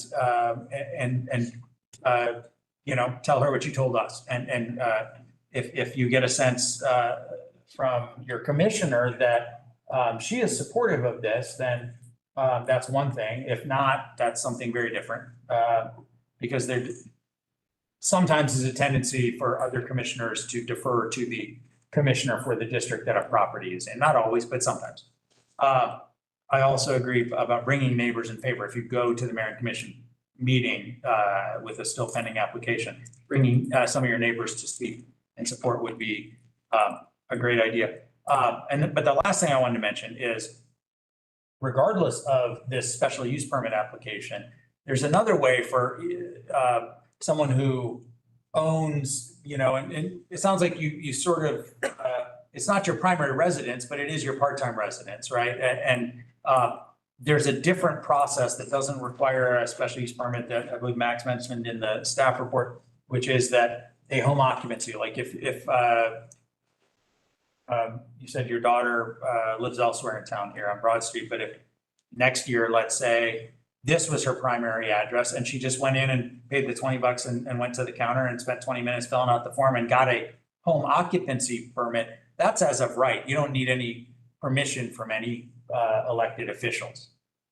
And that is true of everyone in Athens. You're allowed to use your own home even if you're a renter, you're allowed to use the home that is your primary residence as a short-term rental under our code. It's only commercial short-term rentals, meaning ones that are not a primary residence, that are required to go through this process that I agree with everyone has been a bit of a disaster, because it seemed like a good idea for some reason to make it be a special use permit process, but 100% of them have been denied so far. Or not, maybe not quite 100%, right? But And 50/50. Have they approved some of them? in the last Two. they approved two, and like Liz DeMarco's and somebody else's, like in the first couple that came through. And since then, it's been a bloodbath, right? Or have been denied. There's only been 4 they've decided. Yeah. And 2 got approved and 2 got denied. Well, I would say the one was like behind the house that they lived in, so it was kind of like, anyway. Yeah, so it could, it could be That's persuaded. true. It could be. Yeah, it may be that, and again, I have a question for you. I'm sorry, it's not Knowing this, why did you have us sit here for 4 hours tonight, the 2 applicants for this? Why were we not told this Ma'am, up front? this is not a Q&A. When we get to the next item, we'll be happy to hear any public comment. It would have been nice to not make us sit here for 4 hours to say, oh, maybe we need to wait. We all sat here for 4 hours, ma'am. You have a purpose for sitting here. Well, if you don't have a purpose for sitting here. Okay, focus on the item at hand. Back to the item at hand, 159 Marlin Street. Does anyone, oh, sorry, Jen. You took my point right out of, I mean, that is what I was gonna say, home occupancy. The only question I'd have on that is, do they need to add her to the deed to make that? See, I have, Guys, this is an issue too that I think might be addressed, because I know one of the issues in my neighborhood is about this home occupancy, so I think this is a loophole of sorts. Might be addressed in the, I don't know, I got things to say about this. I do have one other informational question for you, Bruce. When an applicant comes in for a rezone or a special use permit and it gets denied by the mayor and commission, they can't reapply for a year. For a special use permit or a rezone on that property, right? Is there any reason why, if these applicants were to go to a vote at the mayor and commission and get denied, why they couldn't subsequently, within less than a year, seek a home occupancy permit? There's nothing that permits that. It wouldn't preclude the home occupation permit issuance. Okay, good. That option's still available. And they could withdraw after tonight's meeting if we set something up, right? They could withdraw after tonight. They could withdraw after agenda setting with the mayor and commission. And if it comes to the point where it's in front of the mayor and commission for consideration, they can request at that time to withdraw. It's just when it makes it to the point of them having a voting session, they have to vote on that request to withdraw. Yeah. Okay. So even if we move something forward tonight, there's still time to go back, look at, Yes. get some more information, make an informed decision, try to get coffee with the commissioner in the district if that's possible. Oh, sorry. Yeah. That's an important point for the applicant. The offer we made to you that if you'd like a table, we would certainly entertain that. Is not your only opportunity to avoid a vote. If you were to meet with your commissioner and get the sense that you didn't want to move forward, you can simply unilaterally withdraw at that point, your application. Or proceed to a vote, but then your home occupancy rights still remain live. So I think that's enough on that. Is there any other comment on the merits, or does somebody want to make a motion on this pending application for a special use permit? I mean, this is a situation where I'd be inclined to grant acceptance of it. Especially when someone, they got family living in town. They're not completely disassociated from Athens, just doesn't seem like a land grab to me. This is the slowest rental season I've seen since I've been for 12 years. So, and again, like you said, it doesn't mean that because that situation exists, it's going to be like that in a year, 2 years. But we're definitely seeing an equalization, like an equalizing of rental rates. They're going down. We're seeing rentals take a lot longer to fill bedrooms. So, I agree to a certain extent with what you said, Sarah, but I do think that this is the kind of one that I'd be inclined to say, hey, let's let these people do what they want to do. This is a neighborhood I've actually managed properties in before. It's a student neighborhood. I don't think it's going to destroy the fabric of the neighborhood. Someone who's living there 50 to 75% of the time, and then have, short-term rental in there for a portion of time. So Yeah. So my motion would be to approve it, but Motion by Carrie to approve. Is there a second? Second. Second by Alex.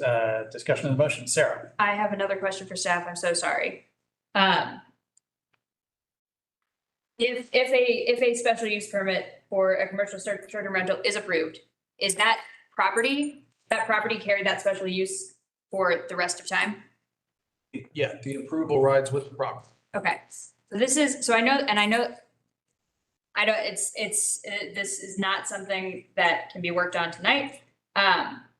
But this is also something that frustrates me about this process and about how we're currently thinking about it, because right now, we're like, housing constraints, don't want to take housing off the market, would like to keep more housing available. If the pendulum did swing the other way, or far enough in the other way, to where we were like, okay, it's we've got so much empty housing, some of it has to be used for short-term rentals, then at that point, under this current process of thinking about this, then we take housing off the market permanently, and then it's just gone if and when the pendulum ever swings back the other way. We're making more or less permanent decisions based on somewhat temporary conditions.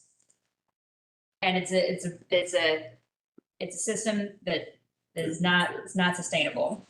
Can I point out one thing about the timeline too on that? If the special use is approved and it's used and then it goes dark for 12 months or more, then the special use is considered to be abandoned. And so it would revert back to what the underlying zoning says you can do with the property. I feel like this, it would seem to make more sense with these STRs because they are so owner dependent. Like, you know, we hear these great stories about how they're going to treat it right and they're going to be great owners, but then they sell it to anybody and it's still an STR. That doesn't make any sense. So that kind of makes me even more opposed to this whole special use process than I ever was before. That's what I'm trying to explain. Yeah. If it goes for 12, so. Yeah, but and I guess, keep it running forever with different owners. Yes, yeah, exactly. It has to lay dormant. So yeah, so I really don't like that. But it's what we're working with right now. Yeah, so I think that's another strike against this. If somebody were to occupy the house for 12 months as a renter, a long-term renter, or if somebody were to buy it and live there for 12 months or more, that special use is abandoned. Yeah. Is that being tracked by our staff? Track, exactly, because these are required not necessarily by zoning, but by the finance department. Yeah. That has to be renewed because it is a business. So there is a annual renewal. And so we're aware of, if it hasn't been renewed, well, then that's the tell. I'd rather see a point to that business. That is an interesting topic that I'm not sure is relevant to the approval or denial of this. That's true. Special use permit. We have a pending motion. Any discussion should be confined to the approval or denial of this pending motion. Sure. Is there any other discussion of that? I'll just say that I'm probably not going to vote because the chair doesn't vote unless it's a tie, to break the tie. But I think that the applicant's presentation was excellent. I really appreciate it. And I think that whatever the trade-offs may be, that the balancing of all the factors of the special use permits here, I think that the applicant has amply demonstrated that granting a special use permit in this instance is the right thing to do. And so I would be inclined to support it. But that's probably the last time my voice will matter on that because I don't vote. Any other discussion? None of us vote. All right, Stephen, would you please call the roll? Motion to approve. Morales? Yes. Please? Yep. Herring? No, nothing personal. McLaughlin? yes. Pass? Yes. Sams? Yes. Lord? No, nothing personal. Motion passes 5-2. All right. Thank you. Family, good luck to you. Can I say one last thing? Just thank you all. I appreciate all your time. And I appreciate your insights as well. So Thanks. You bet. Y'all have a good 4th of July. It's our pleasure. All right, that brings us to our final item for the evening, 101 Wood Lake Drive, Unit 506. And we will begin with the staff report, but before we begin with the staff report, I just want to clarify based on something discussed at agenda setting. Is the applicant in attendance tonight?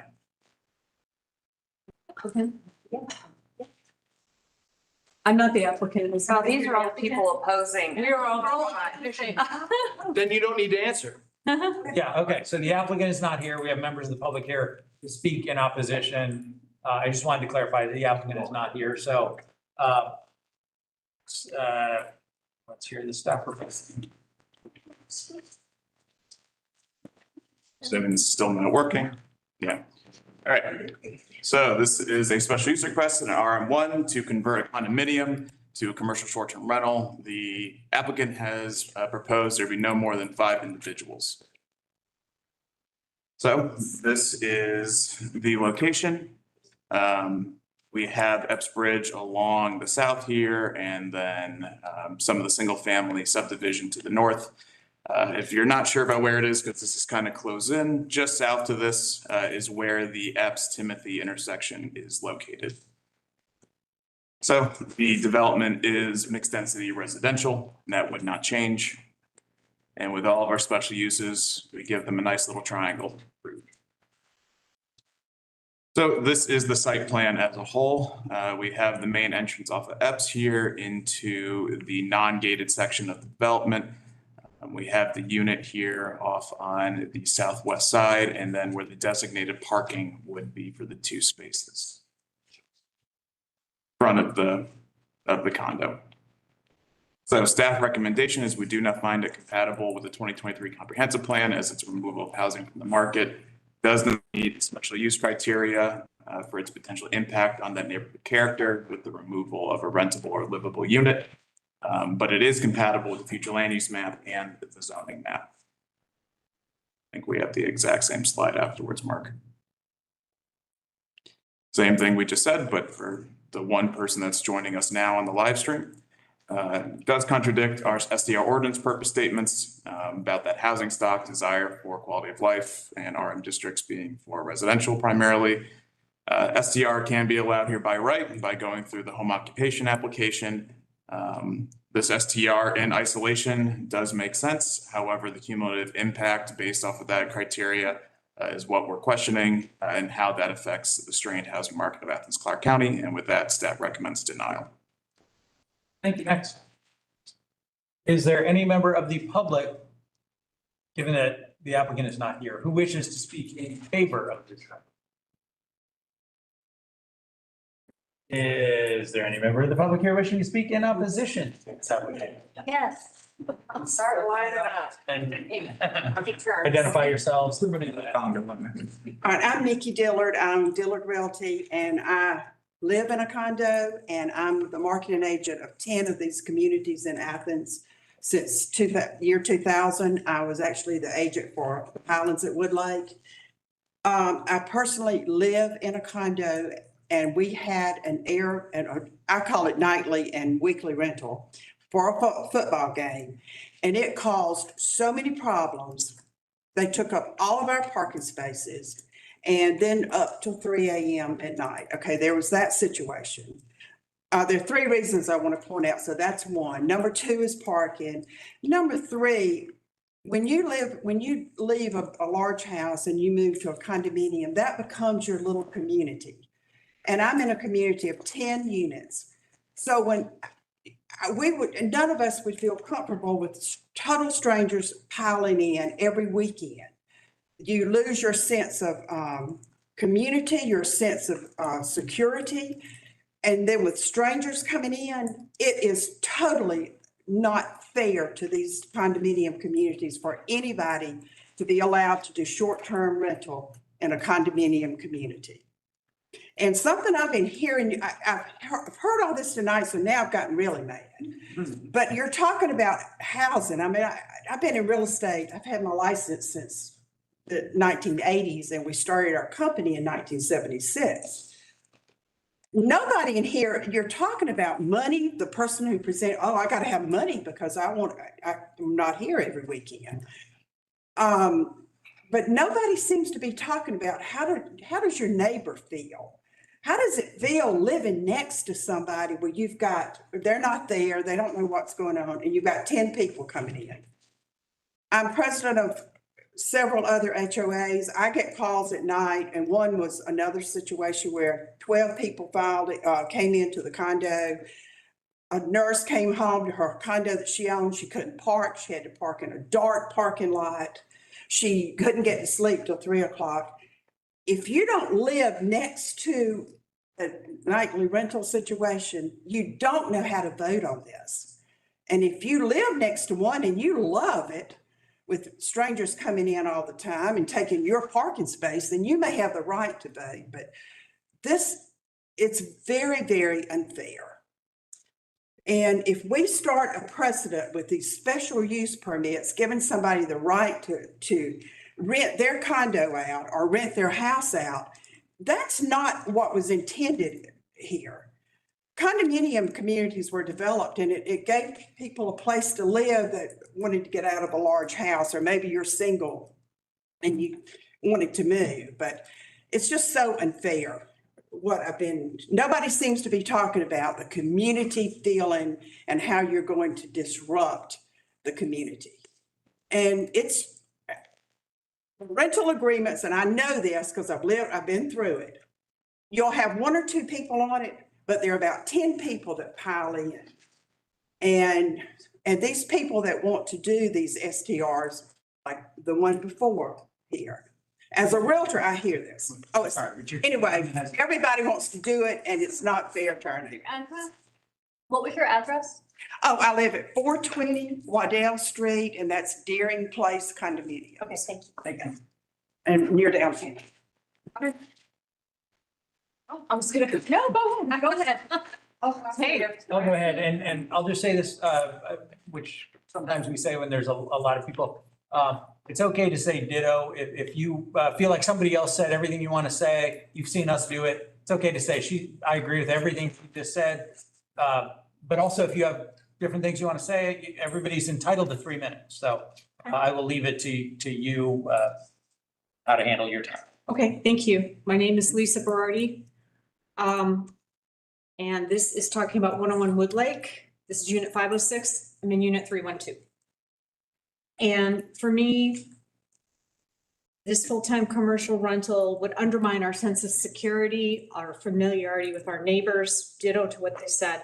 But also when this person bought this, they knew specifically there was in the covenants, when they purchased the property, you're not allowed to have commercial business. This is not new news to whoever purchased this property. It is their responsibility, just like it was mine when I purchased this property, to read what the rules are regarding what this property is about. And so I feel like this is just absolutely wrong. They should have known it when they bought it. These units also are less expensive than the rest of Athens area. So if we make this a short-term rental, it also takes the, one piece of property that's not so expensive that someone could have an opportunity to purchase or rent, right? Because it's less there than other parts of Athens. So for me, I'm just completely against it. Thank you for your time. Thank you. Next. Good evening. Christina Citro, 101 Wood Lake, Unit 409. I am also the president of the HOA. I have oppositions from everybody. I've already submitted those to you. But I also wanted to make a point that since we are such a small community, we know all our neighbors' door keys, everything. What's going to happen to our insurance rates with our pool? What's going to happen to our insurance rates? Are we going to have to raise our HOA fees for all the people that do live there? And these places rent. There is never a vacancy. So it's not a problem of them not being able to rent it. In fact, they get rented out without I don't even see signs on the windows. These are people by word of mouth. These homes are always rented. It's just too small. We already have a problem with parking. They're not going to park in the right place. There's no on-site manager. Being the president of the HOA, I have to deal with this every day. The trash, parking, the pool hours, all this. who's gonna do that? The owners don't live here. Who's gonna manage it?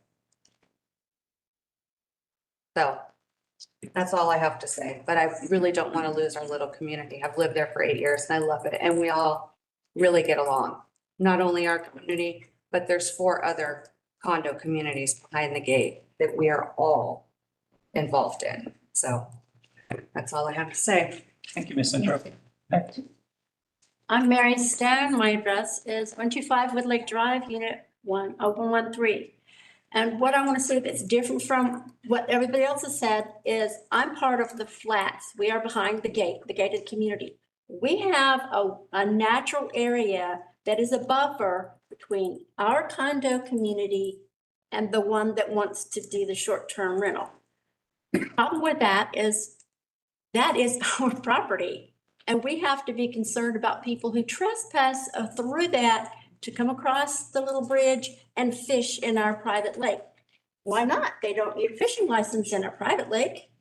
I have this year had 2 groups of young people trek through the natural area so that they could come fish. I stopped both of them. The first were 2 little black boys. They were very well-mannered. I said, no, the trail is not there so that you can access the pond. That's not what it's for. The second group were 3 white boys. I don't know where they came from, but they were very sassy and disrespectful.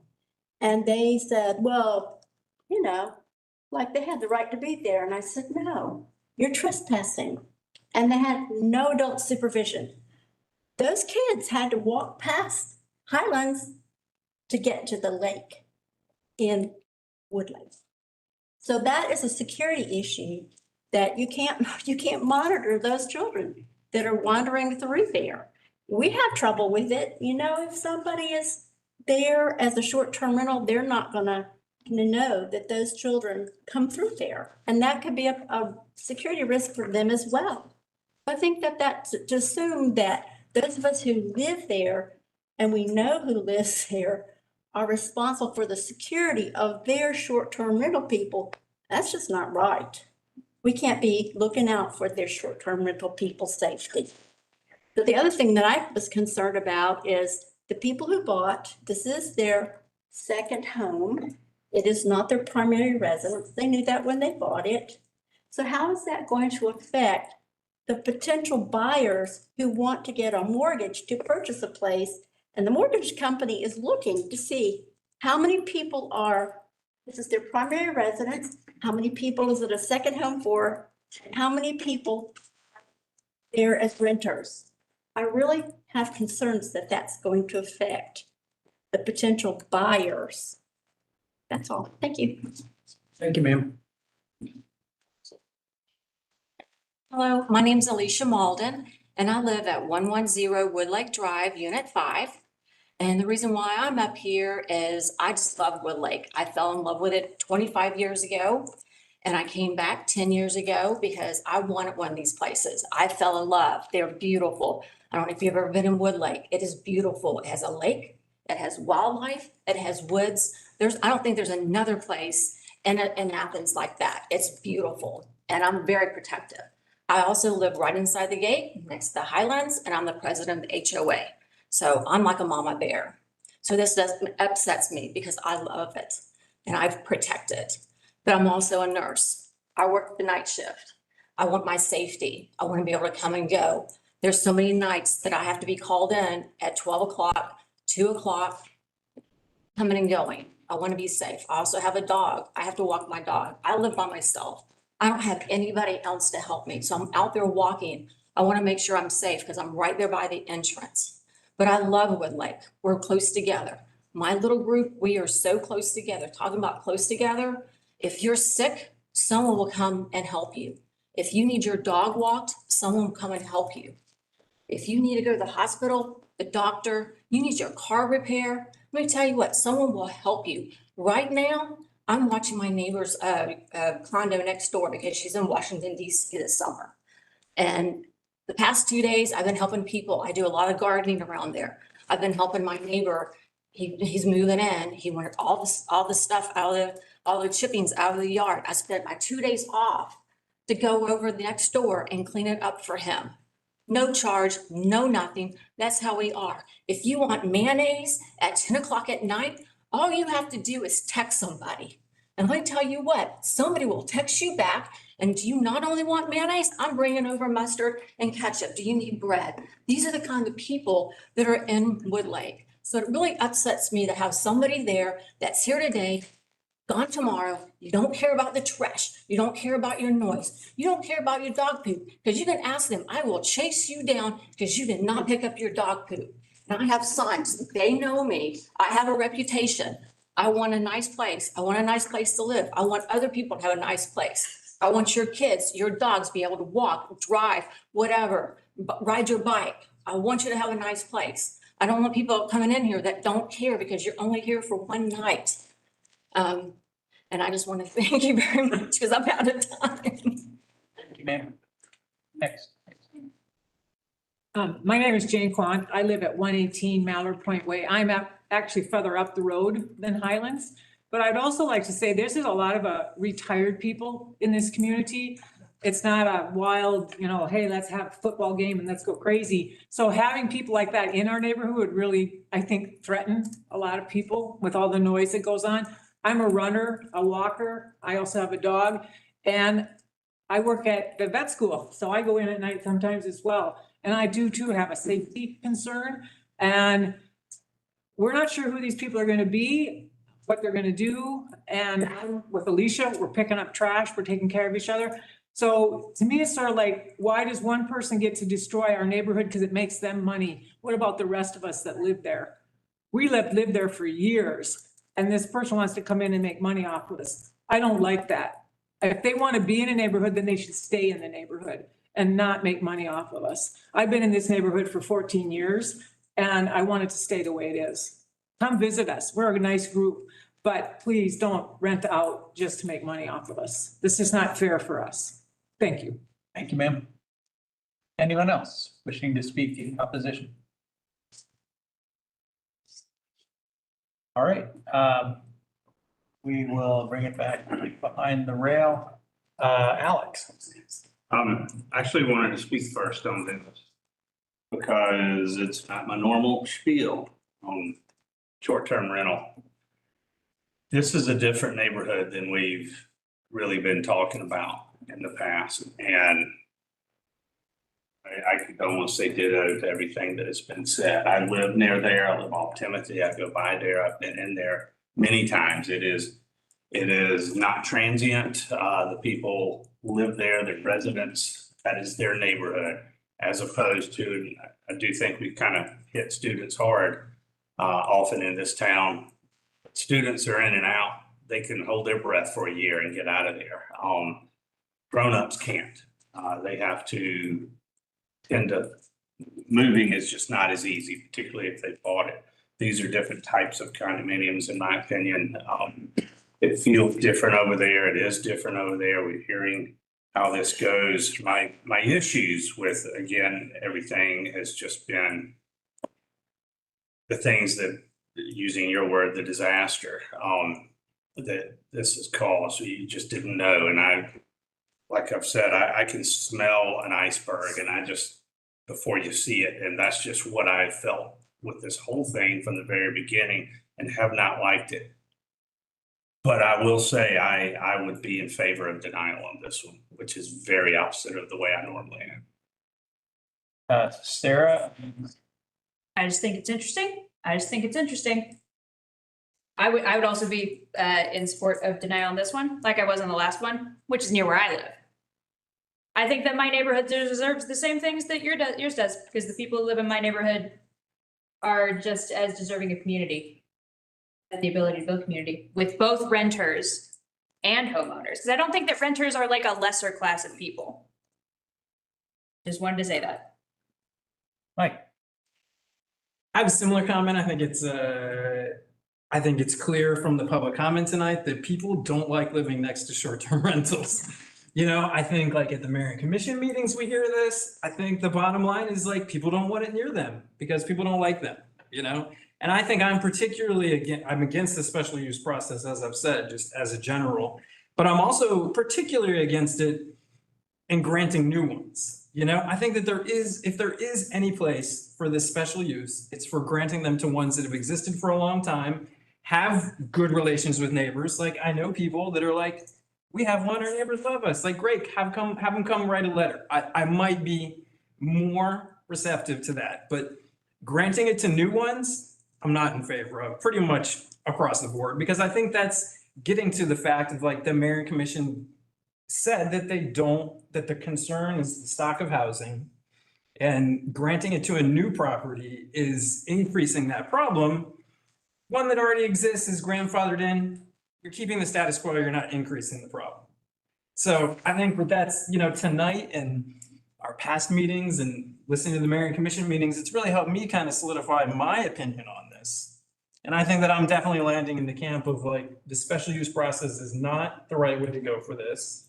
It shouldn't continue with the property indefinitely, is my main concern. And, you know, and we shouldn't, until we have an idea of the political kind of atmosphere and where we're heading as a town, you know, we shouldn't be granting at least new ones anytime right now. Because I think it's almost, you know, these applications aren't cheap. It's, I think, you know, $800-900 for one of these applications. So it's, you know, yeah, I don't think it's a good process for right now. Back to that. So I'm definitely against this one, particularly since the applicant didn't even show up to make their case. That's always kind of a big strike. So you know, we've heard nothing but negative tonight and no positive on this particular one. So I'm definitely in favor of denial on this one, and kind of reiterating my general stance on this process, solidifying a bit more for me. I just want to say to Mike's next to last point, it's very unusual that an applicant submits an application and then doesn't show up to explain why it's a good idea. And to me, that's sufficient reason to deny this particular application, quite apart from the points made by my colleagues and by the members of the public that spoke. Sarah. I'd like to make a motion to recommend denial. Okay, motion to recommend denial by Sarah, second by Mike. Anyone? I don't believe any time it's a one size fits all scenario. I would never blanket say you should never have any short-term rentals. I think there are situations where it could be, it doesn't have to be a disastrous thing. This is a case, I've been over to Woodlake a bunch. I've managed units over there. I've been over there to help buy and sell. This is a community where it's not needed, shouldn't be there. Lots, again, retirees, people live there for a long period of time.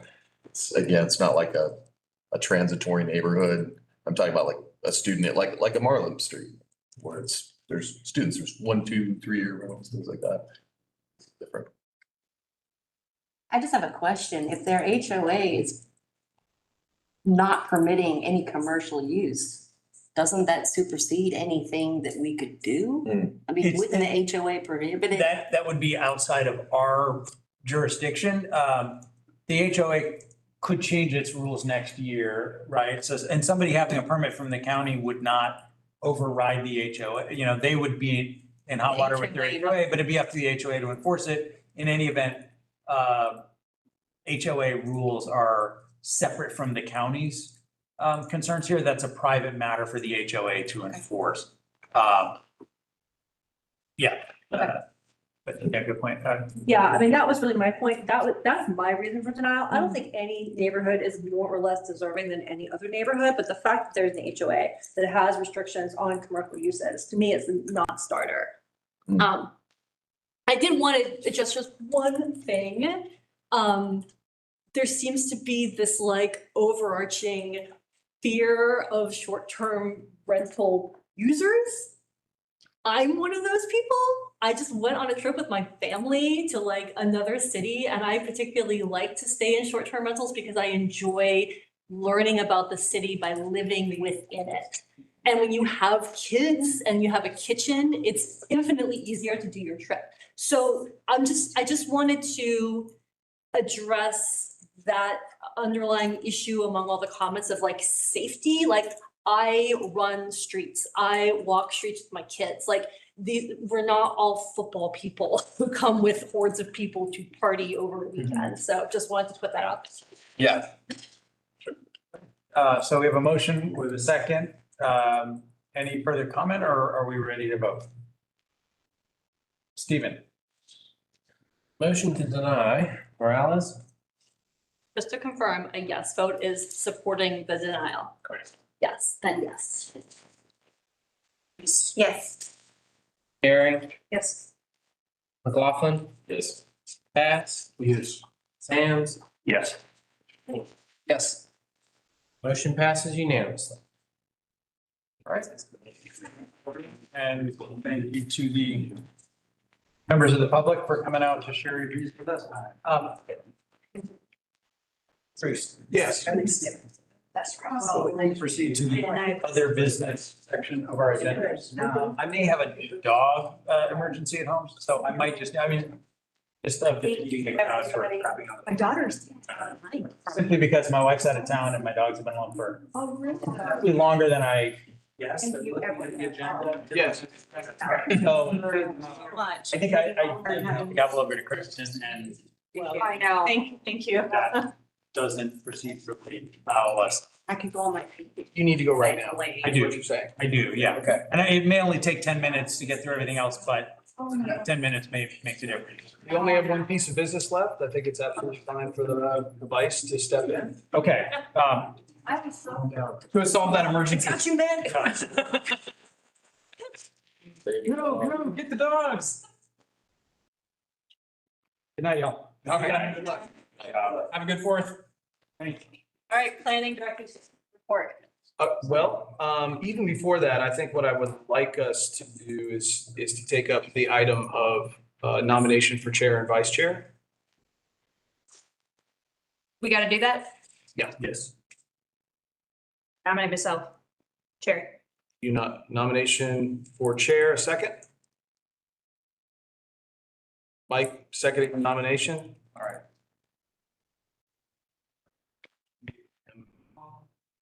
Well, then I'll nominate myself for vice. So I was gonna nominate you. Allow me to do that, so. Okay, and I'm not running the meeting, so you can. That's right, you're in charge. You can call a question on the motion. There's a motion on the floor from Sarah, seconded by Mike, nominating Sarah as chair. We can vote on that motion. Okay, all in favor by a show of, can I say 5 seconds? Okay. Pitch? Yeah, just a pitch. It took like 10 seconds for someone to second it. It took like 10 seconds for someone to second it, so I'm like, I just kind of jumped in. I understand that this is something that happens to happen today. If a reconsideration and appointing a committee is what we think we want to do, totally with it. Been on this body for several years. I know the motions, trying to fill in a gap pretty well. I would like to be chair, but I'm happy to have more discussion about it later. But this is something that I want to do and I think I'd be good at it. We do chair and vice chair as separate votes. You can do it as a slate, but we do have a motion on the floor that is just That's fair. for chair right now. Okay, so then by show of hands, all in favor? Okay. Roll call? Yeah, I guess we need to do roll call. Sorry, I thought that would be easier. Right.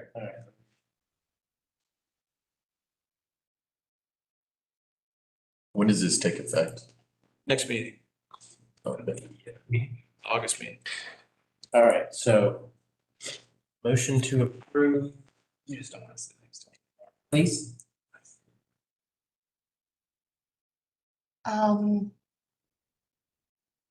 Yes.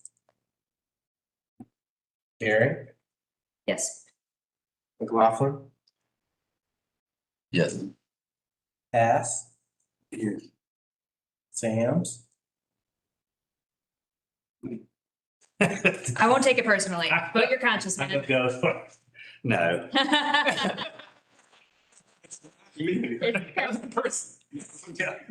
nothing personal. No, nothing personal. That's our new vote these days.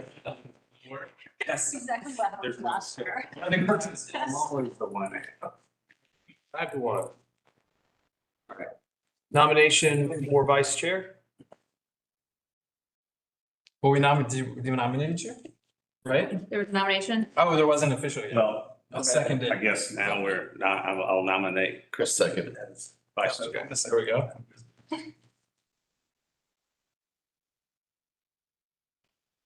All right, we'll do we'll do roll call. All right, motion to approve, please. Yes. Gearing, Yes. Kaufman, Yes. Pass. Yes. Sams, Yes. Yes. motion passes unanimously. Planning Commission Chairs Report? Oh, come on. Pass. Yeah. You're supposed to have one prepared. I know, You right? need to step up, the vice chair report. Just move through. July next time, committee chair? Oh, Yeah. I'm sorry. Yes, we are meeting next Thursday, correct, here for that. And pardon? Oh, yeah? Sorry, I was It's just gonna be Yeah. exciting. There's gonna be a light show and everything. Laser show? Fantastic. We get laser tagged. during- Oh, all right. We use the one laser pointer. Yeah. But, and staff is putting the program together right now, and we'll be meeting next week going over that. The committee met a couple of weeks ago and to review what the public had sent to us. And made a few little adjustments, not really on the map itself. I don't think we changed a thing on the map, right? And some wording here and there, y'all won't even notice it, but we did listen to some things and that's really it. Lots to come next week.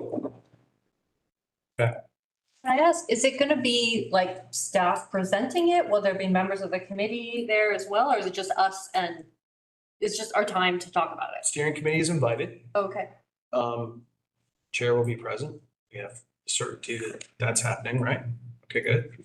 But it really is intended for the planning commission to have a chance to solely focus on the nuts and bolts of the future land use map process, and then to receive comment, to listen to people's comment about it.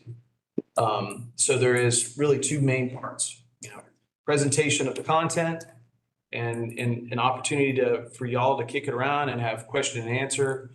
And then the benefit of that is if we have the public here, and I hope we do, they will have heard that sort of overview with you. And then their comments from the podium will be freshly informed, if they weren't already, to give you some feedback. So we can talk this up among our circles Please. too. Yeah. Yes. Planning director's report? Is it my turn? Okay. I think today was the deadline for items for August. I think We only have 18. Well, there's 18 SDRs. 6 zoning items. So, we do want to bring the STR stuff forward, and the point of the work session on the 10th is to set you up to have future land use in front of you for the August meeting. We can talk about, given that agenda, if there is an appetite when we meet next Thursday, to have a separate special called meeting about the future land use for this group. Before the August meeting? No, I wouldn't think we'd have time. Yeah. Try to do that. Special voting meeting. Special voting, yes, exactly. So I'm hearing this for the first time that we have that many Okay. items for August, so. You mean a special voting session just to talk about? Practice. Okay. Called meeting. Oh, so we'd move it to a different meeting? It'd be its own separate meeting. Yes. Okay. It'd be an additional meeting. Yeah, It'd be next week. August, how's that? In a different room, at a different building. No, I'm just. That's all I got. Okay. And then miscellaneous announcements. I guess I do want to bring up the issue of Hawthorne Extension and these egregious commercial general zonings. I don't want to put more work on you all, but like, what would be the process of like bringing that into a much better, like more appropriate zoning for that neighborhood? Amend the future land use map. So, okay. Have a new future land use map, and then we can look at the implementation of the various things that are, because that's a corridor. So Hawthorne is a corridor that's been identified on the map that's proposed from the steering committee. The wording of those corridors, that's a brand new category of future land use. Right. So it has brand new opportunities for correlation to our zoning code. There's not much on the future land use map that is brand new. Very, very little, only about 6%. But if, Brand new. That's, the corridors are one of those things. so like, for example, the future land use map currently for that neighborhood is multifamily, not, the underlying is not supporting commercial. That's right. So if there's no change there, then what's the next step beyond? But there will be a change future land use, and we will be revisiting the zoning that goes with those new future land use categories. And so we will have the opportunity to look at bringing zoning actions through that align with the future land use map. That's one of the things that is part of what we're anticipating after the future land use map, is to implement the future land use map with rezones. Okay, so I'm gonna put a pin in this until we have the future land use meeting, and I'm gonna come back. I to think it when we- definitely noted your comments. Yes, Okay. absolutely. Right, that's fair. Can I ask a question? What exactly, just about the SGR thing, and what exactly, at the last mayor and commission, Commissioner Hamby said that he wanted to like send it back to us to talk about this. Yeah. Was that was just for the text amendment on the sunset clause, right? So the two things that will be coming back to the planning commission based on Commissioner Hamby's motion is the sunset clause and the relief valve. Mm-hmm. That's it. So that's what he's asked and was passed by the commission for the planning commission to take up. We all have already directed staff to do other research, short-term rentals. So now we have Lots of ideas. We have a list of 5 topics to address, 2 for the county commission, 3 for y'all. Yeah. And that's what we're gonna try to do. And could we ever have like a special meeting for that? Like to talk about, because I feel like we're, some sort of, I don't know, like how many issues we seem to be coming across a lot of problems with the current ordinance. And are we gonna change very many different things? I don't know. Are we gonna have a larger conversation, or are we only gonna talk about the specifics of like the sunset and the relief valve? Because it seems like we could have some larger, I wasn't around for the first part, so I definitely have some larger concerns, I think like one of them is this home occupancy thing that I just found out about because of the event venue in our neighborhood is apparently now claiming that somebody lives there full time and has said they're a home occupancy, even though, all they have to do is change somebody's driver's license. So I would like to see some, sorry, Dave, but I was just kind of thinking like, I would like to see some rules in place to help weed out some of these bad apples in terms of like occupancy numbers tied to bedrooms, like you can have 2 people per bedroom plus 2. So for like a 4-bedroom, you'd have 10 people. I'd also like to see some rules, not just I can go get a driver's license and now it counts as a home occupancy, but like you have to live there, like maybe, because for me, home occupancy is like, I have it in my basement and it's just 1 bedroom. It's not, I have my driver's license that says I live there and then nothing changes about the property. So, like as these issues come up, maybe we could have like, I understand that people want to rent their whole house sometimes. So maybe it's like, like 5 days a month, you can rent the whole house, but otherwise if it's home occupancy, you can only rent 1 bedroom, because that seems more in line with like, seems to be, there's loopholes that people are already figuring out and taking advantage of. And I don't think that just having a driver's license that says you live there is the same as what the spirit of home occupancy is. Let me offer this. I think what staff has realized is that the complete understanding of the ordinance that we have on the books, forget the amendments and the topics coming up, isn't completely understood. And so I think an opportunity where we talk about the code as it has been adopted and what does it not mean and how is it enforced and what are the practical realities of the legal framework that we're trying to paint inside the lines on. I think what I'm taking your words and kind of interpreting into other things we've heard is there's a moment of education that has to take place before we can have a really meaningful discussion about next steps or text amendments. Y'all need to have a firm grasp on what is law now. And we don't. Just being perfectly fair, it sounds like every time we have one of these come up, there's a revelation. In a discussion about the code. So we got to get past that. So if we were to have, and I'm not going to give you a firm answer right now because we need to think about how to handle it in the midst of everything else that's going on. But to have some sort of opportunity that would have to be a special called meeting because we could have a quorum come and attend of this body. To just get educated about the code. I think there's value in that because I see your frustration and I see sort of like the dots being connected and then there's this moment and we need your confidence level higher than that. To be able to make text amendments and do it in a way that you can feel confident about those changes also. But is there any way to loop in the commissioners to that? So That's what I was gonna say, because I want to find out what each one of them is thinking. Yeah. You know, I would almost like to go like meet with all of them individually and buy them a coffee, like you said, because they have such a different. Educated if they're not educated. That's what I mean, because like it doesn't matter what we say, if they're just gonna, They were talking coffee. yeah, if they're just gonna deny them. Because I don't want us to come up with a solution. Yeah. And then mayor commission has a completely different. That's why I want their buy-in. I want their Let me buy-in. say this because it's almost midnight in my heart. No, I'm gonna talk about this. Can't control for those kinds of outcomes. Yeah. Now, we can talk about, and we have new leadership coming to town also, that I'm not really sure, Right.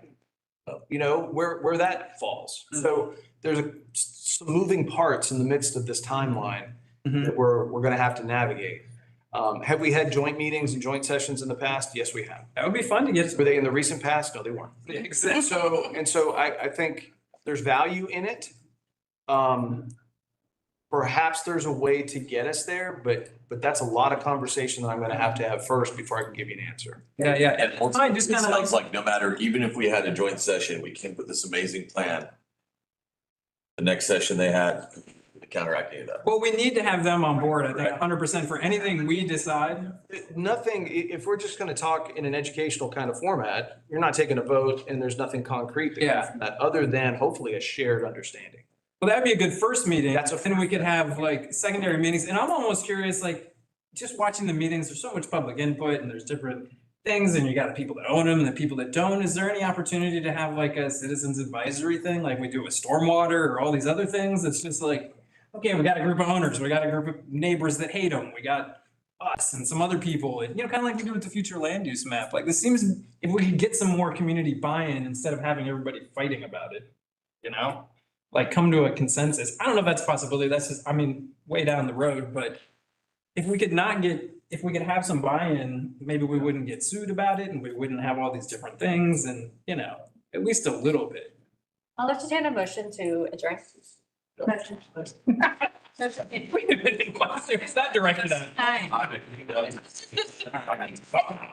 I voted for both of you. I'm taking it back. So, you know, Sarah here, Alex. Yes. Next month.